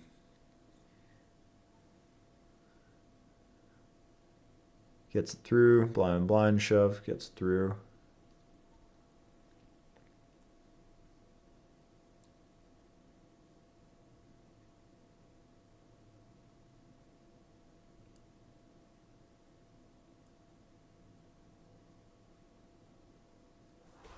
I think this is pretty slow, so I'm gonna go back to peak and play a few more hands in the same spot. All right, easy, just call, never through betting this one, and wish there was just an open fold option to move on, because this is just never gonna be anything. All right, easy fold. Imagine Queen 7 is the brink. Actually, I saw earlier that this is a raise, just having seen the charts, so not technically cheating, but I get to see a glimpse. So, yeah, it's a very heavy raise for 50%. And okay, we play a big 3-bet pot. It's not in the sim, but I would imagine the size that happens here is 10%. I think I check. No. Yeah, it's interesting. With quarter pot, you still end up wanting to bet a bunch. Monotone flops are pretty tough. And now, I mean, what else? What other hands can I be bluffing with? So, just gonna shove this one. All right, 5-3 I think is a call. Nope. Okay. Now we know. I would tend to defend that one in game. I think it'll do just fine. Jack 8, okay, double gutter, no clubs, great board for in position. betting big. Sort of similar spot to our king 4 on queen jack 10, but instead here our 9 is a much cleaner out, and just gonna pure call without a club. On the 10, very interesting. I'm gonna check, but I think we probably develop some leads here. Nope, not with this hand at least. Too good of a board for imposition, and now we have to fold. I think our draws are just that are going to be all in is jack x of clubs, king x of clubs, maybe the jack 9 of clubs especially. So yeah, no need to continue this one. 5-4, ace jack 3 with a backdoor. I think this hand will be very aggressive, as is. I'll still raise some, and we rolled a 91, so just gonna be really aggressive, and we get through bet. Gotta fold. With a backdoor, I would imagine it calls sometimes. 9-4-3 versus low jack. Does my hand ever want to raise? Maybe a little bit, but I'd rather have clubs or, 5 of hearts 4. So I'll just call most of the time. A little bit of raising, okay. Kind of one of those hands where just does a nice job of pushing equity, has some decent chance of improving by the river, and can fold out some equity. Of course, not leading on this card. And we face pot.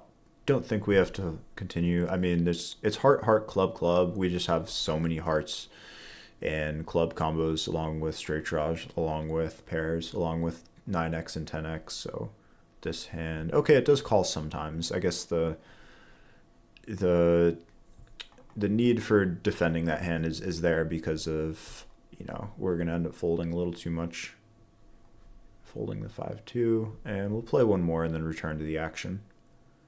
8-6 offsuit, and yeah, okay, nothing. So go back to it, and yep, we lost a player, so now we're 13 left and no longer hand for hand. All right, big flip here. Not exactly. Oh, brutal. Spikes the straight on the turn. Now I'll change this view. Be a little bigger.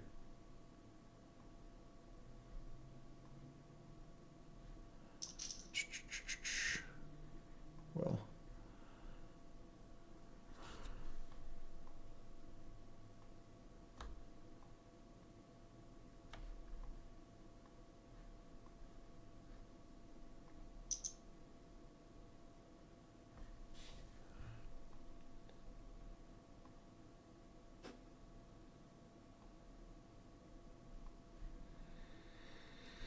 Okay, ace king 3. This is always something to look out for, is if someone ends up checking on a board like this, then it should tell us something about their strategy where, perhaps they don't know that they're supposed to bet with their whole range. So it puts them into either really strong hands or marginal hands probably, where, people bet their middling hands like ace queen. Well, ace queen's a really good hand, but like king jack and king queen might end up checking, whereas air is always going to bet. So always interesting when that happens, and it happens a lot at small stakes.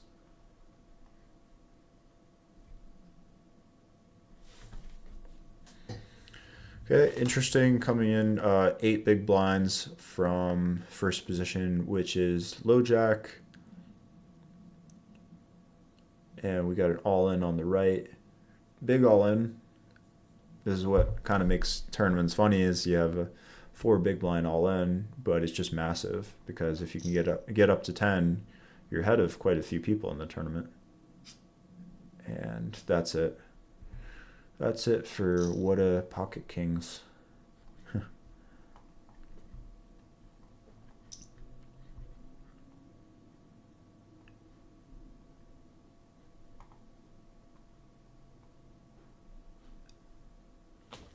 All right, monoform all in for 2.45. Gonna get called 95%, and we found the 5%. Maybe it's a little more, given this guy didn't even think about it and snap folded. So if I see something like that, if someone folds very fast for 2.5 big blinds. Sure, they could have had the 4-2 offsuit, but I would think it actually warrants a little bit of consideration since it's such a good price and such a small amount. And wow, that is quite the cooler. Although it's funny that Monoform, instead of open ripping off 4.5 bigs, decided to 2x. So if Paper Ninja had a bad feeling or something with jacks, maybe they could have folded. I'm not saying they should, but you know, I struggle knowing when to 3-bet 7s through 10s and when to just flat pre. Big pot here, and Paper Ninja gets them back. Fighting. So that will again come down to just understanding and studying preflop and looking at your charts. A lot of those hands from a lot of positions and stacks end up just flatting, of course, and then versus late position end up even jamming, right? As we could see from the 30 big blinds example, if 2s is shoving, certainly 7s is going to be shoving, because now 7s actually gets called by worse pairs, right? In that situation of big blind versus button for 30. And now let's see, we're 10 left, so either balancing tables or we have a final table of 9. When you're deeper, Dave, if you're like 100 big blinds deep, then those hands could definitely be doing well to just okay, you deleted the message, so that's interesting, but I'll just continue to finish what I was saying. Like, you can flatten a ton of positions because you still want to play multi-ways, I think, with people behind. And we were 10 left, I can't count. We were 11 left, now we're 10. Being able to flop a set multi-ways is just pretty sweet, especially if people put too much money in pre-flop. But you can also get some good value by 3-betting those hands. So depends on who you're playing against and how deep you're playing.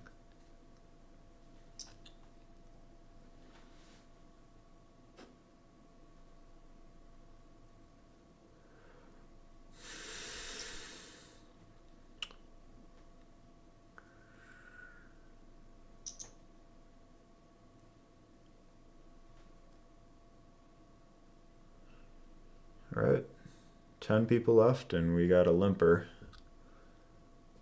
Busted out as having none of it, just coming in for the shove, and looks like he might have just got trapped. Nope, we got 3s, and ace jack are gonna flip, needs a 5 or a 3, and he's gonna be left with half a big blind, I believe. So that's an interesting one. Decides to limp in and then call a shove instead of just open ripping himself. Okay, I struggle with 3-bet. I struggle of knowing when to 3-bet 7s to 9s out of position and when to just call. So, yeah, if you think that shoving those hands like ace-5 might be too much, then you might not be shoving these hands for enough big blinds. Like, if the cutoff opens and you're in the small blind with 30 bigs or 35 bigs, 9s could just go ahead and be all in because it's a good enough hand. You have enough hand essentially to just run with it. And so 3-betting doesn't become that great of an option because now people can peel you in position, and 9s doesn't play well out of position in 3-bet pots on most boards, right? There's going to be overs, or there's going to be multiple overs. So until you're pretty deep, you should probably just play a lot of shoves at like 20, 25 bigs, 30 bigs even, versus late position. And as you get deeper and deeper, then you can just do more flatting and do a little less of the non-all-in 3-betting and make your life a little bit easier. But we can take a look at, on break, take a look at some pre-flop scenarios.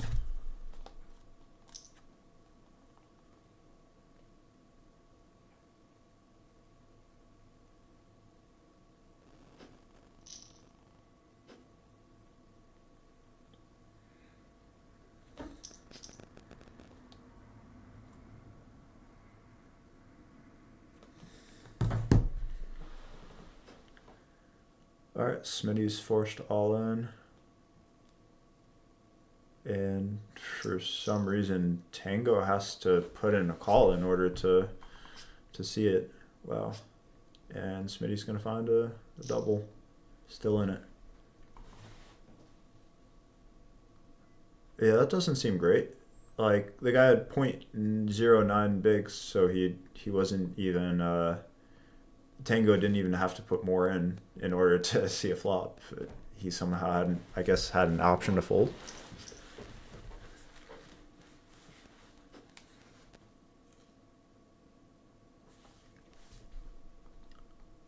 Wow, 60K big. It felt like we were just at 25K or 30 big a little while ago.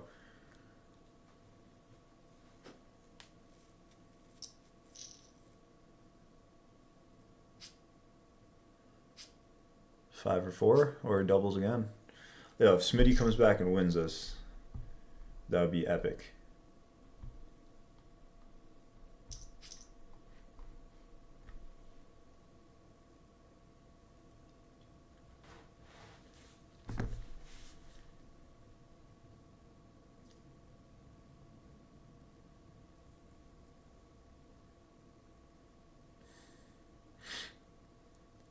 All right, can he do it again?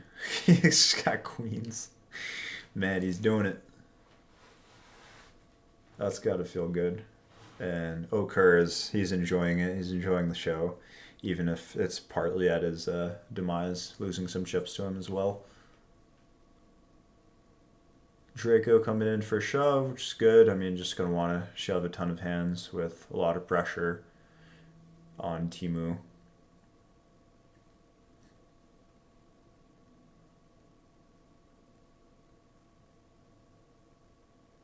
We get a fold, and maybe one more hand before break.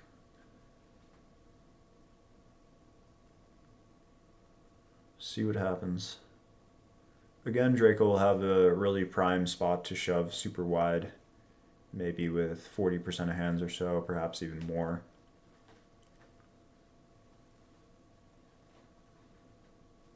And he gets snapped as sevens, and that's a good call, I would think. And oh, brutal, founds a 9. So this is a example of, for Grumble, this is where you could think about future EV, right? And think about how good is it for me to double from 10 bigs to, let's say, 21 bigs in the spot, or 22 with the dead money. And so if we look at the lobby, which I'll find in a moment. If we look at the lobby, we're playing... so he would have had 1.2 million, right? So going from 10 bigs where he was around 7 of 10 to getting to 3 of 10, that's a pretty nice position to be in, right? So he's not necessarily just playing for these small pay jumps, which you're going to get sometimes more often by... Oh, wow. Did we just lose one here too? I believe we did. Look at that in a moment. But yeah, like, you want to consider how good my hand is. So sevens looked like a pretty good call to me, where I would think maybe sixes is a fold, and 8 seems like a slam dunk call. And for offsuit hands, maybe it's ace queen or ace jack, and maybe it's ace 10 suited, something like that.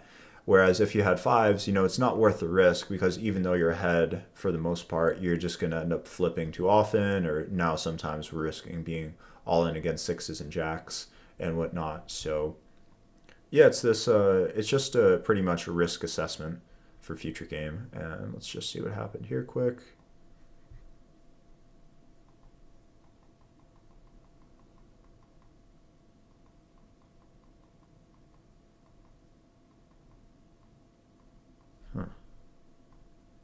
Is that right?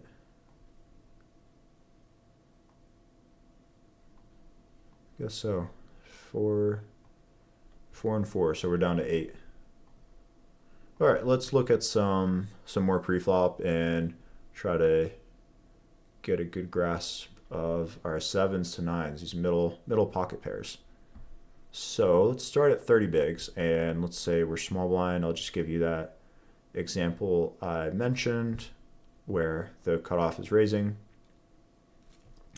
And you can see all of these pairs are just all in, and it's an equity denial thing, and it's really pushing equity too. Okay, when you shove, they fold ace 10, they fold ace 9 suited. So your sevens folds out a lot of flips. You fold out king jack and queen jack, all these hands. But then you get called by ace jack. You get called by ace queen. You get called by ace king. So you end up flipping. You might get called by sixes. So not a bad idea to shove. But you can see it's pure. It's not flatting ever because it's simply just too good at this spot, at least for chips. I'm always talking from a chip standpoint. I'm not talking about final table or final 3 tables or whatever when we're going through these charts. So let's get deeper here. Let's say we're 60 bigs. Now we can see even nines is flatting in this spot. So small blind facing a cutoff raise, nines would just call and sevens would just call, and eights 3-bets because weird solver stuff, whatever. But yeah, you're just playing way less 3-bets and more flats, making your life easier essentially. At 40, you're gonna probably just mix them. Yeah, sevens is still flatting, and you can see there is some all-ins here for 40 bigs, and nines is kind of one of those hands that really wants to put all the money in fast in a lot of spots. So even for 40 big blinds, cutoff versus the cutoff from the small blind, you can just go ahead and shove nines because it's just simply strong enough hand. Now, if we were to compare that to, let's say we're in the cutoff and we're facing a low jack raise at 40 big blinds, now seven's just going to go ahead and call, eights and nines. The standard is just a call. So your question was from out of position, but it is useful to see that, in position, we're just going for call.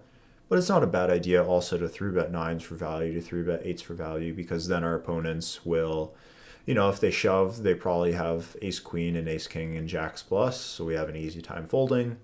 And if they continue, we probably just get value out of a bunch of sevens through twos and suited aces and broadways and stuff. So I hope that's helpful. And we're almost back from break, and this is game time. I think we're either on the final table or we have one more to go for an FT of 7, which sometimes sites will do an FT of 9 even though it's an 8-handed tournament, or it's 6 max and they do an FT of 7.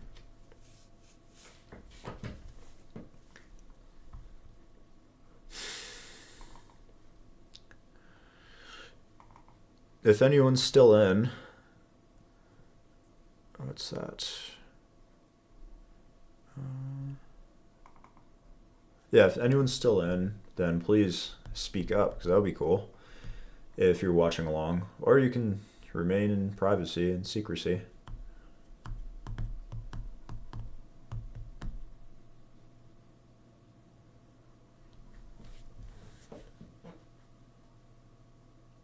Alright, so yep, it is an FT of 7.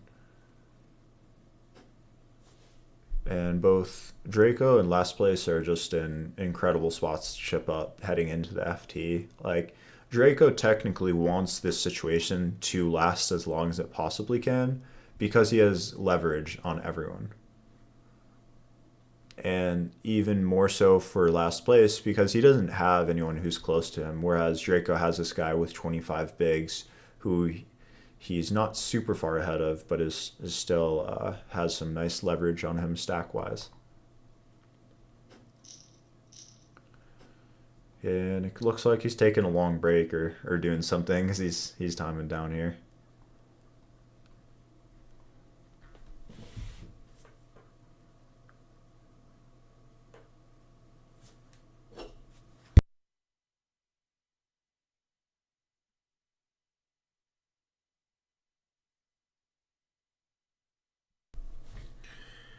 All right, a lot of shoves for Timu. Maybe it's, I've been saying Timu this whole time. It could just be Tim U. All right, blinds are up again. Shortest stack sitting with 5 bigs, 5.5 bigs, 5.5 bigs. And yep, it's gonna be a ton of shoving and profitable shoving at that. And like 10-9 offsuit like we saw from Draco shoving the button. Like even 10-9 could shove here. 5-6 suited, 7-6 suited, any pair.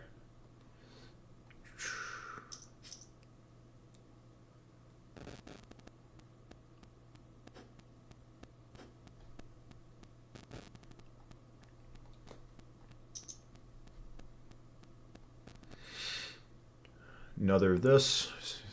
Again, we see a lot of this. And a shove.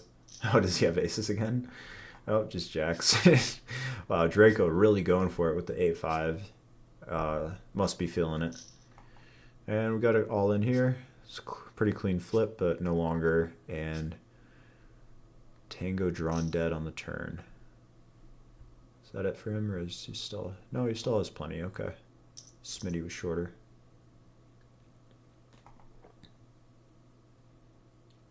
So we've seen that a couple times from Monoform, just putting a small raise in off really short stacks with nutted hands.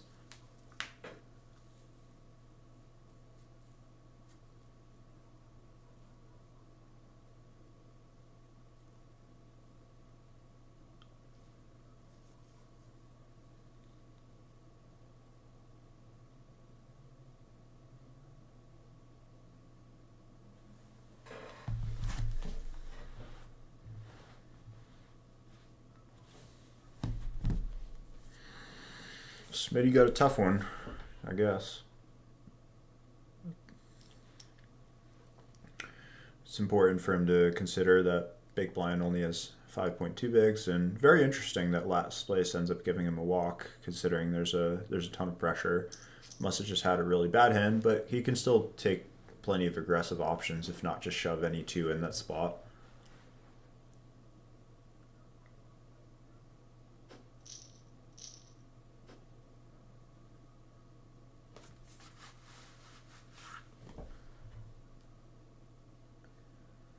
Either a lot of close decisions or tanking for some reason. Ends up calling. I think no, it was someone else who had threes in this. No, it was Smitty. Smitty had the threes. So let's see if this goes to showdown. We'll see what he shows up with this time. Cause yeah, he got super short and then ran it back up.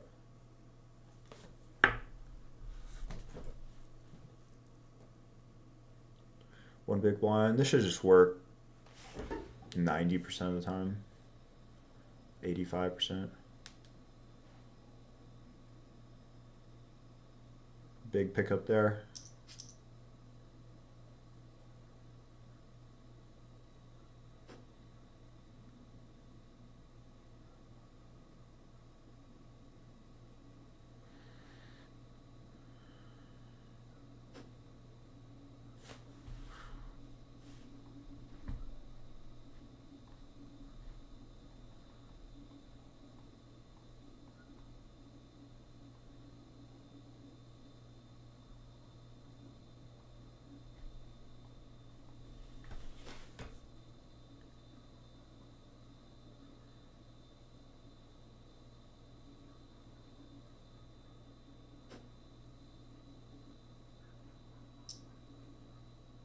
Snap limp off 10.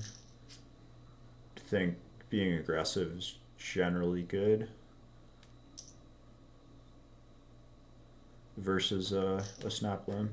We have a pretty big shove, just, not an actually a big shove considering positions, just considering that he's pretty much chip leader for the stack, and 20 bigs is a ton in this tournament at this stage.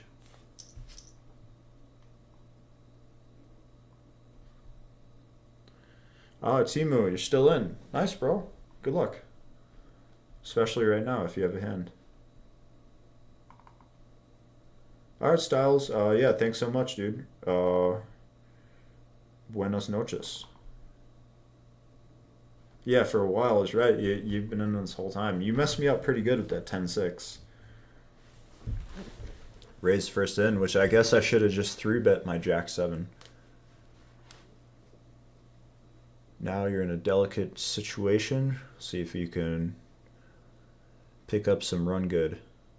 Smitty coming in for his third limp of the 2 tables left stage. Just a legend.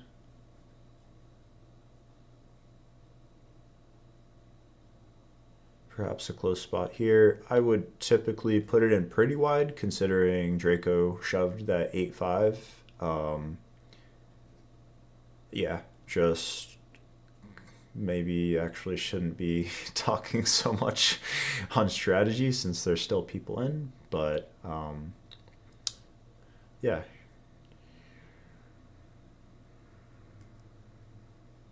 Chip leader open from the button. But definitely have to be careful too, because Draco can just have a bunch of 10-9 suited open shoves that is no longer put it into the raise for 2 big blinds category.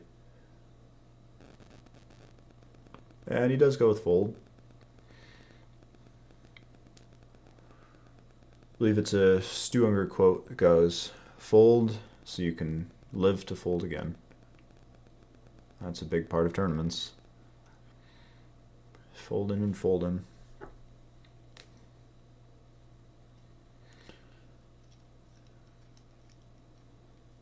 Alright, bumping it up. This looks like a good king or a good draw most of the time. Now our shortest is, oh wow, blinds are up again. 3 bigs. 3.14 for pi. And 4 bigs. 9 bigs, 9 bigs, 9 bigs.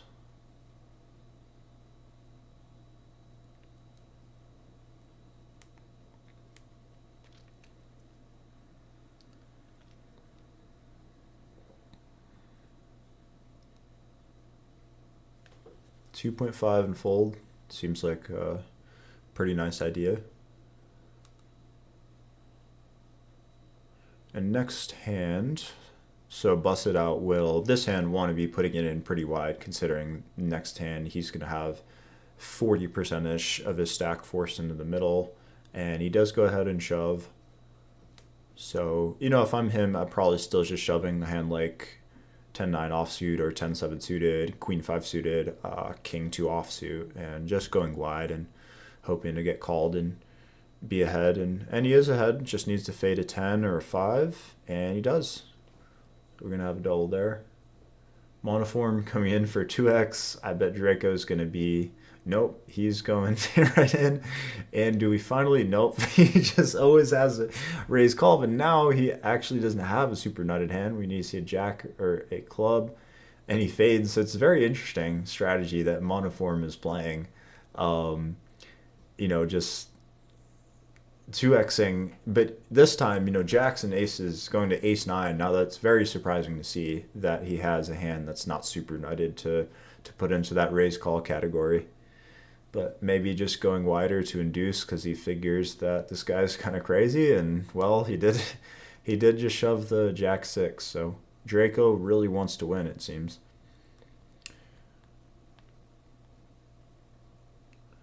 And not a super fun spot for the big blind here, but we'll have to call fairly wide. And calls at the last second. King 5 suited. Yep, super standard. Have to go with it. And needs to fade. And he does. A lot of doubles here. You guys are all just doubling each other up. Rip. Rest in peace. Draco's not happy right now. Maybe losing the last few all-ins. Monoform with the snap limp, another legend. We got some characters here. You know, you got Smitty doubling up 9 times from 0.2 big blinds. We got Draco snap shoving the jack 6 and the 8-5. You got Monoform raise calling ace 9 for 7 bigs. Got Timu, who I played with earlier. We got Busted Out, who still hasn't busted out. Anyone's game. We're gonna have a super short FT. I mean, this has been going on for such a long time that now average stack is just going lower and lower with all the blind increases, right?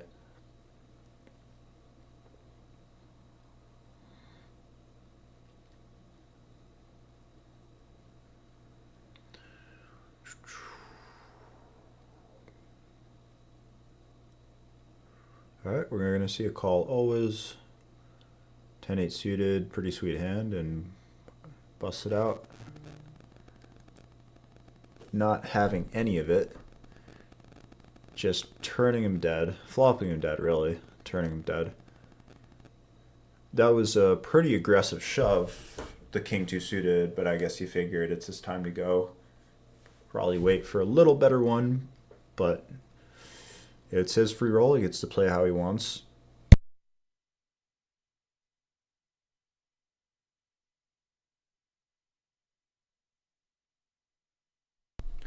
Yeah, you got lucky, but you also played the hand well. I mean, you induced me on the river. Got me good. That was a really nice size bet, 11 bigs into 20, what was it, 30 or so? If you would have bet 18 bigs, I would have just folded.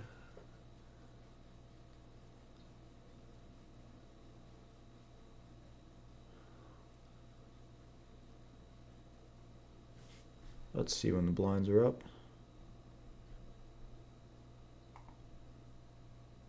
Okay, so blinds just went up, so we'll be at 100K now. So 10 starting stacks is the price of one big blind right now.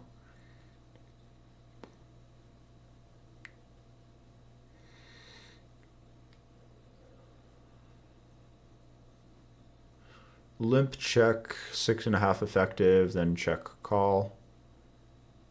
No idea what they have.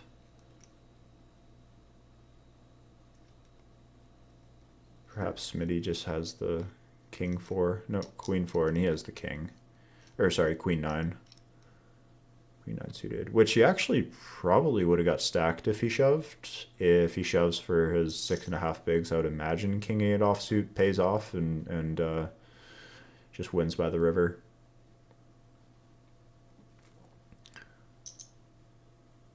Smitty's like a master survivalist.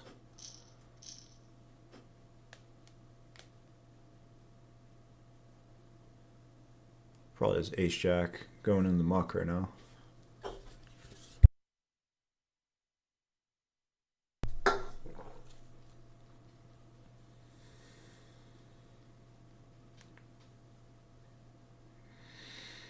Limp, 9.2 effective, snap shove, and snap fold.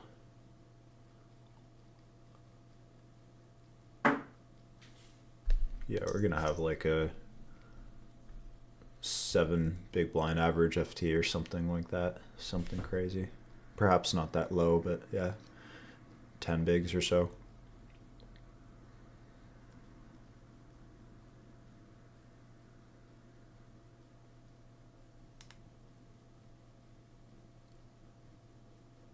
All right, that's huge for busted out. Actually, just nearly takes chip lead with that pot. Takes chip lead of his table.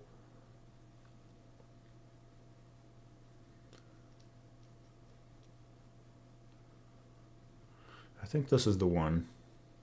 Just a hunch.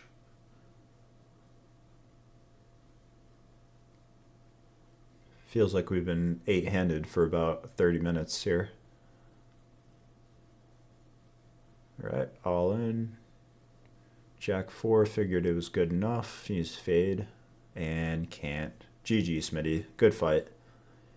Nearly pulled it off. Would have been epic.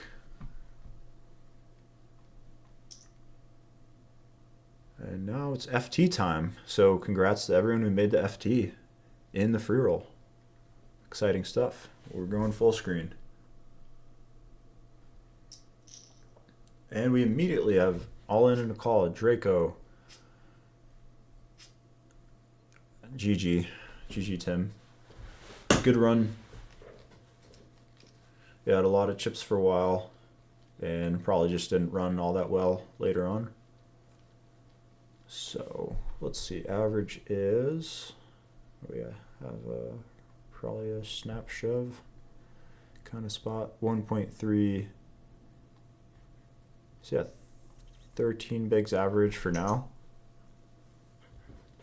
Talk about not having pressure on you. Tango is so far from everyone else. You would just call for chips, and wow. Back-to-back aces for Draco. King no good. GG Tango. Good run.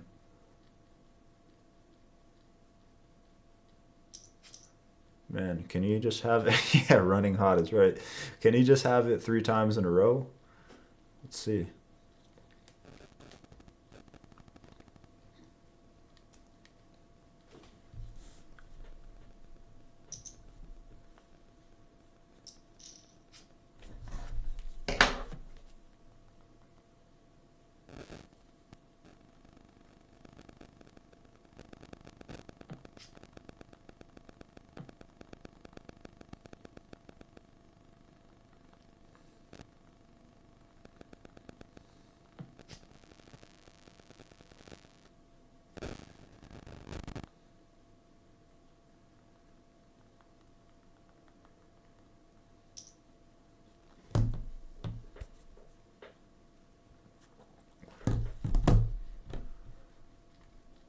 I won't raise, so he must have an 8, right? Oh wow. Wonder what he had.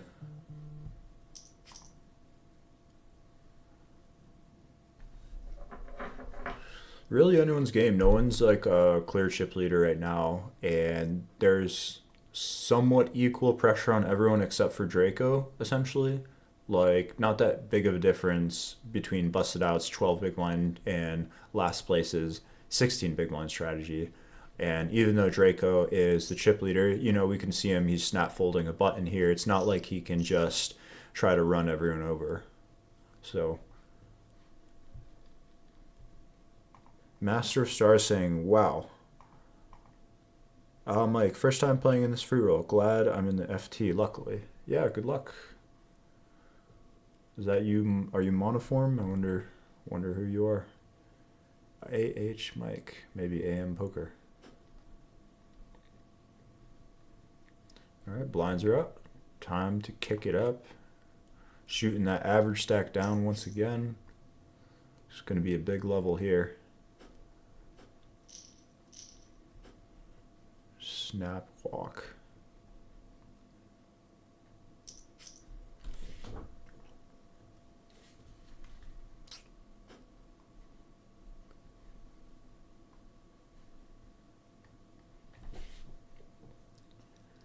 This could be chip lead pot. Pretty much will be no matter what. Imagine being chip leader with only 15 pigs. Yeah, that's how it goes sometimes.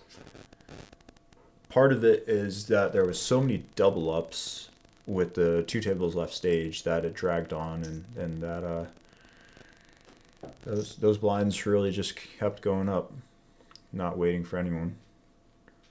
Last place takes a tiny chip lead.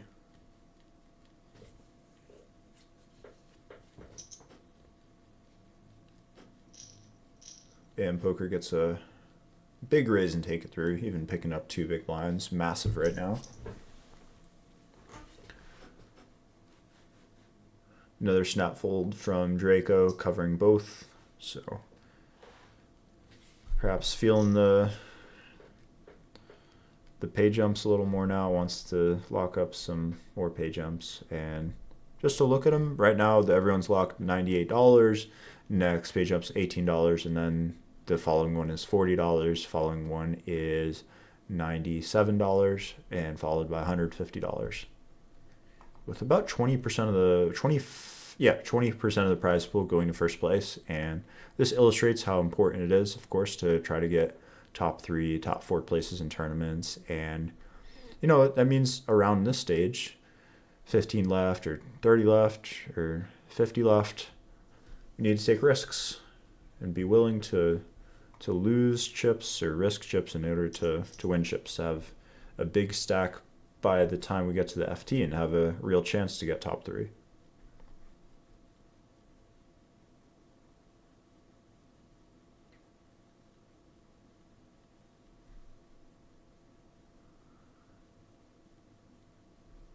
All right, 2x defend. Important pot for both players, of course, as every pot really is. And huge pickup, back in the chip lead, at least for the time being. And especially cool that it's your first time playing, Mike, and you FT'd on the first time out of, what was it, 800 players, right? 809 players, so 7 out of 800, it's only about 1 in 100 chance. So I guess perhaps more, because there's there's some people sitting out in the beginning, so they're not really having a chance to FT, are they? Bruh. Guess you got ace 10, king jack suited, or something like that. Draco talking it up. Drac, maybe. Drac 04.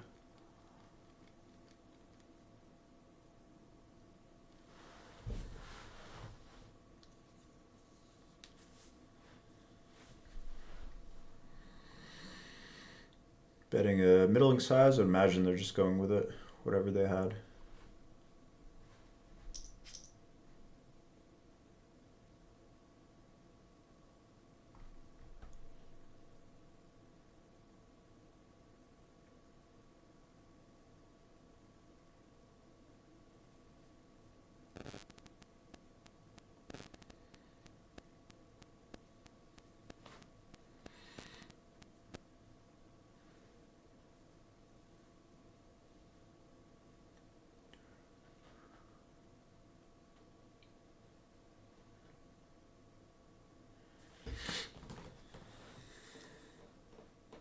If he limps right now, I would just love that. That would be great. Oh, he disconnected, I think. Hopefully no internet issues.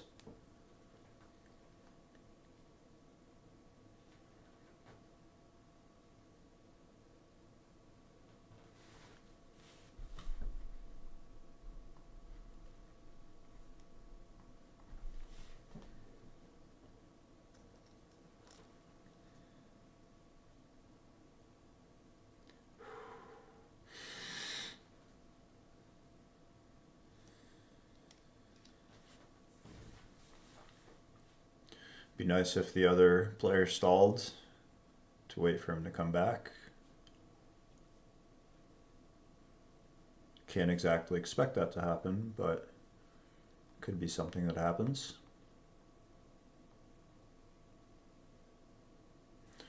The prize pool, yes, absolutely. I'll keep that up actually. I'll just make this smaller and put it on the side.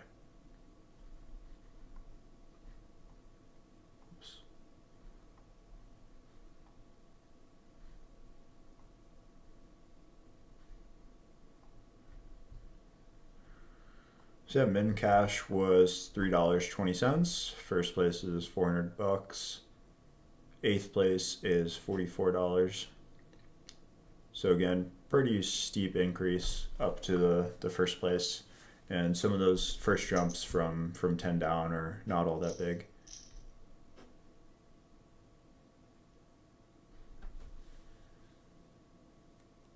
Unfortunately, Monoform still sitting out.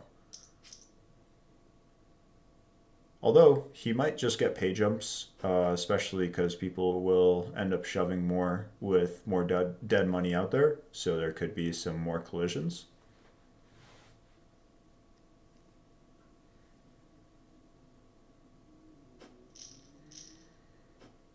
Last place ends up getting walk.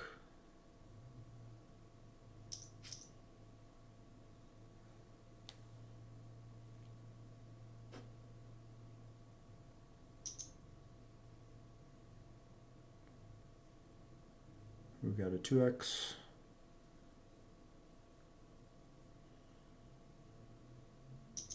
Draco comes with jam.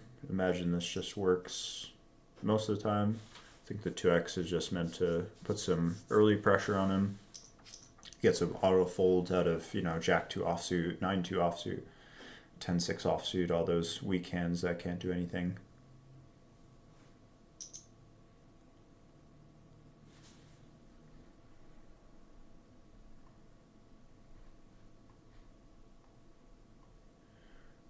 How to participate in these free rolls. So there is a sign-up code that you use. You can probably find it on Jonathan Little's Twitter, if not his Instagram, on his socials in general. But yeah, when you sign up for CoinPoker, you want to use the code PC, standing for poker coaching, and that gives you access to play these free rolls. Whereas if you signed up without that code, it's not going to be available for you. I've cashed in about half of these tournaments, but have not had a real deep run yet. That's good. I mean, cashing half the time is great, but yeah, it's really hard to make deep runs. Okay, we got a big all in here. Ace 10 suited and Ace 8 is going to be out. Good run. Busted. Good run, sir. And Monoform does end up getting a pay jump even though he's sitting out. So maybe it's just part of the master plan to get more pay jumps. and last place and Drac 04 neck and neck. And let's see, Monoform has 3.9 big blinds. So AM Poker is super incentivized to play really tight and just wait out as he snap shoves and wait out Monoform, because within 2 orbits he's pretty much going to be forced all in and out of the tournament a ton. But yeah, cashed in about half, but haven't had a real deep run. It will come eventually, but you know, with these field sizes, 800 players, even if you're a really great player and it's a freeze-out event, you know, there's one per week, so the chances of making a run it's still difficult. So yeah, don't feel bad if it's a few weeks or a few months and you don't have a real deep run, because you could literally final table back-to-back events. And the main thing that changed was that you had better cards, right? Because we do need to win our all-ins in tournaments, and we need to get value hands, be able to value bet thin, and have a lot of things go our way.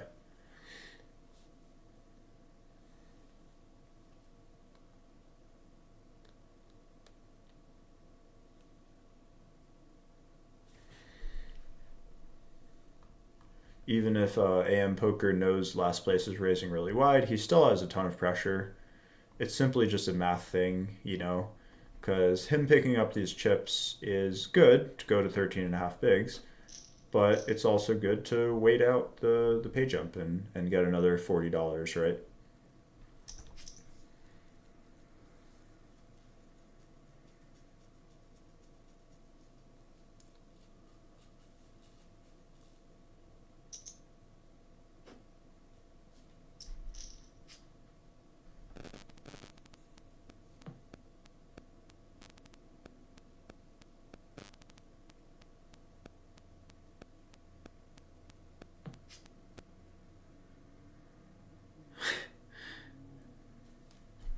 Love the chat.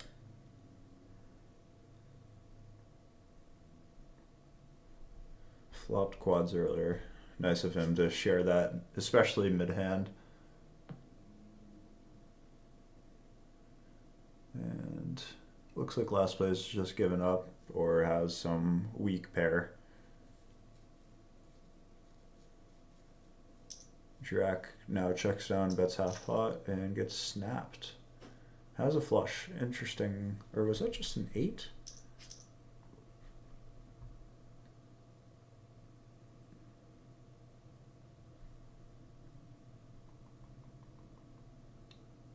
Wow.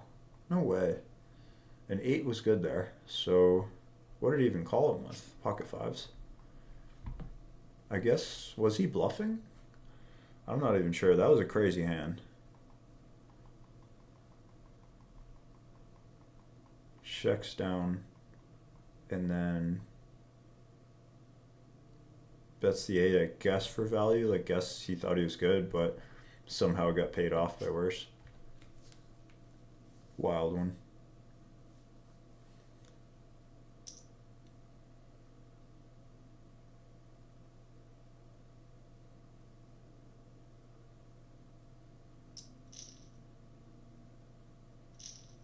Wow.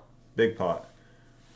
Now Drake just has a commanding chip lead, especially with the blinds going up now.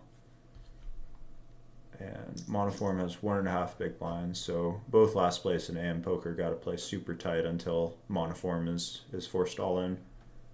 And yeah, Draco just has a super easy spot to shove here.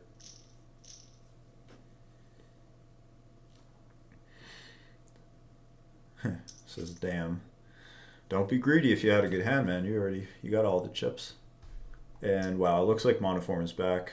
At least gets to have a chance to run it back up, but brutal, man. Sorry about that if you lost internet.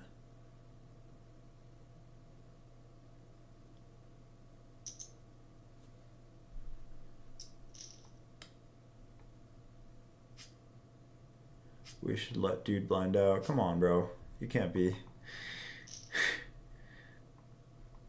Wow. Brutal. No justice. Who wants him to blind out and then he 2-outs him on the river? Fact that there's no justice.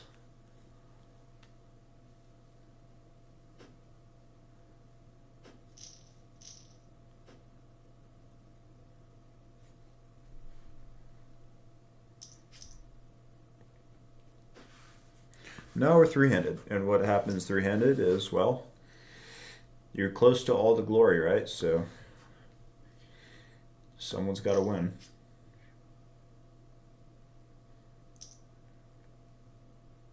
So you got to play for the win more often than you have to play for the win nine-handed, because you have more players that can bust out.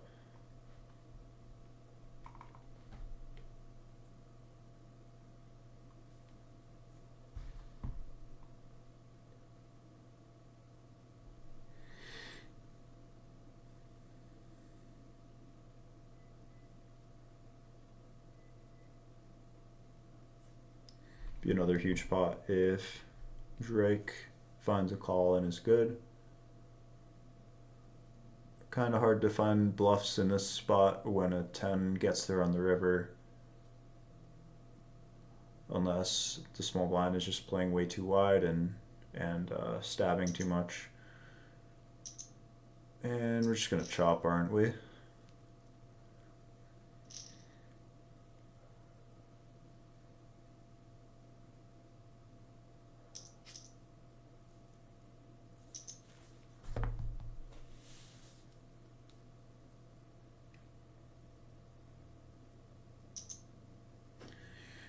See a shove.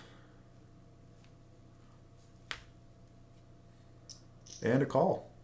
Huge one. Queen, wow. Queen 8, King 6. Wild hands. And Draco's going to take a huge chip lead heads up. Knocks out last place in third place. Good run, sir. But if you're listening, try not to conspire against other people at the table. It's probably not a good thing to do. And snap calling, is it over in one hand? Probably not, because King 4 has all the equity. Now we're going 10 bigs to 40, so we have a 4-1 advantage for Draco, still in the driver's seat. No need to sweat just yet. And I imagine we'll see, as a strategy, my first Freeroll. Very nice. Not sure if that's you.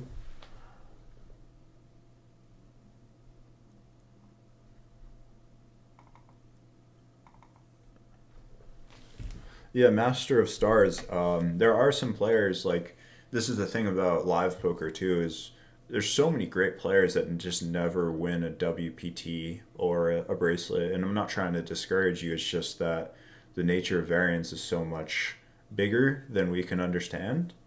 And a lot of the guys who are around now is the ones who did have success, and there is a bit of survivorship bias. And great players tend to find a way to make things happen and make more money long term than other people. But maybe there's a lot of guys who just got fed up with not making big runs and coming up short, and they felt like they deserved it, or you keep getting 10th place or 8th place in big tournaments, and it can be the difference maker of continuing to play, or perhaps leveling up and playing higher and higher stakes. And Draco hating the fact that he bet the river. Goes ahead and bet fold, and probably is a good bet fold, I would imagine. Oh wow, everyone's first free roll. That's awesome. It did seem like a big field today, 800 players.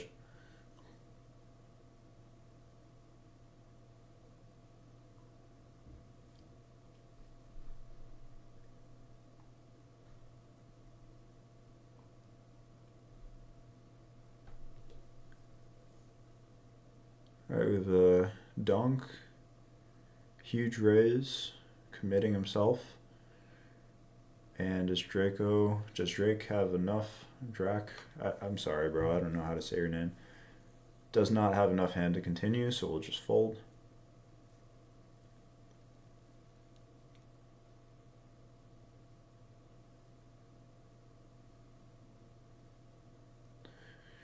$11.5 to $28.5, so about 2.7 to 1.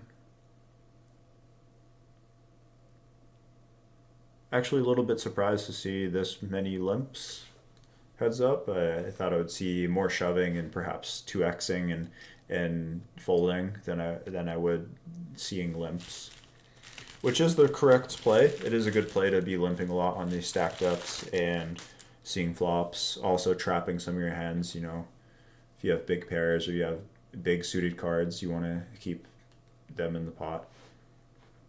Sort of similar spot, finding a donk and then a fold from out of position, similar to the 7-6-4.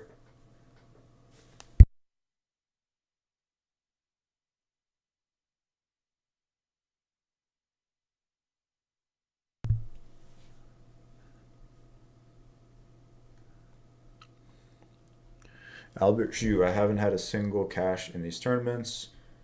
Well, you know, there's a big way to improve and a lot of resources to improve if that's how you wish to spend your time. And as you do get better, it'll be sweet when things do work out, right? When you do finally cash, or you finally make a run.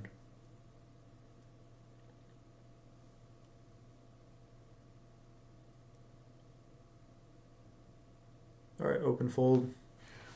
It's not like there isn't hands that can't. 9-2 offsuit and 7-2 offsuit. Just gotta let those go, right?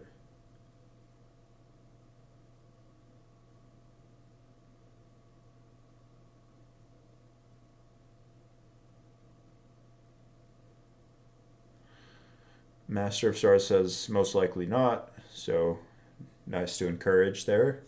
Good on you. You just need to get. You just need to avoid the landmines early in a free roll. Yeah, it's true. I mean, you do need to hold against people who are gambling and putting it in. Although if people are putting it in bad, it does give you more chances to make plus EV decisions and good winning plays. Today I busted in a four-way pot where three people had ace queen. That's pretty wild. Yeah, you don't see that very often, do you? Double ace queen is one thing. Triple ace queen is insane. But good luck in the future. I'm sure you'll make some runs.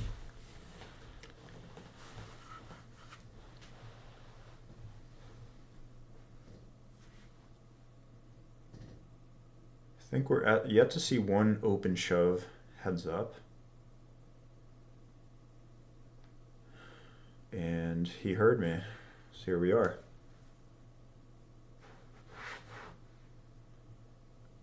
And if AM Poker called, he would end up taking chip lead slightly. Didn't have enough hand.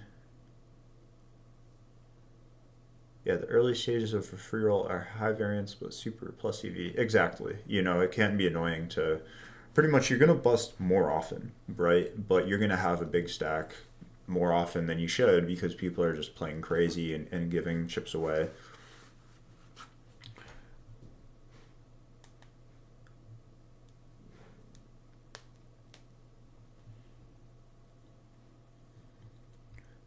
Drake starting to pull away a little bit.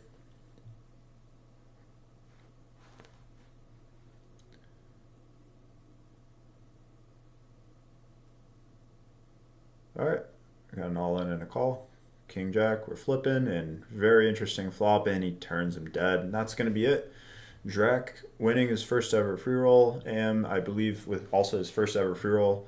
Runner up, congratulations to both, and yeah, congrats to everyone.